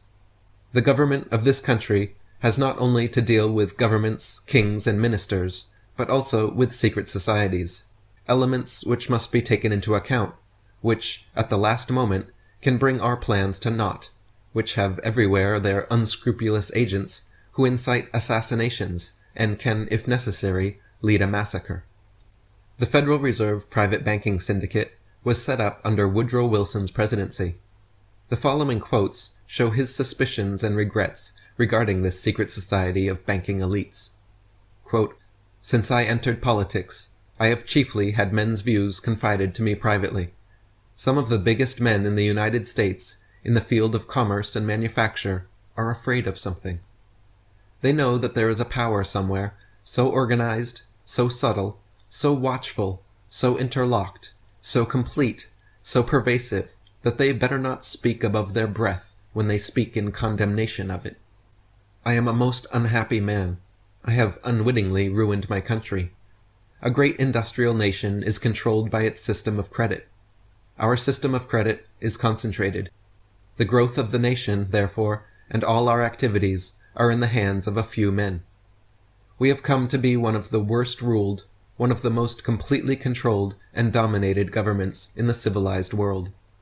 No longer a government by free opinion, no longer a government by conviction and the vote of the majority, but a government by the opinion and duress of a small group of dominant men. British Prime Minister Winston Churchill was a Committee of 300 member and 33rd degree Mason. In 1920, he spoke from personal knowledge regarding the world conspiracy when he said, quote, "From the days of Spartacus Weishaupt to those of Karl Marx, to those of Trotsky, Bela Kun, Rosa Luxemburg, and Emma Goldman, this worldwide conspiracy for the overthrow of civilization and for the reconstitution of society on the basis of arrested development, of envious malevolence and impossible equality, has been steadily growing. It played a definitely recognizable role in the tragedy of the French Revolution. It has been the mainspring of every subversive movement during the 19th century. And now, at last, this band of extraordinary personalities from the underworld of the great cities of Europe and America have gripped the Russian people by the hair of their heads and have become practically the undisputed masters of that enormous empire." New York Mayor John Hylan in 1922 said, "The real menace of our republic is the invisible government, which like a giant octopus sprawls its slimy legs over our cities, states, and nation. At the head is a small group of banking houses. This little coterie runs our government for their own selfish ends. It operates under cover of a self-created screen, seizes our executive officers, legislative bodies, schools, courts, newspapers, and every agency created for the public protection." President Franklin Roosevelt said, "The real truth of the matter is that a financial element in the large centers has owned the government since the days of Andrew Jackson." Supreme Court Justice Felix Frankfurter said, "The real rulers in Washington are invisible and exercise power from behind the scenes." Senator William Jenner said, "Today the path to total dictatorship in the United States can be laid by strictly legal means, unseen and unheard by Congress, the President, or the people. Outwardly, we have a constitutional government. We have been operating within our government and political system, another body representing another form of government, a bureaucratic elite which believes our Constitution is outmoded and is sure that it is the winning side. All the strange developments in the foreign policy agreements may be traced to this group, who are going to make us over to suit their pleasure.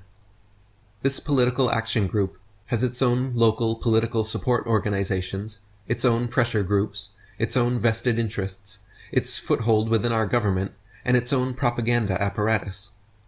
Bloodline President John F. Kennedy was well aware of America's secret society control. His many rebellious decisions against the elite, his non-participation in the great work, would ultimately lead to his assassination. Oh, wow. Eric Dubé believes that Kennedy was a rebel and assassinated, and he uses the word elite. After Erica has been involved in this for how long? A decade or longer. He calls them elite, and he believes that Kennedy was taken out. Incredible. To this group, who are going to make us over to suit their pleasure. This political action group has its own local political support organizations, its own pressure groups, its own vested interests, its foothold within our government, and its own propaganda apparatus. Bloodline President John F. Kennedy was well aware of America's secret society control. His many rebellious decisions against the elite, his non-participation in the great work, would ultimately lead to his assassination. He did, however, try to warn the average American of our plight. On April 27, 1961, in an address to newspaper publishers, JFK said, "The very word secrecy is repugnant in a free and open society, and we are, as a people, inherently and historically opposed to secret societies, secret oaths, and secret proceedings. For we are opposed around the world by a monolithic and ruthless conspiracy that relies primarily on covert means for expanding its sphere of influence. It depends on infiltration instead of invasion, on subversion instead of elections, on intimidation instead of free choice. It is a system which has conscripted vast human and material resources into the building of a tightly knit, highly efficient machine that combines military, diplomatic, intelligence, economic, scientific, and political operations. Its preparations are concealed, not published. Its mistakes are buried, not headlined. Its dissenters are silenced, not praised. No expenditure is questioned, no secret is revealed. I am asking your help in the tremendous task of informing and alerting the American people. The high office of president has been used to foment a plot to destroy the American's freedom, and before I leave office, I must inform the citizen of his plight. Freemasonry is a secret fraternal order that has existed for hundreds, arguably thousands of years, and is now operating in most every country in the world. Masonry promotes itself as a philanthropic club for men of morals, and they perpetuate this image through members of the first 3 blue degrees. 97% of all Masons fall into this category, and they are often upstanding citizens, pillars of the community who truly are charitable and benevolent. However, the higher degrees, the inner circle of world Freemasonry, use the society's worldwide influence to advance their control.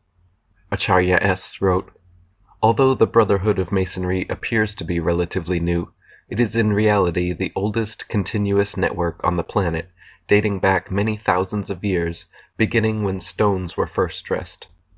Masonry today has a generally sinister reputation because the people suspect that this powerful brotherhood has been manipulating and exploiting them.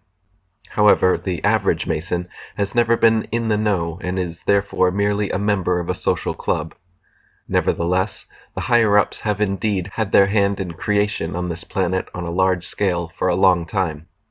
The Masons are there, perpetually hidden behind the scenes, leaving clues to their existence as a brotherhood, some of which are evident yet still not seen.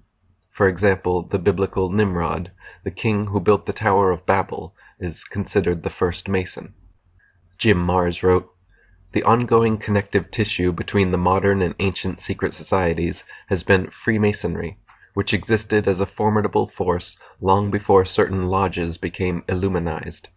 During the late Middle Ages, when any opposition to the Holy Roman Universal Catholic Church was forced deep underground, among the only organized groups able to move freely throughout Europe were the guilds of stonemasons, who maintained meeting halls, or lodges, in every major city. The Masons, who traced their own secret knowledge of architecture and building back to Egypt and beyond, were essential in the construction of Europe's churches and cathedrals. They were the direct descendants of early guilds of Masons which existed both in Egypt and Greece, and utilized esoteric construction techniques in their craft. These techniques had been passed down through the sects and mystery schools, and some continue to confound modern builders. Freemasonry evolved over the last 1,000 years from the Knights Templar, and before that traces its roots to ancient Egypt, the Egyptian mystery religion and esoteric schools. Some believe the original Masons were the builders of the pyramids, or that they hold the secrets of those early master Masons. Freemasonry is not, however, merely a builders and stoneworkers guild. Right from the first degree, initiates take blood oaths, perform occult rituals, and begin learning about a number of arcane subjects, delving deeper as they rise in degrees. Some of the subjects studied and practiced include astrology, consciousness, magic, tarot, Kabbalah, the Tree of Life, sacred geometry, divination, scrying, theosophy, numerology, symbology, alchemy, hermeticism, the chakra system, auras, energy bodies, astral projection, out-of-body experiences, kundalini, geomancy, Masonic occult history and philosophy, metaphysics, epistemology, secret handshakes, and secret gestures. Masons rise in degrees through a process of rituals and initiations. They read books like Machiavelli's The Prince and Albert Pike's Morals and Dogma, then write essays detailing whether they agree philosophically with people like Pike, Hegel, Machiavelli, and others. These essays are then sent to the headquarters of International Freemasonry and reviewed by top-level Masons. If the initiate agrees that the few should control the many and that secret society rule is virtuous, etc., then he is congratulated and promoted through higher degrees. If the initiate disagrees that the few should control the many and holds a genuinely moral position, then he is congratulated and promoted within his existing branch, never to rise above the blue degrees. Every Mason will disagree with this, however, because most Blue Lodge Masons genuinely do not know, and high-ranking Masons are sworn to secrecy. Commander of the Supreme Council of the 33rd Degree and Supreme Pontiff of Universal Freemasonry, Albert Pike, wrote in his Morals and Dogma, "The blue degrees are but the outer court or portico of the temple. Parts of the symbols are displayed there to the initiate, but he is intentionally misled by false interpretations. It is not intended that he shall understand them, but it is intended that he shall imagine that he understands them. Their true implication is reserved for the adepts, the princes of Masonry." 33rd degree Masonic historian Manly P. Hall wrote, "Freemasonry is a fraternity within a fraternity, an outer organization concealing an inner brotherhood of the elect. It is necessary to establish the existence of these two separate yet interdependent orders, the one visible and the other invisible. The visible society is a splendid camaraderie of free and accepted men enjoined to devote themselves to ethical, educational, fraternal, patriotic, and humanitarian concerns. The invisible society is a secret and most august fraternity whose members are dedicated to the service of a mysterious arcanum arcandrum, a sacred secret. Those brethren who have essayed to write the history of their craft have not included in their disquisitions, a formal discourse or treatise, the story of that truly secret inner society, which is to the body Freemasonic what the heart is to the body human. In each generation only a few are accepted into the inner sanctuary of the work. The great initiate philosophers of Freemasonry are masters of that secret doctrine which forms the invisible foundation of every great theological and rational institution. The process from a 1st to 33rd degree Freemason may take 10, 20, 30 or more years, but is not based on time. The way initiates rise degrees is through invitation by members of a higher degree. This is the nature of all secret societies. The only way to get ahead is by appeasing those ahead of you. It is through this bootlicking pyramid structure that the few bloodline elite at the top control the many at the bottom. Then, by issuing lords, knights, and vassals of various degrees along the way to do their bidding, the royals essentially control all facets of this worldwide brotherhood. Manly P. Hall wrote, "The initiated brother realizes that his so-called symbols and rituals are merely blinds fabricated by the wise to perpetuate ideas incomprehensible to the average individual. He also realizes that few Masons of today know or appreciate the mystic meaning concealed within these rituals." Jim Mars wrote, "The invitation-only 33rd degree is the highest publicly known degree. The vast majority of members look upon their affiliation with Freemasonry as little different from joining the Lions Club, the Optimists, or the Chamber of Commerce. And from their standpoint, this is true. Even Masonic literature makes clear that only those initiates who progress beyond 33rd degree status are educated in the group's true goals and secrets. This hierarchy is readily admitted by Masonic authors. There has always existed an external, elementary, popular doctrine which has served for the institution of the masses who are insufficiently prepared for deeper teaching," wrote Mason Wilmshurst. "There has been an interior, advanced doctrine, a more secret knowledge, which has been reserved for riper minds, and into which only proficient and properly prepared candidates who voluntarily sought to participate in it were initiated." The highest known formal degree of Masonry is the 33rd degree.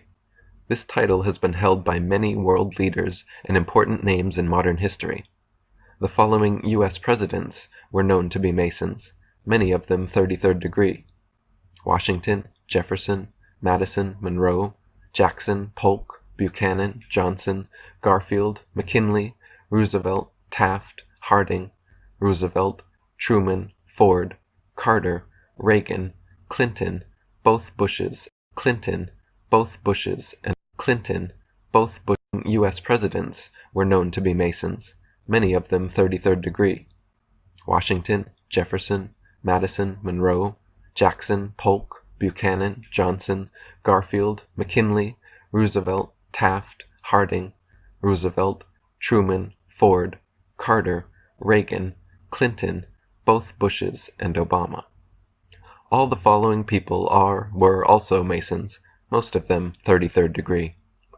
Buzz Aldrin, John Glenn, Yasser Arafat, Tony Blair, John Wilkes Booth, James Cameron, Winston Churchill, Walt Disney, Bob Dole, Frederick Engel, Newt Gingrich, Mikhail Gorbachev, Al Gore, Billy Graham, Richard Holbrooke, J. Edgar Hoover, Colonel Mandel House, Saddam Hussein, Burl Ives, Jesse James, Jesse Jackson, Henry Kissinger, Vladimir Lenin, Robert McNamara, Karl Marx, Lord Alfred Milner, Benjamin Netanyahu, Albert Pike, Prince Philip, Colin Powell, Cecil Rhodes, James Rothschild, Charles Taze Russell, Joseph Stalin, Strom Thurmond, Leon Trotsky, Paul Warburg, H.G. Wells, and thousands more. Tex Mars wrote, "When we examine the historical record of the world's most despicable mass murderers and revolutionaries, we find that almost all of them were members of Freemasonry and other secret societies of the Illuminati. Robespierre was a Freemason, Weishaupt was a Freemason, Napoleon was a Freemason, Lenin was a Freemason, Stalin was a Freemason, Truman and Roosevelt were Freemasons, Ariel Sharon is a Freemason, Bill Clinton is a Freemason, Fidel Castro is a Freemason. Traditional history insists that the Revolutionary War was fought over the British monarchy's unjust taxation of America. While this is true on one level, it is also true that the leaders of the American Revolution, the signers of the Constitution and Declaration of Independence, were all descendants of British aristocratic bloodlines, and most of them Freemasons." Manly P. Hall wrote, "Not only were many of the founders of the United States government Masons, but they received aid from a secret and august body existing in Europe which helped them to establish this country for a peculiar and particular purpose known only to the initiated few." David Obeson wrote, "The very struggle for independence seems to have been directed by the Masonic Brotherhood, and some historians insist had even been started by them." Graham Hancock wrote, "Freemasonry was the driving force behind the ideals and tenets of the American Revolution. What is less well known is the fact that there was a very close connection between the French and American Masonic lodges at that time. In those days, Freemasonry in America was regulated by United Grand Lodge in England, which appointed provincial Grand Masters in various regions of the North American continent. Before the Revolutionary War, the New World of the Americas lacked unity and autonomous identity. For almost 300 years, there was no military, constitution, or federal government. Then, within 2 short years, the snap of a historical finger, America had Continental Marines, Continental Congress, and the Articles of the Confederation. With the Declaration of Independence, the British colonialists, or Americans, officially separated from the British nationalists. Freemason and bloodline General George Washington became first President of the now United States of America, and royal rule of America switched from overt to covert. Royal and secret society rule had not changed, only the perception of governance changed, while the same DNA stayed in office. Instead of peasants well aware of their plight, knowing the monarchs and emperors oppressing them, we became peasants who actually believed we were born into a free and open system." Jim Mars wrote, "Freemasonry, the oldest and most powerful secret society in the history of the world, had planted firm roots in early-day America and even played a significant role in the American Revolution. It played an even greater role in the subsequent French Revolution, which initially was greeted with great joy and approval in the United States. The number of Masonic lodges grew and membership increased. By 1826, it was estimated that Masons in the United States numbered nearly 50,000, mostly educated and professional men. But in that year, one Mason broke ranks. It became known that a Captain William Morgan of Batavia, New York, was planning to publish a book revealing the secret symbols, handshakes, oaths, and purposes of the Freemasons. Morgan, a 30-year member of the order, wrote, "The bane of our civil institutions is to be found in Masonry, already powerful and daily becoming more so. I owe my country an exposure of its dangers." Before the book could be printed, Morgan and his publisher were kidnapped in Batavia. Irate friends and neighbors pursued the kidnappers and managed to rescue the publisher, but Morgan was not so fortunate. He was never seen again. Years later, a Mason named Henry L. Valance confided to his doctor as he lay dying that he and 2 other Masons had dropped Morgan into the Niagara River. Valance said since that night he had suffered from a guilty conscience, the mark of Cain, and sought absolution for his sin.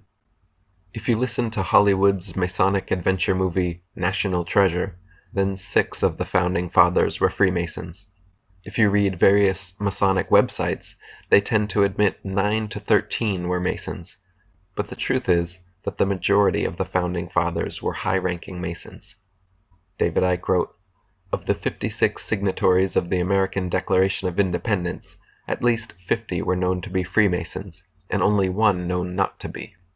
Ralph Epperson wrote, "The Supreme Council of the 33rd degree of the Scottish Rite of Freemasonry has told the student that 13 of 39 original signers of the Constitution were Masons. It is also interesting to note that there were 39 signers, exactly 3 times the Masonic number 13. 13 is an important number to the Masons. There are 13 degrees in York Rite Freemasonry, and there just happen to be 13 original colonies, including New York. New York is known as the Empire State, with the Empire State Building. But whose empire? Who's the emperor? Perhaps the York Rite Freemasons could tell us. 13 Masons signed the Constitution, along with 26, 13 times 2, non-Masons, making the 39, 13 times 3.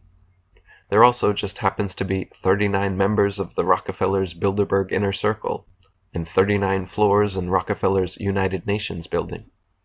The majority of the U.S. Founding Fathers, the Senate, and the presidents have been Freemasons, but those who were not usually had nothing good to say about the organization. President John Quincy Adams wrote, "I do consciously and sincerely believe that the order of Freemasonry, if not the greatest, is one of the greatest moral and political evils under which the Union is now laboring, a conspiracy of the few against the equal rights of the many. Masonry ought forever to be abolished. It is wrong, essentially wrong, a seed of evil, which can never produce any good." President Millard Fillmore wrote, "The Masonic fraternity tramples upon our rights, defeats the administration of justice, and bids defiance to every government which it cannot control."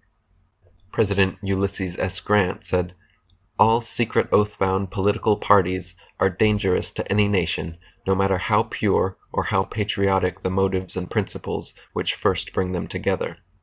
Supreme Court Chief Justice John Marshall said, "The institution of Masonry ought to be abandoned as one capable of much evil, and incapable of producing any good which might not be effected by safe and open means."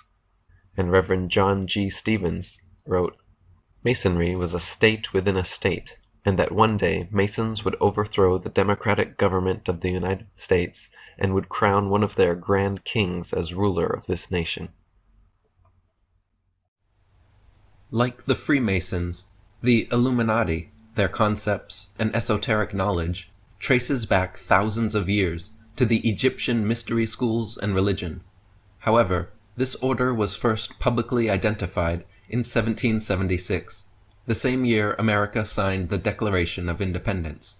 On May 1st, 1776, May Day, Adam Weishaupt, professor of law at Ingolstadt University, officially formed the Bavarian Illuminati. Fritz Springmeier wrote, "The Illuminati is the continuation of the mystery religions of Babylon and Egypt, and the bloodlines of the Illuminati go back to people who at one time lived in Babylon and Egypt." David Icke wrote, "The bloodlines and the Illuminati secret society network through which they manipulate has been the force behind many of the major empires of history.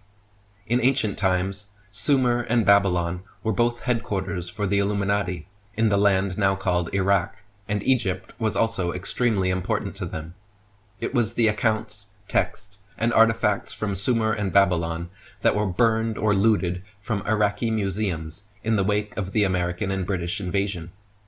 After Babylon, the Illuminati bloodline network moved its headquarters to Rome, and it was during this time that we had the Roman Empire and the creation of the Roman Church, or institutionalized Christianity. The Roman Catholic Church structure, controlled by the Jesuit secret society, remains at the heart of Illuminati operations. The operational headquarters moved into Northern Europe after the fall of the Roman Empire, and for a period it was based in Amsterdam, the Netherlands. This was when the Dutch began to build their empire through the Dutch East India Company, and they settled South Africa. In 1688, William of Orange, one of the bloodlines, invaded England from the Netherlands and took the throne as William III in 1689. William ruled jointly with Queen Mary and then by himself after her death in 1691. In that year, William signed the charter that created the Bank of England, and the global banking system began to emerge. Banking and manufactured debt has always been one of the main vehicles used by the bloodlines to control humanity. From this time, the bloodlines and their Illuminati secret society network moved their center of operation to London, and what followed, of course, was the great and enormous British Empire.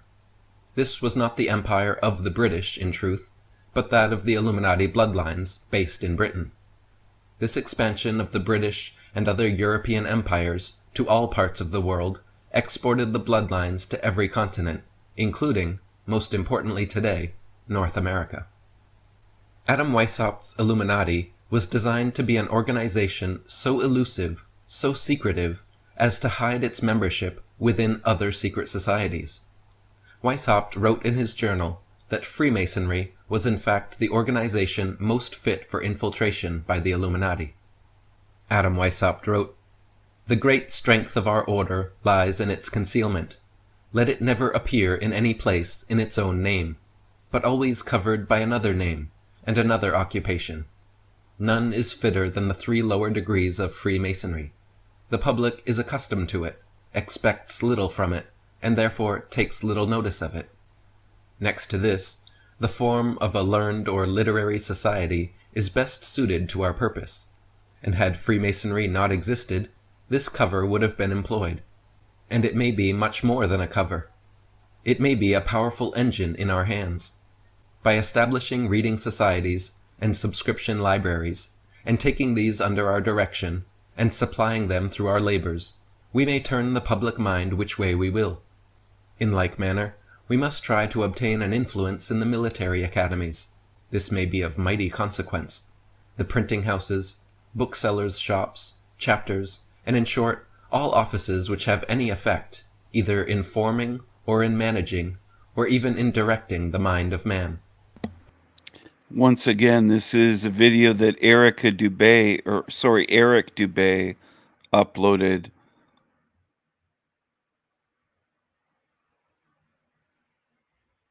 The Worldwide Secret Society Network.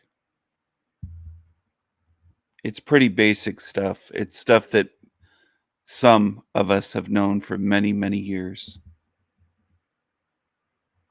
Painting and engraving are highly worthy of our care. Weishaupt himself showed little respect for the Brotherhood of Freemasonry and mocked its structure in his journals. He knew, just as the bloodlines atop the worldwide secret society pyramid know, that the whole hierarchical structure of passing formal degrees is an unnecessary process. If the point is to learn occult subjects and become illumined, then there is no need for degrees, no need to slowly reveal secrets, no need for the rituals, rewards, and regalia. Adam Weishaupt wrote, "Of all the means I know to lead men, the most effectual is a concealed mystery. The hankering of the mind is irresistible, and if once a man has taken into his head that there is a mystery in a thing, it is impossible to get it out, either by argument or experience. And then, we can so change notions by merely changing a word. What more contemptible than fanaticism? But call it enthusiasm. Then add the little word noble, and you may lead him over the world. For their sakes, and to rivet still faster their own fetters, they engage in the most corrupting of all employments. And for what? To learn something more of an order, of which every degree explodes the doctrine of a former one? Would it have hurt the young Illuminatus to have it explained to him all at once? Would not this fire his mind, when he sees with the same glance the great object, and the fitness of the means for attaining it? Would not the exalted characters of the superior, so much excelling himself in talents and virtue and happiness, otherwise the order is good for nothing, warm his heart, and fill him with emulation, since he sees in them that what is so strongly preached to him is an attainable thing? No, no, it is all a trick. He must be kept like a child, amused with rattles and stars and ribbons, and all the satisfaction he obtains is, like the Masons, the fun of seeing others running the same gauntlet. John Robison was a Mason invited to join the Illuminati in the late 18th century. After investigating the order, Robison declined the invitation and published a book which offered his conclusions instead, called Proofs of a Conspiracy Against All the Religions and Governments of Europe, carried on in the secret meetings of Freemasons, Illuminati, and reading societies. John Robison wrote, "In short, I have found that the covert of a Mason lodge had been employed in every country for venting and propagating sentiments in religion and politics that could not have circulated in public without exposing the author to great danger. I found that this impunity had gradually encouraged men of licentious principles to become more bold, and to teach doctrines subversive of all our notions of morality, of all our confidence in the moral government of the universe, of all our hopes of improvement in a future state of existence, and of all satisfaction and contentment with our present life, so long as we live in a state of civil subordination. I have been able to trace these attempts made through a course of 50 years. I have observed these doctrines gradually diffusing and mixing with all the different systems of Freemasonry, till, at last, an association has been formed for the express purpose of rooting out all the religious establishments and overturning all the existing governments of Europe. I have seen this association exerting itself zealously and systematically, till it has become almost irresistible. And I have seen that the most active leaders in the French Revolution were members of this association, and conducted their first movements according to its principles, and by means of its instructions and assistance, formerly requested and obtained. And lastly, I have seen that this association still exists, still works in secret. The association of which I have been speaking is the Order of Illuminati, abolished in 1786 by the Elector of Bavaria, but revived immediately after, under another name, and in a different form, all over Germany. It was again detected and seemingly broken up, but it had by this time taken so deep root that it still subsists without being detected, and has spread into all the countries of Europe. George Washington himself said, "It was not my intention to doubt that the doctrines of the Illuminati had not spread in the United States. On the contrary, no one is more fully satisfied of this fact than I am." As Robison alluded, the Illuminati was abolished in 1786, but was then revived immediately after under different names. It became increasingly obvious to the good guys of European Freemasonry that even more drastic measures would have to be taken against the Illuminati. In 1794, the Duke of Brunswick, the Grand Master of German Freemasonry, wrote a letter to his brethren recommending the dissolution of the entire organization, due to the fact that it had been infiltrated and was being manipulated by unseen hands. The Duke of Brunswick wrote, "I have been convinced that we, as an order, have come under the power of some very evil occult order, profoundly versed in science, both occult and otherwise, though not infallible, their methods being black magic, that is to say, electromagnetic power, hypnotism, and powerful suggestion. We are convinced that the order is being controlled by some sun order, after the nature of the Illuminati, if not by that order itself. We see our edifice, crumbling and covering the ground with ruins. We see the destruction that our hands no longer arrest. A great sect arose, which, taking for its motto the good and the happiness of man, worked in the darkness of the conspiracy to make the happiness of humanity a prey for itself. This sect is known to everyone. Its brothers are known no less than its name. It is they who have undermined the foundations of the order to the point of complete overthrow. It is by them that all humanity has been poisoned and led astray for several generations. They began by casting odium on religion. Their masters had nothing less in view than the thrones of the earth, and the governments of the nations was to be directed by their nocturnal clubs. The misuse of our order has produced all the political and moral troubles with which the world is filled today. We must, from this moment, dissolve the whole order. The Illuminati, just 18 years after its official formation, was so powerful and influential that its infiltration into Masonry caused the Duke of Brunswick to try and, quote, dissolve the whole order. Neither Freemasonry nor the Illuminati were dissolved, however, and their power and influence has only increased in the centuries since. Ralph Epperson wrote, and in 1812, the president at Harvard University, Joseph Willard, retired to preach in Vermont. He took the occasion of his retirement on July 4, 1812, to express his concern over the consequences of the then looming war. He said, quote, there is sufficient evidence that a number of societies of the Illuminati have been established in this land. They are doubtless striving to secretly undermine all our ancient institutions, civil and sacred. These societies are clearly leagued with those of the same order in Europe. We live in an alarming period. The enemies of all order are seeking our ruin. Should infidelity generally prevail, our independence would fall, of course. Our republican government would be annihilated. Nessa Webster wrote, the art of Illuminism lay in enlisting dupes as well as adepts, and by encouraging dreams of honest visionaries, or the schemes of fanatics. By flattering the vanity of ambitious egotists, by working on unbalanced brains, or by playing such passions as greed and power, to make men of totally divergent aims serve the secret purpose of the sect. People with money were welcomed, but kept oblivious of actual secrets. The purpose is to win power and riches, to undermine secular or religious government, and attain the masters of the world. When a country centralizes banking, it concentrates an enormous amount of wealth into a single institution, works mainly to make the rich richer, and opens the government to control from foreign interests.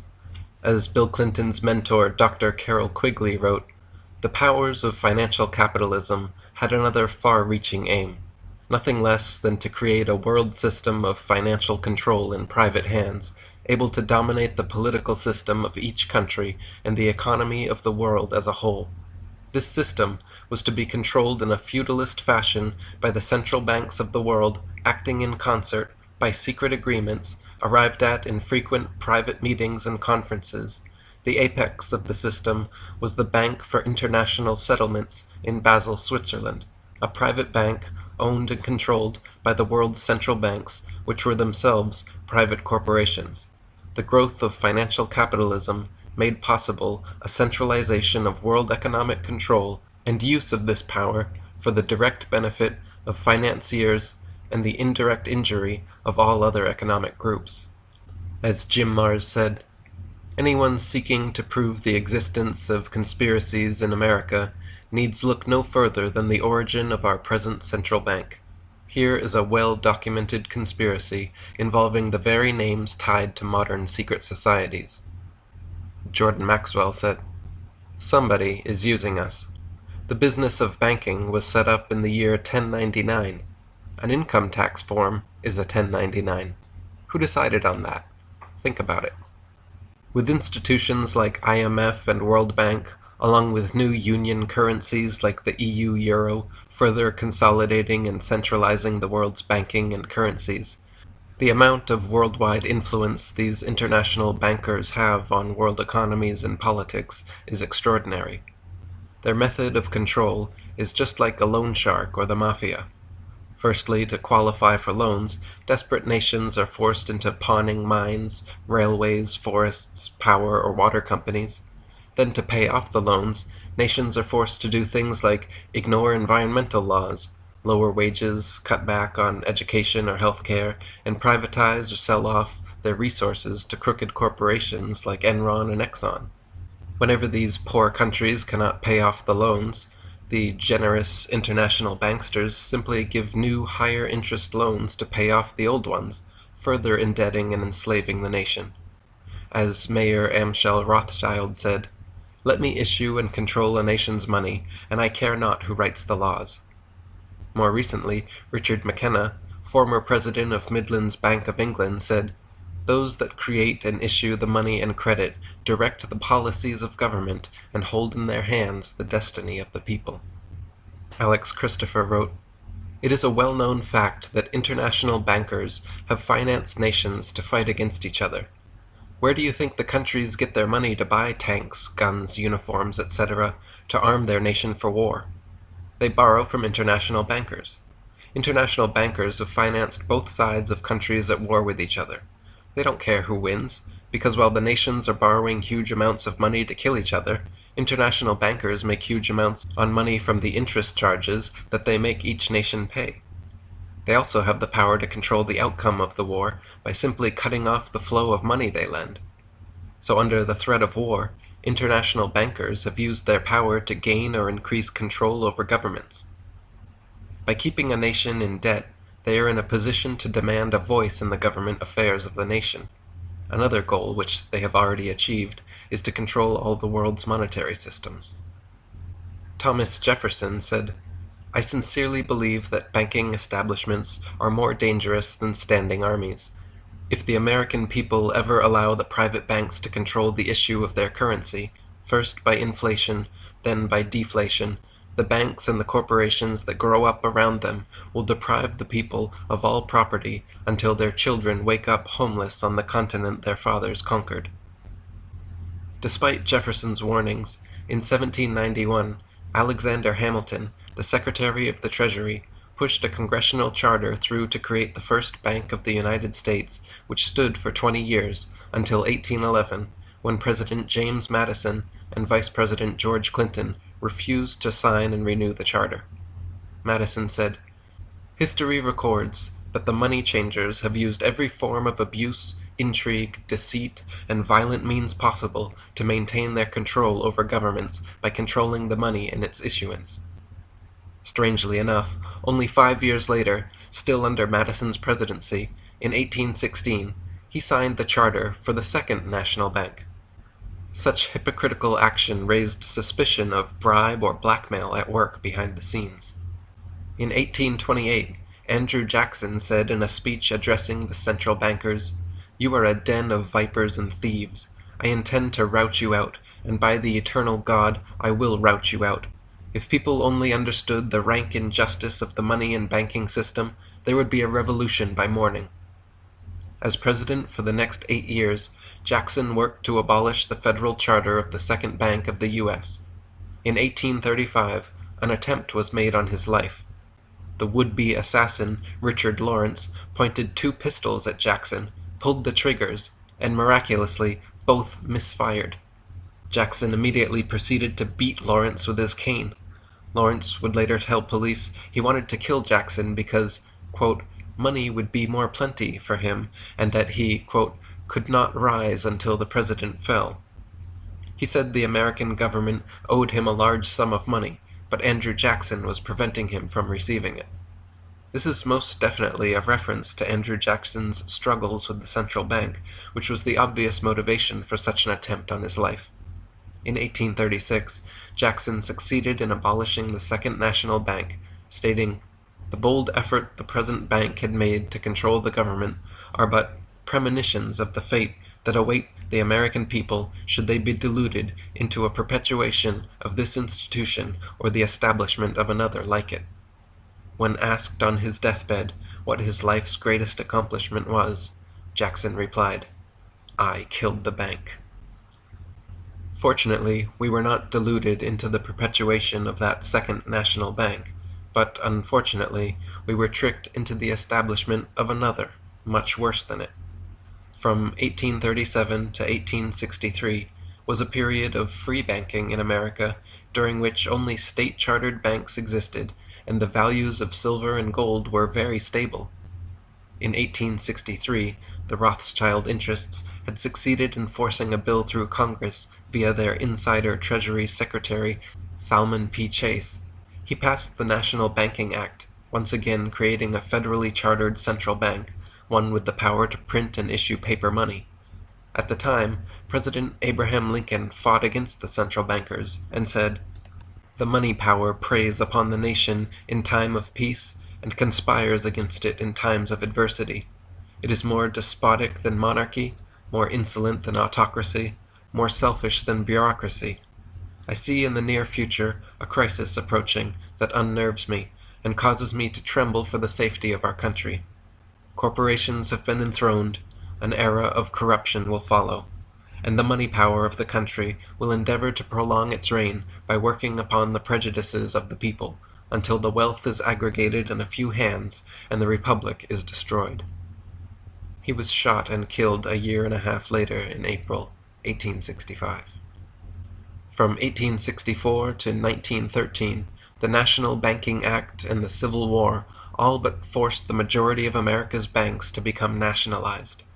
The effort to create the third U.S. central bank began in 1873, when the Bloodline International Banking Cartel engineered the first of 3 financial panics, which they used to scare the public into accepting the Federal Reserve. Eustace Mullins wrote, "A study of the panics of 1873, 1893, and 1907 indicates that these panics were the result of the international bankers' operations in London. The public was demanding in 1908 that Congress enact legislation to prevent the recurrence of artificially induced money panics. In 1881, President Garfield was assassinated less than 4 months after taking office. He was another anti-banking establishment president who took action and spoke out against them. He was coincidentally shot and killed shortly after declaring, quote, "Whosoever controls the volume of money in any country is absolute master of all industry and commerce, and when you realize that the entire system is very easily controlled, one way or another, by a few powerful men at the top, you will not have to be told how periods of inflation and depression originate." The next presidential assassination happened 20 years later when a supposed anarchist shot William McKinley twice at point-blank range. Once again, McKinley was a strong supporter of the gold standard and helped pass the Gold Standard Act of 1900, less than a year before his death. On November 22, 1910, 7 of the richest men in the world met at J.P. Morgan's personal island retreat off the coast of Georgia called Jekyll Island. The 7 men were Frank A. Vanderlip, Abraham Piet Andrew, Henry P. Davidson, Charles D. Norton, Benjamin Strong, Paul Moritz Warburg, and Nelson W. Aldrich. Behind these men stood the banking and investment interests of the Rockefellers, Rothschilds, Schiffs, Morgans, and Warburgs. The 7 Jekyll Island conspirators met for 7 days and planned a series of radical banking reforms necessary to create the Federal Reserve.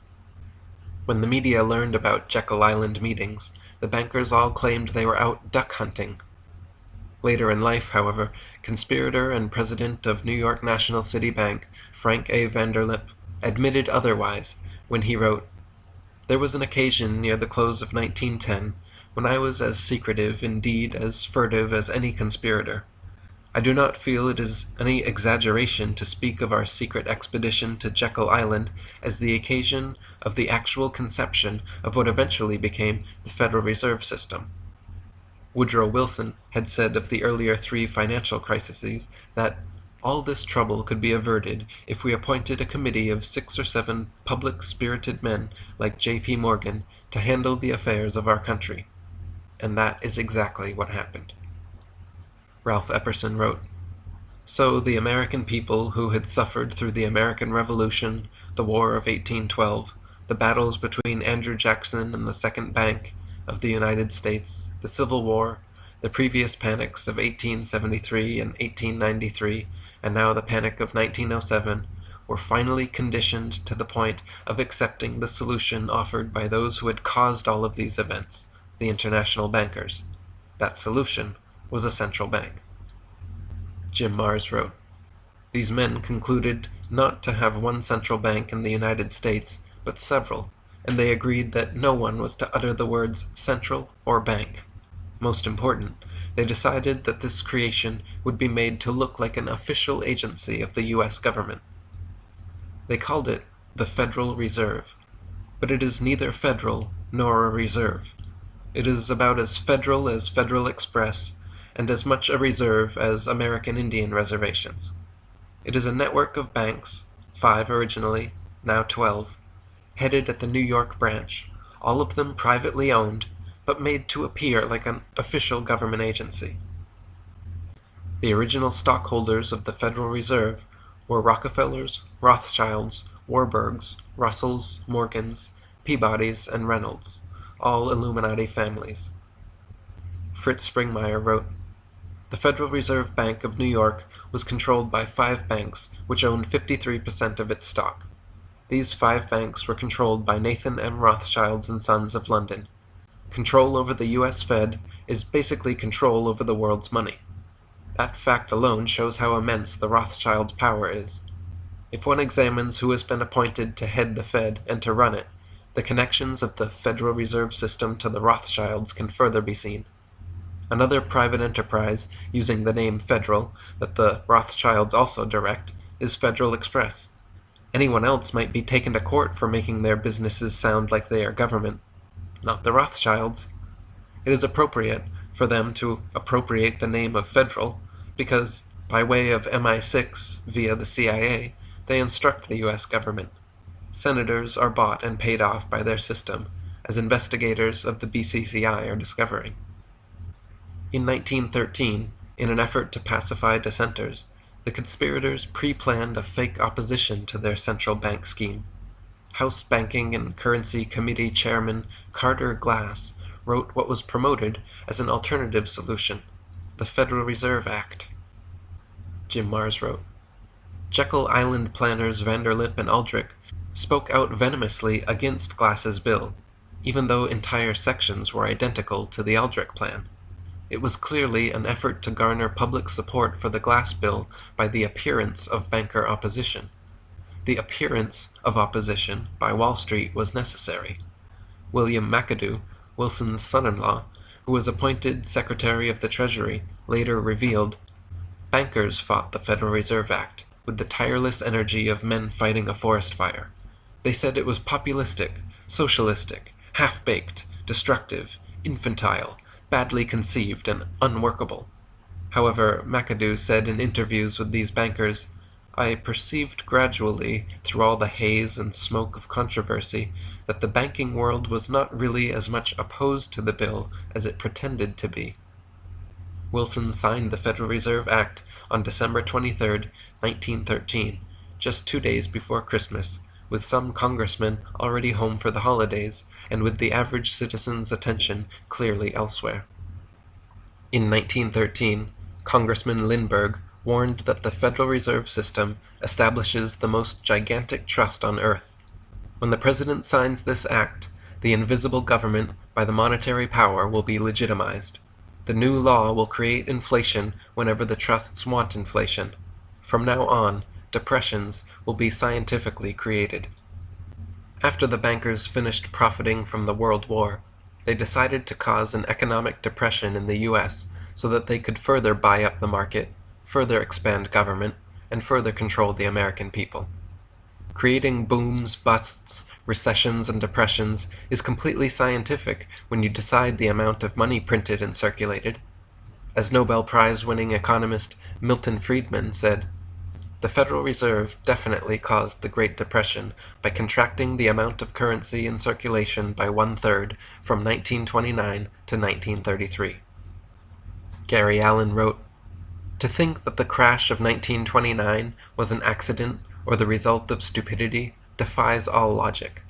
The international bankers who promoted the inflationary policies and pushed the propaganda which pumped up the stock market represented too many generations of accumulated expertise to have blundered it into the Great Depression. It was the game of boom and bust, using economic crisis to consolidate political power at the top where it can be most easily controlled. The major cause of the economic collapse was the deliberately created credit inflation by the Federal Reserve. In 6 years, it had inflated the money supply by 62%, inducing market speculations and unwise investments by middle Americans who were being set up for a shearing. When the shearing came, the sheep took a realistic look at their economy and panicked. Optimism was replaced by economic despair. Despair produced a willingness to accept a major expansion of government controls over the economy. During the Depression, Congressman Louis T. McFadden was a very outspoken voice against the Federal Reserve. Regarding the Great Depression, he said, "It was not accidental. It was a carefully contrived occurrence. The international bankers sought to bring about a condition of despair here so that they might emerge as rulers of us all." In 1932, he said, "We have in this country one of the most corrupt institutions the world has ever known. I refer to the Federal Reserve Board and the Federal Reserve Banks. The Federal Reserve Board has cheated the people of the United States out of enough money to pay the national debt 3 times over. This evil institution has impoverished and ruined the people of the United States, has bankrupted itself, and has practically bankrupted our government. It has done this through the defects of the law under which it operates, through the maladministration of the law by the Federal Reserve Board, and through the corrupt practices of the moneyed vultures who control it." Proceeding McFadden's activism, he received a series of death threats, and then died of food poisoning shortly after, under suspicious circumstances. President Franklin D. Roosevelt said in 1933, "The real truth of the matter is that a financial element in the large centers has owned the government since the days of Andrew Jackson." Ralph Epperson wrote, "Once inflation or deflation has been documented, the government economists point with pride at the supposed perpetrators, the public. They never direct their attention at the real culprit in America, the privately owned Federal Reserve System. This private banking establishment has complete control over the quantity of money in circulation. Therefore, they have the ability to create inflation or deflation whenever they choose to do so. Since the Great Depression, the Federal Reserve bankers have continued to manipulate the market for their own gain, and done so through periodic planned market plunges, after which they buy up all they can. In 1936 and 37, stock prices plummeted 50%. In 1948, dropped 16%. In 1953, down 13%. 1956 and 57, down 13%. And late in 57, down another 19%. It has continued like this every few years until today. In 1963, President Kennedy passed Executive Order 11110, which stripped the Federal Reserve from its power to loan money to the U.S. government. It also called for the printing of $450 billion in U.S.-backed debt-free currency, and gave the Treasury Department the authority to issue silver certificates against the Treasury's silver holdings. 6 months after this, JFK was killed. As soon as his successor Lyndon Johnson took office, the first thing he did was suspend the printing of JFK's silver certificates, and took them out of circulation. Ron Paul said, "It's money out of thin air. It's the secrecy of it all that's so bad. The ownership is by members of all the banks. It is something Congress created. The first central and national bank was created by Alexander Hamilton, and Jefferson got rid of it. The second one was gotten rid of by Andrew Jackson, and I'm just looking forward to being the president that gets rid of the third national bank." And Jordan Maxwell wrote, "Do you remember the television show called Mission Impossible? If you ever see a rerun, watch the opening of the show very closely. What will come up on the screen will be the insignia IMF, supposedly standing for the Impossible Mission Force.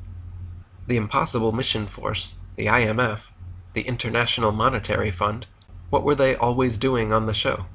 They were always tricking leaders out of positions of authority, assassinating somebody, helping people escape, or doing some other dirty deal, all in a war for power. Whose power? Of course, they were always working for some government, but the agents are not supposed to know who that is for sure. They just do their jobs, not knowing who's really hired them. The IMF just sends them out on a mission that they must perform at all costs. And if anyone should find out who's really pulling the strings, then the agents are told that we are going to disavow any connection to you. Well, that is the IMF, the International Monetary Fund, which is the power behind the Federal Reserve System, which is raping our country and destroying our economy. And these guys are doing it right in front of you, telling you what they are doing. But we just don't see it, even after they spell it out for us on television. They are even making comedies about it, like Get Smart. On one side you have chaos, and on the other you have control. And when you watch the show closely and ignore the foolishness, it is easy to see that the same operation is running both sides, creating chaos, then rushing in to control it, in order to accomplish an agenda. That is how it has always been. Get smart. They are telling you something. The Skull and Bones Secret Society was officially founded at Yale University in 1832, but finds its roots in Freemasonry, and takes its symbology from the Pirates and Brotherhood of Death. Like the Masons, Bonesmen choose their own initiates, and the only way to enter the Brotherhood is to be tapped by an existing member. Only 15 members are accepted each year, which is absolutely amazing, considering the number of important historical figures who just happen to be Skull and Bonesmen. For instance, U.S. Presidents William H. Taft, George Herbert Walker Bush, and George Walker Bush were all three members of Skull and Bones. The following U.S. Senators, Prescott Bush, John Kerry, David Boren, Jonathan Bingham, John Chafee, John Sherman Cooper, James Buckley, Chauncey Depew, Frank Bosworth Brandegee, Robert A. Taft, William Maxwell Evarts, and John Hines were all Skull and Bonesmen. Governors Averell Harriman, William Bissell, William Henry Gleason, Simeon Eben Baldwin, and David Boren were Bonesmen, and so were Congressmen Frank Bosworth Brandegee, Howard M. Baldrige, and Jonathan Brewster Bingham. Supreme Court Justices Morrison Waite, Potter Stewart, William Taft, Simeon Eben Baldwin, and Edward Baldwin Whitney were all Bones brothers. Also Pierre Jay, the first chairman of the New York Federal Reserve, and George L. Harrison, president of the New York Federal Reserve, were both Bonesmen. Fritz Springmeier wrote, "Investigations revealed that the main purpose of the Skull and Bones is to get as many members as possible into strategically placed positions of power." Robbins stated that President Bush has tapped 5 Bonesmen to join his administration. One of them is current Securities and Exchange Commissioner William Donaldson, class of 1953. Donaldson will answer no questions about the Bones. Right down the line, almost every Bonesman has proven unbelievably successful in his chosen profession. William Maxwell Evarts, class of 1837, became U.S. Secretary of State, Attorney General, and a senator. Russell Davenport, class of 1923, was editor of Fortune magazine and created the Fortune 500 list. Amory Ho Bradford, class of 1934, married Carol Warburg Rothschild and was general manager for the New York Times. Richard Gow, class of 1955, was president of George Bush's Zapata Oil Company. Winston Lord, class of 1959, was chairman of the CFR, ambassador to China, and Clinton's Assistant Secretary of State. Founder of the National Review and host of TV show Firing Line, William F. Buckley was a Bonesman, and so was Henry Luce, the founder of Time Magazine, Life, Fortune, House and Home, and Sports Illustrated. Percy Rockefeller was a prominent businessman, founder and vice president of O&Oak Corporation, and sat on the board of directors for over a dozen large corporations. Alphonso Taft was a U.S. Attorney General, Secretary of War, and ambassador to Russia and Austria. His son William Taft was President of the United States and Chief Justice of the Supreme Court. As Ron Rosenbaum said in a CBS interview, "I think Skull and Bones has had slightly more success than the Mafia in the sense that the leaders of the 5 families are all doing 100 years in jail, and the leaders of the Skull and Bones families are doing 4 and 8 years in the White House. Many Bonesmen have graduated with CIA and intelligence community jobs waiting for them too.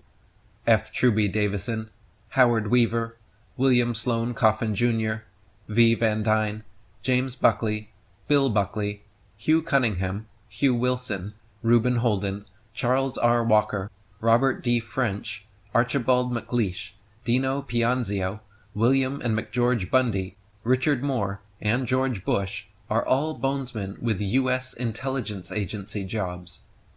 As Yale professor of history Gaddis Smith said, Yale has influenced the Central Intelligence Agency more than any other university, giving the CIA the atmosphere of a class reunion. The Skull and Bones building at the Yale campus is called the Tomb. The imagery and decor inside the tomb is of death and darkness. Crypts, tombs, skulls, bones, blood, knives, swords, armor, etc. Inside the tomb, the Skull and Bones brothers annually perform their infamous, strange, and sexually promiscuous initiations. Ear-piercing screams are often heard from outside, and many say the tomb radiates negativity that they feel physically. In April 2001, ABC News and the New York Observer filmed Bonesmen enacting mock throat-cutting rituals. In the most rumored ritual, it is said each new initiate must lay down naked, blindfolded in a casket, and masturbate while other brothers stand in a circle watching. One particularly notable Bonesman was George Bush Sr.'s grandfather, the banker and businessman George Herbert Walker, who was director of W.A. Harriman and Company, Harriman 15, American International Corporation, Georgian Manganese Corporation, Barnsdall Corporation, American Ship and Commerce Corporation, Union Banking Corporation, G.H. Walker and Company, Missouri Pacific Railroad, New Orleans, Texas, and Mexican railroads. He was also a golf enthusiast and president of the USGA United States Golf Association. The biennial Walker Cup is named after him. He had 3 sons who all graduated Yale and became Skull and Bonesmen as well. George Herbert Walker Jr., co-founder of the New York Mets. Dr. John M. Walker became a CEO, and Lewis Walker, a CIA agent. His daughter, Dorothy, married Bonesman Prescott Bush, who would become a U.S. Senator, CBS Board of Directors, vice president of his father-in-law's business Harriman and Company, and father of George Bush. Skull and Bones members often pose on both sides of the political dichotomy. For instance, The Nation magazine and New Republic on the left were financed by Willard Straight, using Payne Whitney, Skull and Bones funds, while The National Review, on the right, was published by William F. Buckley, another Bonesman. In 2004, Republican George W. Bush ran neck and neck against Democrat John Kerry, his Skull and Bones fraternity brother, and 16th cousin. As Dan Thompson wrote, both President Bush and John Kerry have appeared on national television with political pundit Tim Russert of Meet the Press. Both of them refused to answer any questions about their lifelong membership to the Skull and Bones fraternity. Their method of manipulation uses the bipartisan system as a control mechanism. By having members on both the political left and right, they create the boundaries, divide the issues, and control the playing field. You do the math. What are the odds that the top 2 candidates for the presidency of a 300+ million person nation would be 16th cousins and members of the same organization reputed by many to be the most powerful secret society in America? In MSNBC interviews, when asked pointed questions about the implications of their membership in Skull and Bones, both Bush and Kerry laughed and changed the subject, refusing to answer. As U.S. Naval Intelligence Lieutenant Commander Al Martin said, "You have to look at the entire Bush family in this context, as if the entire family ran a corporation called Frauds Are Us. Each member of the family, George Sr., George Jr., Neil, Jeb, Prescott, Wally, etc., have their own specialty of fraud. George Jr.'s specialty was insurance and security fraud. Jeb's specialty was oil and gas fraud. Neil's specialty was real estate fraud. Prescott's specialty was banking fraud. Wally's specialty was securities fraud. And George Sr.'s specialty? All of the above. Prescott Bush, Jonathan Bush, George Herbert Walker, George Herbert Walker Bush, and George Walker Bush are all members of the Bush family in Skull and Bones. When George W. Bush entered office, he brought 5 bonesmen into his administration. Major players in Skull and Bones have financed both sides of world wars and the Russian Revolution. They have controlled the left-right political paradigm and helped pave the way for a new world order. In 1992, George H.W. Bush told White House reporter Sarah McClendon, quote, "If the people were to ever find out what we, the Bushes, have done, we would be chased down the streets and lynched." When French Freemason Pierre L'Enfant designed the layout of Washington, D.C., he placed occult symbols everywhere. The most impressive of these directly relates to the Bohemian Grove Society. When seen from an aerial view, the U.S. Congress building, surrounding roads, trees, and structures, clearly formed the picture of an owl sitting atop a pyramid. The same owl appears on the National Press Club logo, the Congress building itself, and the upper right-hand corner of every U.S. dollar bill. What does this owl symbolize, and why is it hidden in our architecture and currency? David Icke wrote, "The roads within the grounds of the Congress building make the very clear symbol of an owl.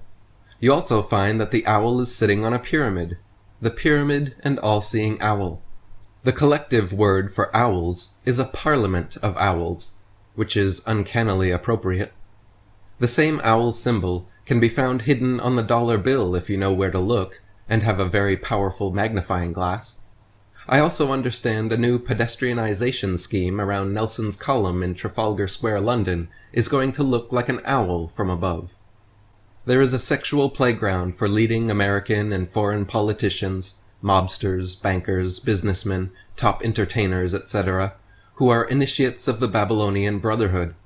It is called Bohemian Grove, 75 miles north of San Francisco in California, near the hamlet of Monte Rio, alongside the Russian River in Sonoma County. I went to the area in 1997 to have a look around, and when I told the hotel receptionist where I was going, she warned me to be very careful, because some people who had been to investigate had never been seen again. Bohemian Grove is a 2,700-acre forest retreat for the elite. Every July since 1873, hundreds, now thousands of top politicians, bankers, businessmen, and media persons seen again. Bohemian Grove is a 2,700-acre forest retreat for the elite. Every July since 1873, hundreds, now thousands of top politicians, bankers, businessmen, and media personalities gather at the Grove for 2 weeks of events, ranging from the expected, such as meetings, speeches, and lectures, to the very unexpected, like drunken mass orgies and mock human sacrifice rituals affront a 40-foot-tall statue of a Babylonian owl god. Such craziness was often discounted as hearsay by naysayers, that is, until author and filmmaker Alex Jones infiltrated the Grove in 2000 and shot clear video footage of the cremation of care ritual in his film Dark Secrets Inside Bohemian Grove. Alex Jones said, "At this point, I should digress and go back and say that as we were walking into the Grove, we actually came within about 10 yards of the 40-foot stone owl that sits to the north side of the small lake. We were only about 7 yards away from the black altar that sits at the base of the owl. So already at this point, we had proven that the rumors were true. Yes, there is a giant stone owl. Yes, there is an altar.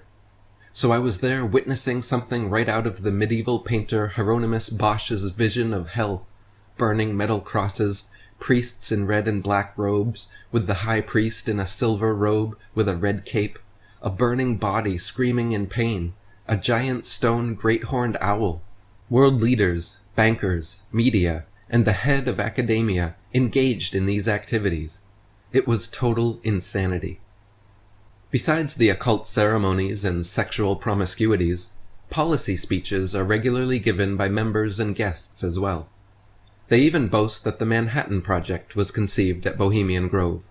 Edward Teller, the father of the H-bomb, and Glenn Seaborg, who developed plutonium, were both Grovers. Other past and regular attendees include George Bush Sr. and Jr., Bill Clinton, Ronald Reagan, Richard Nixon, Jimmy Carter, Gerald Ford, Dwight Eisenhower, Lyndon Johnson, Herbert Hoover, Robert and Joseph Kennedy, David, Lawrence and Nelson Rockefeller, Dick Cheney, Al Gore, Dan Quayle, Colin Powell, Henry Kissinger, Donald Rumsfeld, Newt Gingrich, Alan Greenspan, David Gergen, George Shultz, William Casey, William F. Buckley, Robert Novak, Ray Kroc, Prince Bandar bin Abdul Aziz, Mikhail Gorbachev, James Woolsey, Earl Warren, Walter Cronkite, William Randolph Hearst, Andrew Knight, Burt Bacharach, Bing Crosby, and Bob Hope, just to scratch the surface. Jordan Maxwell wrote, "Now I have to ask you, what are ex-presidents of the United States, such as Jimmy Carter, Richard Nixon, Gerald Ford, Ronald Reagan, and George Bush, doing there? These are all living presidents, standing there in unison, the whole line of them, in uniforms, looking like KKK members in front of a great bonfire, worshipping an owl. The last 2 weeks of July of every year, a secret meeting is held in our country, in Northern California, by the world's most powerful people. Bankers, politicians, industrialists, entertainment luminaries, a huge composite of puissant world figures. This group is directly linked with the European ruling elites, and is commonly known as the Bohemian Society. Our now famous Council on Foreign Relations, the government behind the American government, is represented at the Bohemian Grove, along with members of the Bilderberg Group of Europe. A meeting is held once a year there to decide on a worldwide scale a manipulative agenda concerning your future. A shining example of true democracy carried on in the dark. Obviously, here your vote doesn't count. Appropriately, the owl was chosen as a symbol for this ilk, for it too is at home in the dark. The name Bohemian carries a dictionary definition as a community of persons who adopt manners and mores conspicuously different from those expected or approved of by the majority of society, who disregard conventional standards of behavior. No wonder they want no input from you. The Round Table is a secret society that was started around the turn of the 20th century by Freemason and Rothschild agent Lord Alfred Milner, who was entrusted the mission by Cecil Rhodes. When statesman and businessman Cecil Rhodes died in 1902, he was one of the wealthiest men in the world. In his will, Rhodes devoted his entire fortune to the creation of the Round Table groups, the purpose of which would ultimately be to form a world government, or as he said in the will, to and for the establishment, promotion, and development of a secret society, the true aim and object whereof shall be for the extension of British rule throughout the world. Cecil Rhodes' strong desire for world government was epitomized in his statement, "I would annex the planets if I could." Dr. Carroll Quigley wrote, "In the middle 1890s, Rhodes had a personal income of at least £1 million a year, which he spent so freely for mysterious purposes that he was usually overdrawn on his account. Cecil Rhodes' commitment to a conspiracy to establish world government was set down in a series of wills described by Frank Edelet in his book American Rhodes Scholarships. Frank Edelet wrote, quote, "In 1888, Rhodes made his third will, leaving everything to Lord Rothschild, his financier in mining enterprises, with an accompanying letter enclosing the written matter discussed between us. The model for this proposed secret society was the Society of Jesus, though he mentions also the Masons. The secret society was organized on the conspiratorial pattern of circles within circles. Professor Quigley informs us that the central part of the secret society was established by March 1891 using Rhodes's money. The organization was run for Rothschild by Lord Alfred Milner. The Round Table worked behind the scenes at the highest levels of British government, influencing foreign policy and England's involvement and conduct of World War I. Bill Clinton was a Rhodes Scholar and a student of Round Table researcher Professor Quigley at Georgetown University. In his presidential acceptance speech, he thanked Dr. Quigley and called him his mentor. Carroll Quigley was not only a longtime researcher of the Round Table, but was brought inside for a couple years as official historian. He wrote about this in his 1966 book, Tragedy and Hope. Dr. Quigley wrote, "The Rhodes Scholarships, which Clinton received, are known to everyone. What is not so widely known is that Rhodes in 5 previous wills left his fortune to form a secret society which was to devote itself to the preservation and expansion of the British Empire. And what does not seem to be known to anyone is that this secret society continues to exist to this day. There does exist, and has existed for a generation, an international Anglophile network which operates, to some extent, in the way the radical right believes the communists act. In fact, this network, which we may identify as the Round Table groups, has no aversion to cooperating with the communists or any other groups, and frequently does so. I know of the operations of this network because I have studied it for 20 years, and was permitted for 2 years, in the early 1960s, to examine its papers and secret records. I have no aversion to it, or to most of its aims, and have, for much of my life, been close to it, and to many of its instruments. I have objected both in the past and recently to a few of its policies, but in general my chief difference of opinion is that it wishes to remain unknown, and I believe its role in history is significant enough to be known." David Icke wrote, "One of the most important secret societies within the Illuminati web is called the Round Table. It is based in Britain, with branches across the world, and it is the Round Table that orchestrates the network of the Bilderberg Group, Council on Foreign Relations, Trilateral Commission, and the Royal Institute of International Affairs."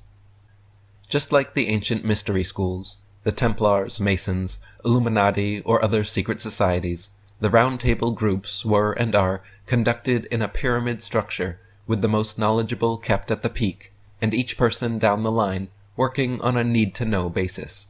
Or as Rhodes discussed in his will, a succession of inner and outer circles.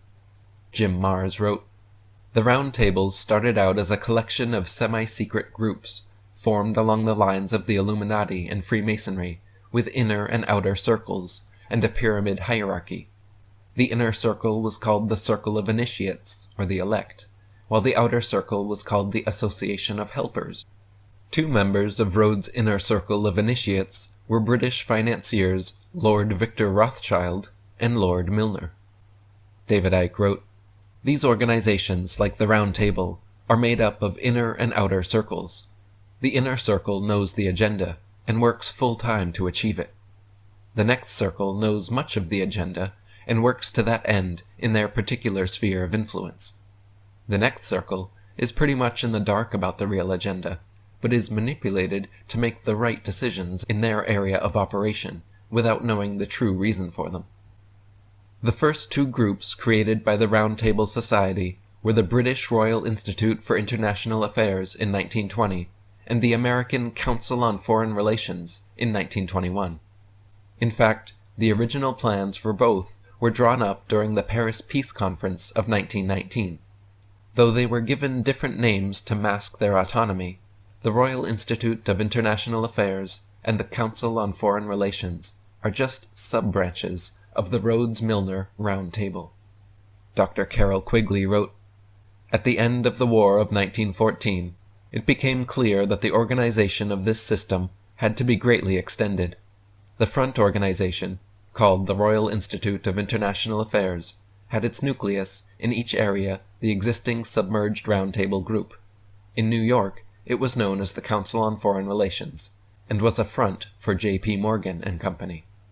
Gary Allen wrote, Later, the plan was changed to create an ostensible autonomy because, quote, it seemed unwise to set up a single institute with branches. It had to be made to appear that the CFR in America and the RIIA in Britain were really independent bodies, lest the American public become aware the CFR was in fact a subsidiary of the Round Table Group and react in patriotic fury.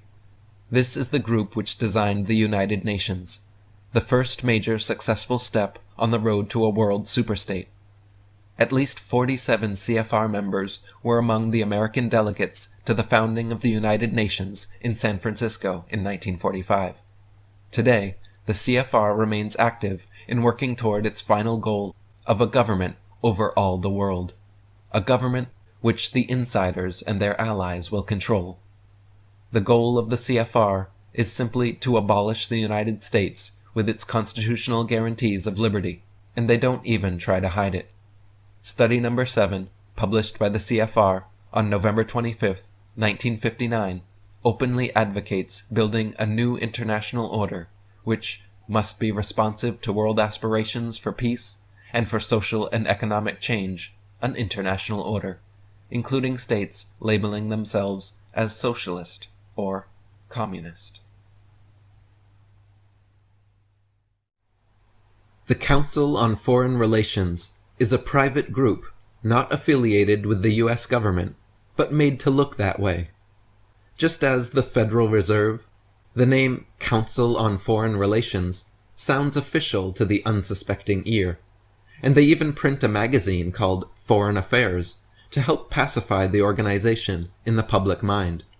But the truth is, the CFR is not a council belonging to the U.S. government, and is, in fact, a secret society masquerading as an official organization. If they called it Republicrats for World Government, or Demopublican Global Governance Group, then the herd might notice. Even if they called it the American Royal Institute for International Affairs, the sheeple might raise an eyebrow. This is the same reason our American leaders are called presidents and not prime ministers, even though they are all royalty. Admiral Chester Ward was a U.S. Judge Advocate General of the Navy and CFR member for 16 years. He said the purpose of the CFR was, quote, promoting disarmament and the submergence of U.S. sovereignty and national independence into an all-powerful one-world government. In his book, Kissinger on the Couch, Ward wrote, "The lust to surrender the sovereignty and independence of the United States is pervasive throughout most of the membership, and particularly in the leadership of several divergent cliques that make up what is actually a polycentric organization." Harper's in July 1958 wrote, "The most powerful clique in these CFR groups has one objective in common. They want to bring about the surrender of the sovereignty and the national independence of the U.S. They want to end national boundaries and racial and ethnic loyalties, supposedly to increase business and ensure world peace. What they strive for would inevitably lead to dictatorship and loss of freedoms by the people." Congressman John Rarick in 1971 said, "The Council on Foreign Relations is the establishment. Not only does it have influence and power in key decision-making positions at the highest levels of government to apply pressure from above, but it also announces and uses individuals and groups to bring pressure from below, to justify the high-level decisions for converting the U.S. from a sovereign constitutional republic into a servile member state of a one-world dictatorship." CFR membership is made up of past, present, and future presidents, secretaries of state, secretaries of defense, ambassadors, senators, congressmen, judges, Federal Reserve System presidents and chairmen, bankers, military leaders, media owners and personalities, lobbyist lawyers, corporate executives, think tank executives, and university presidents. CFR membership is composed of the most influential Americans of the century. Just look at the household names belonging to the CFR. George Bush, Bill Clinton, Hillary Clinton, Jimmy Carter, Gerald Ford, Richard Nixon, John F. Kennedy, Dwight Eisenhower, Herbert Hoover, Robert Kennedy, Al Gore, Condoleezza Rice, Jesse Jackson, Colin Powell, Strobe Talbot, James Woolsey, John Dulles, Michael Dukakis, Fred Thompson, John McCain, Barack Obama, Mitt Romney, Rudy Giuliani, John Edwards, Michael Bloomberg, John Kerry, Thomas Keane, Henry Kissinger, Zbigniew Brzezinski, Jonathan Bush, Angelina Jolie, Dan Rather, Diane Sawyer, Barbara Walters, Consuelo Mack, Warren Beatty, William Buckley Jr., Newt Gingrich, Alan Greenspan, Paul Wolfowitz, Averill and Pamela Harriman, David, Nelson, and Jay Rockefeller, William and McGeorge Bundy, Brent Scowcroft, and Paul Warburg. Here is just a sampling of the CFR's corporate members: ABC News, American Express, Bank of America, Boeing, Chevron, Citigroup, Coca-Cola, De Beers, ExxonMobil, FedEx, Ford, GE, Google, Halliburton, Heinz, IBM, Lockheed Martin, MasterCard, Merck, Merrill Lynch, Motorola, NASDAQ, News Corp, Nike, PepsiCo, Pfizer, Shell Oil, Sony, Time Warner, Toyota, Verizon, and Visa. Gary Allen wrote, "Although the membership of the CFR is a veritable who's who in big business and the media, probably only 1 person in 1,000 is familiar with the organization itself, and even fewer are aware of its real purposes. During its first 50 years of existence, the CFR was almost never mentioned by any of the moguls of the mass media. And when you realize that the membership of the CFR includes top executives from the New York Times, the Washington Post, the Los Angeles Times, the night newspaper chain, NBC, CBS, Time, Life, Fortune, Businessweek, U.S. News and World Report, and many others, you can be sure that such anonymity is not accidental. It is deliberate. They control or own major newspapers, magazines, radio, and television networks, and they control the most powerful companies in the book publishing business. Nearly every U.S. president since its inception has been a CFR member. Even the non-CFR presidents have had administrations full of members. For instance, Ronald Reagan wasn't a CFR member, but his vice president George Bush was CFR, and so were 28 members of his transition team alone. George W. Bush was not a CFR member either, but his father and uncle are. His vice president Dick Cheney is, and his administration is swarming with them. At the founding meeting of the United Nations, there were 74 CFR members. The Clinton administration had over 100 CFR members. The Nixon administration had over 115 CFR members, all in key executive branch positions, most of whom continued through the Ford years, and a few of whom are still in power today. The Council on Foreign Relations, like Skull and Bones, always promotes candidates from both the Democrat and Republican parties, thus ensuring a win for the New World Order. In 1952 and 1956, CFR Republican Dwight Eisenhower ran against CFR Democrat Adlai Stevenson. In 1960, it was CFR Republican Richard Nixon against CFR Democrat John F. Kennedy. In 1964, neither candidate was CFR, but Barry Goldwater was a Freemason, and Lyndon Johnson's administration was full of CFR members. In 1968, it was CFR Republican Richard Nixon versus CFR Democrat Hubert Humphrey. In 1972 was Nixon again versus CFR Democrat George McGovern. In 1976, CFR Republican Gerald Ford lost to CFR Democrat Jimmy Carter. In 1980 was Mason Republican Ronald Reagan versus CFR Democrat Jimmy Carter and CFR Independent John Anderson. 1984 was Reagan again against CFR Democrat Walter Mondale. In 1988, CFR Republican George Bush ran against CFR Democrat Michael Dukakis.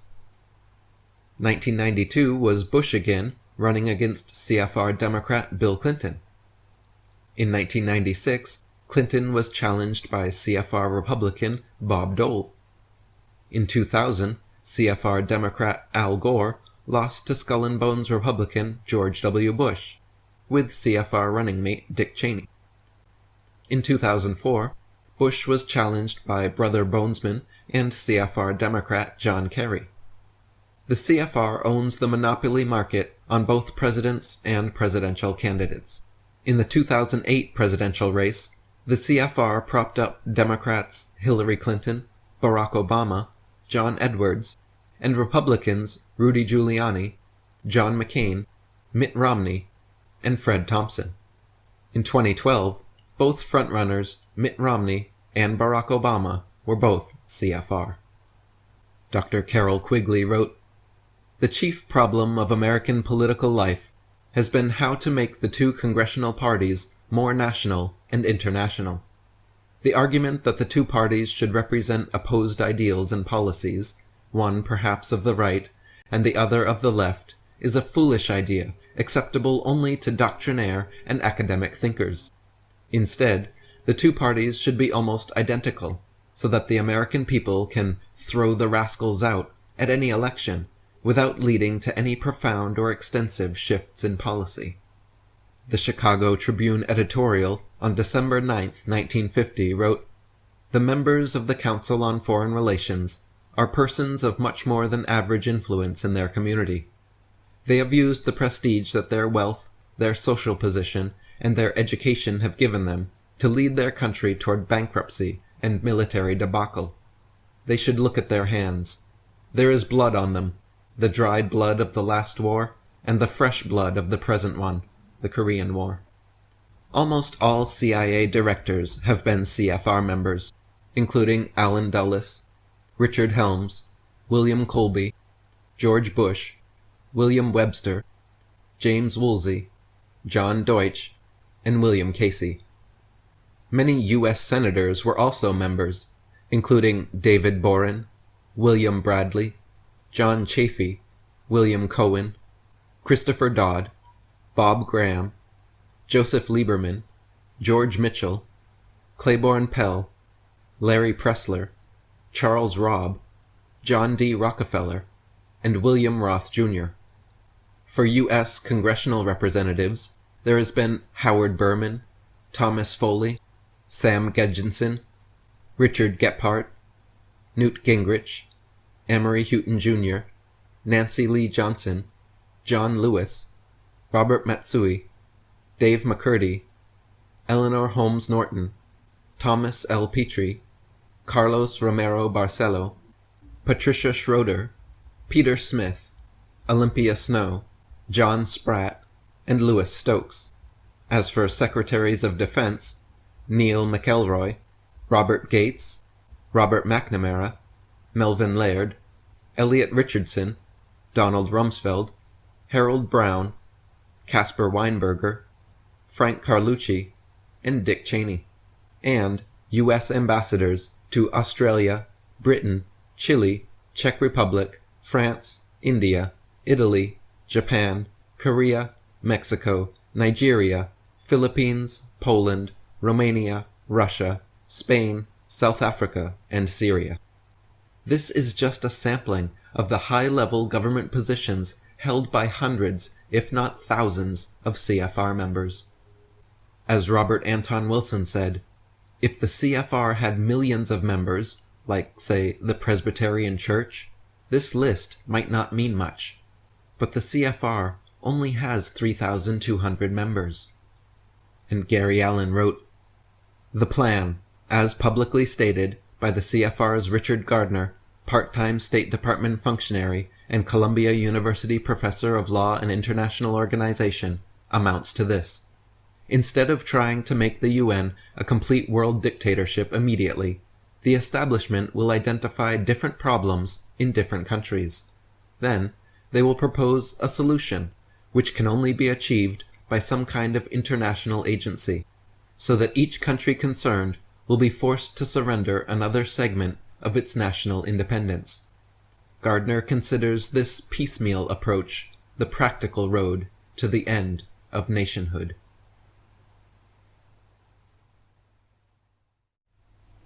The Bilderberg Group is an annual conference of elites so secretive it was nameless until being coined the Bilderberg Group after its original meeting place. They first convened in 1954 at the Bilderberg Hotel in Holland under direction of Prince Bernhard and David Rockefeller. There is a core of 39 regulars with nearly 130 elites in politics, banking, business, and the media invited each year. Paul Joseph Watson wrote, "Surely senior officials of the World Trade Organization, Federal Reserve, financial institutions like Rockefeller, the man himself, the EU and UN world government models, and corporate oil conglomerates couldn't belong to the same group as the leading politicians and the media." Well, they do. They all belong to the Bilderberg Group. Alex Jones wrote, "In 1954, the elite of the world met in secret at the Bilderberg Hotel in Holland. The Bilderberg Group would later admit that their mission was the formation of the EU. Once the EU was established, under the guise of trade deals, a North American Union and Asian Union would be formed. The three interlocking superstates form the core of the world government, while the United Nations would serve as a world regulatory and enforcement body over the Third World subregions. The Bilderberg Group consists of the heads of all the managing roundtable groups that steer individual countries. Picture the elite power structure of the world as a giant pyramid, with only the elite of the elite at the tip-top of the capstone. The group has been so secretive that until the mid-1980s, the controlled corporate media denied its existence. Into the late 1990s, coverage only consisted of rare one-line mentions, but with the rise of the alternative media, their stranglehold on information has begun to slip. In the Illuminati hierarchy, Bilderberg Group is above and controls the Council on Foreign Relations, the Royal Institute of International Affairs, and the Trilateral Commission. It is composed of kings, queens, princes and princesses, presidents and prime ministers from all over the world, IMF, World Bank, and Federal Reserve heads, U.S. senators, CFR members, EU commissioners, Rockefellers, Rothschilds, journalists, TV news anchors, CEOs, and more.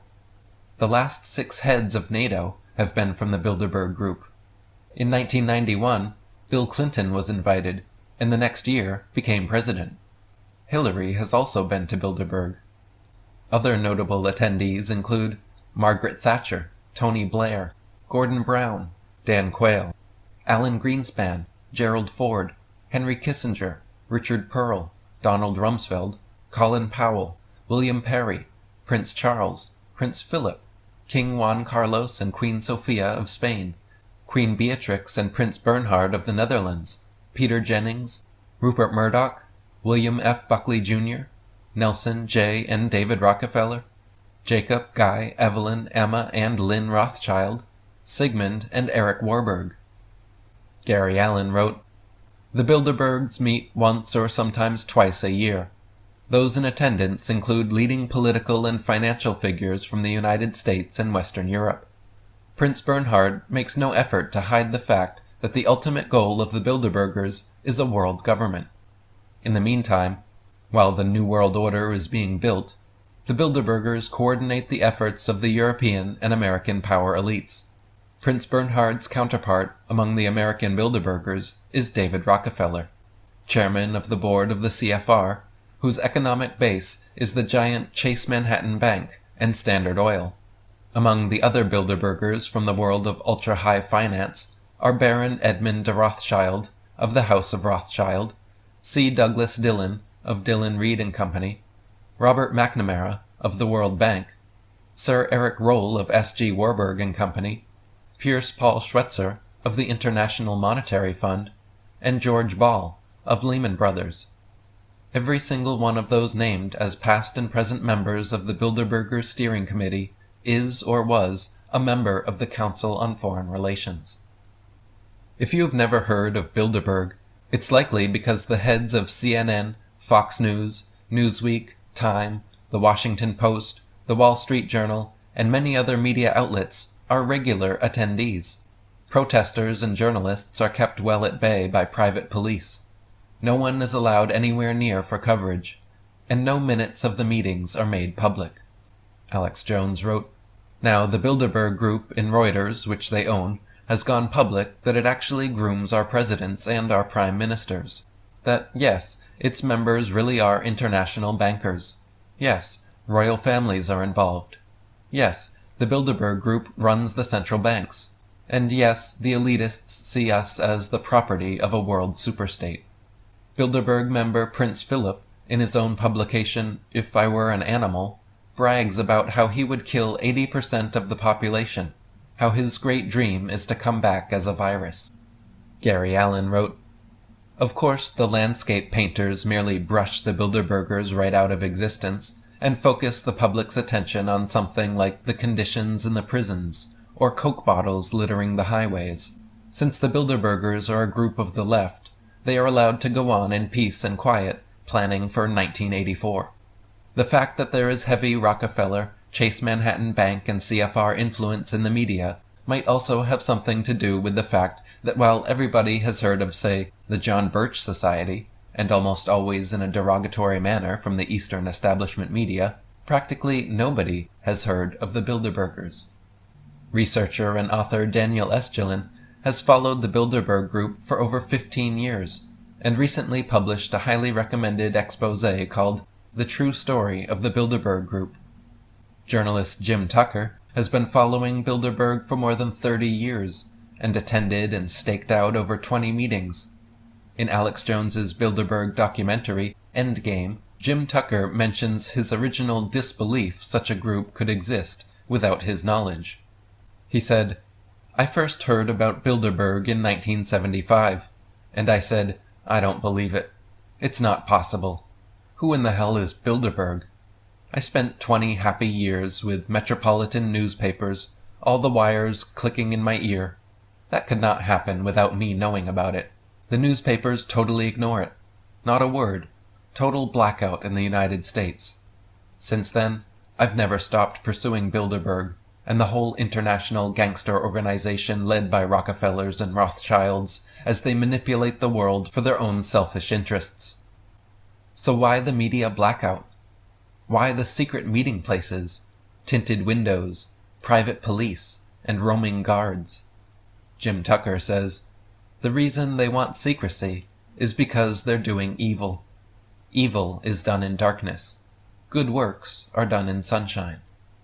Or as C. Gordon Tether said, "If the Bilderberg Group is not a conspiracy of some sort, it is conducted in such a way as to give a remarkably good imitation of one." Jim Marrs wrote, "If the CFR, the Trilateral Commission, and the Bilderbergers are simply innocent, well-intentioned people working to bring about a peaceful and prosperous world, as they claim, then why all the secrecy? Why all the front organizations, some of which are the antithesis of others? Why do they obviously distrust public attention? Which leads to the single most important question: if they do create a centralized one-world government, what's to prevent some tyrant from taking control?"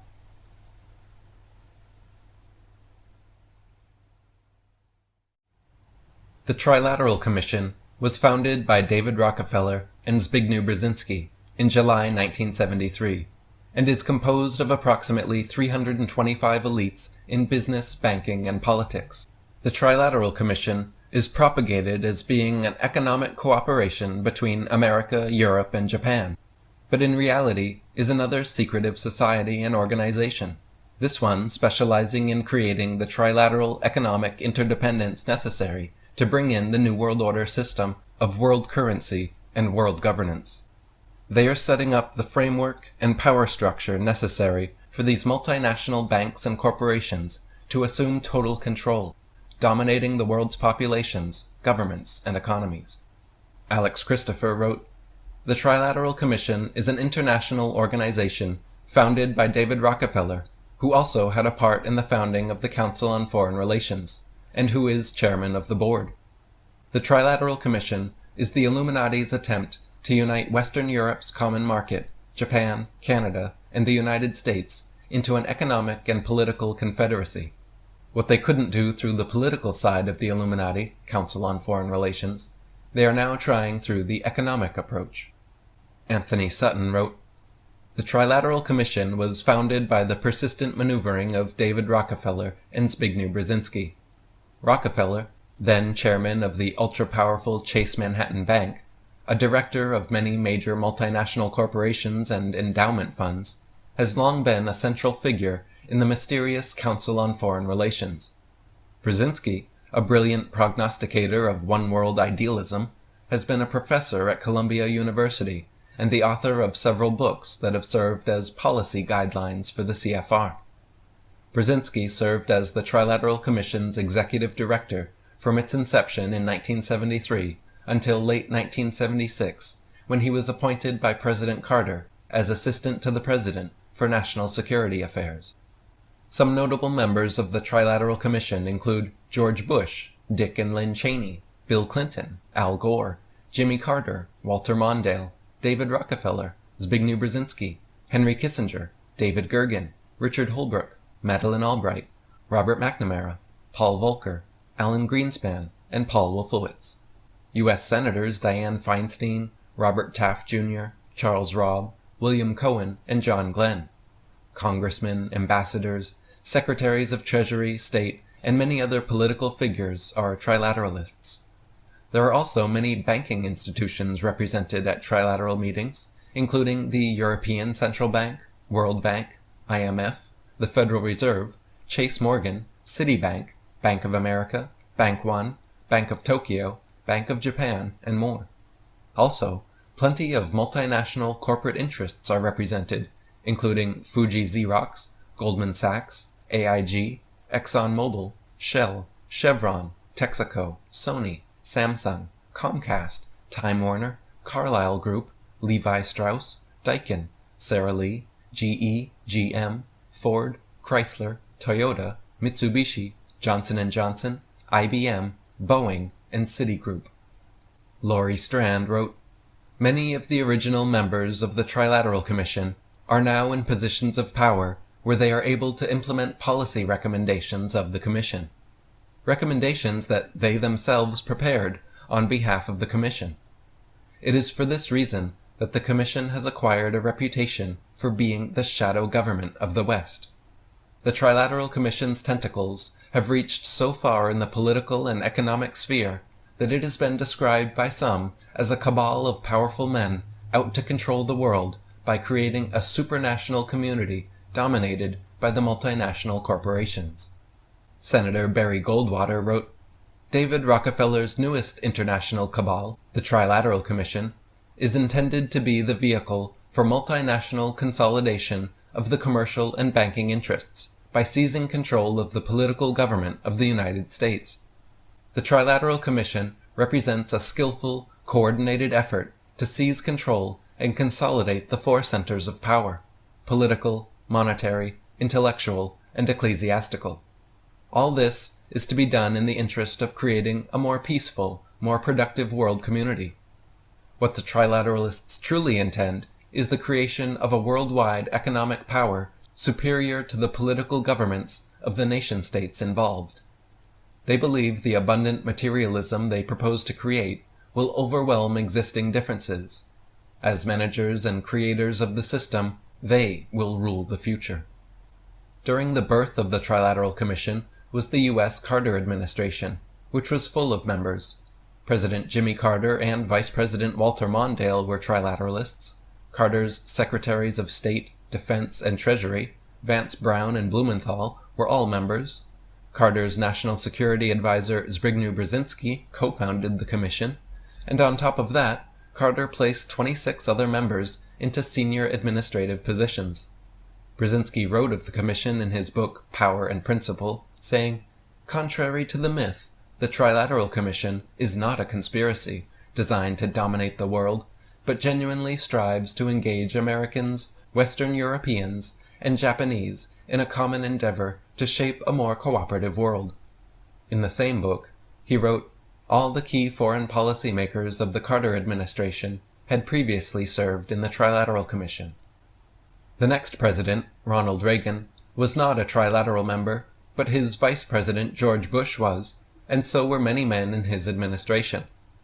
After Reagan was 8 years of Bush the trilateralist, then 8 years of Clinton the trilateralist, both of whom appointed dozens of other members to high-level positions. Bush Jr. is not a member, but his father is, his Vice President Cheney is, and he has appointed members to his cabinet. At a Trilateral Commission meeting in 1991, David Rockefeller actually said, "We are grateful to the Washington Post, the New York Times, Time Magazine, and other great publications whose directors have attended our meetings and respected their promises of discretion for almost 40 years. It would have been impossible for us to develop our plan for the world if we had been subject to the bright lights of publicity during those years. But the work is now much more sophisticated and prepared to march towards a world government.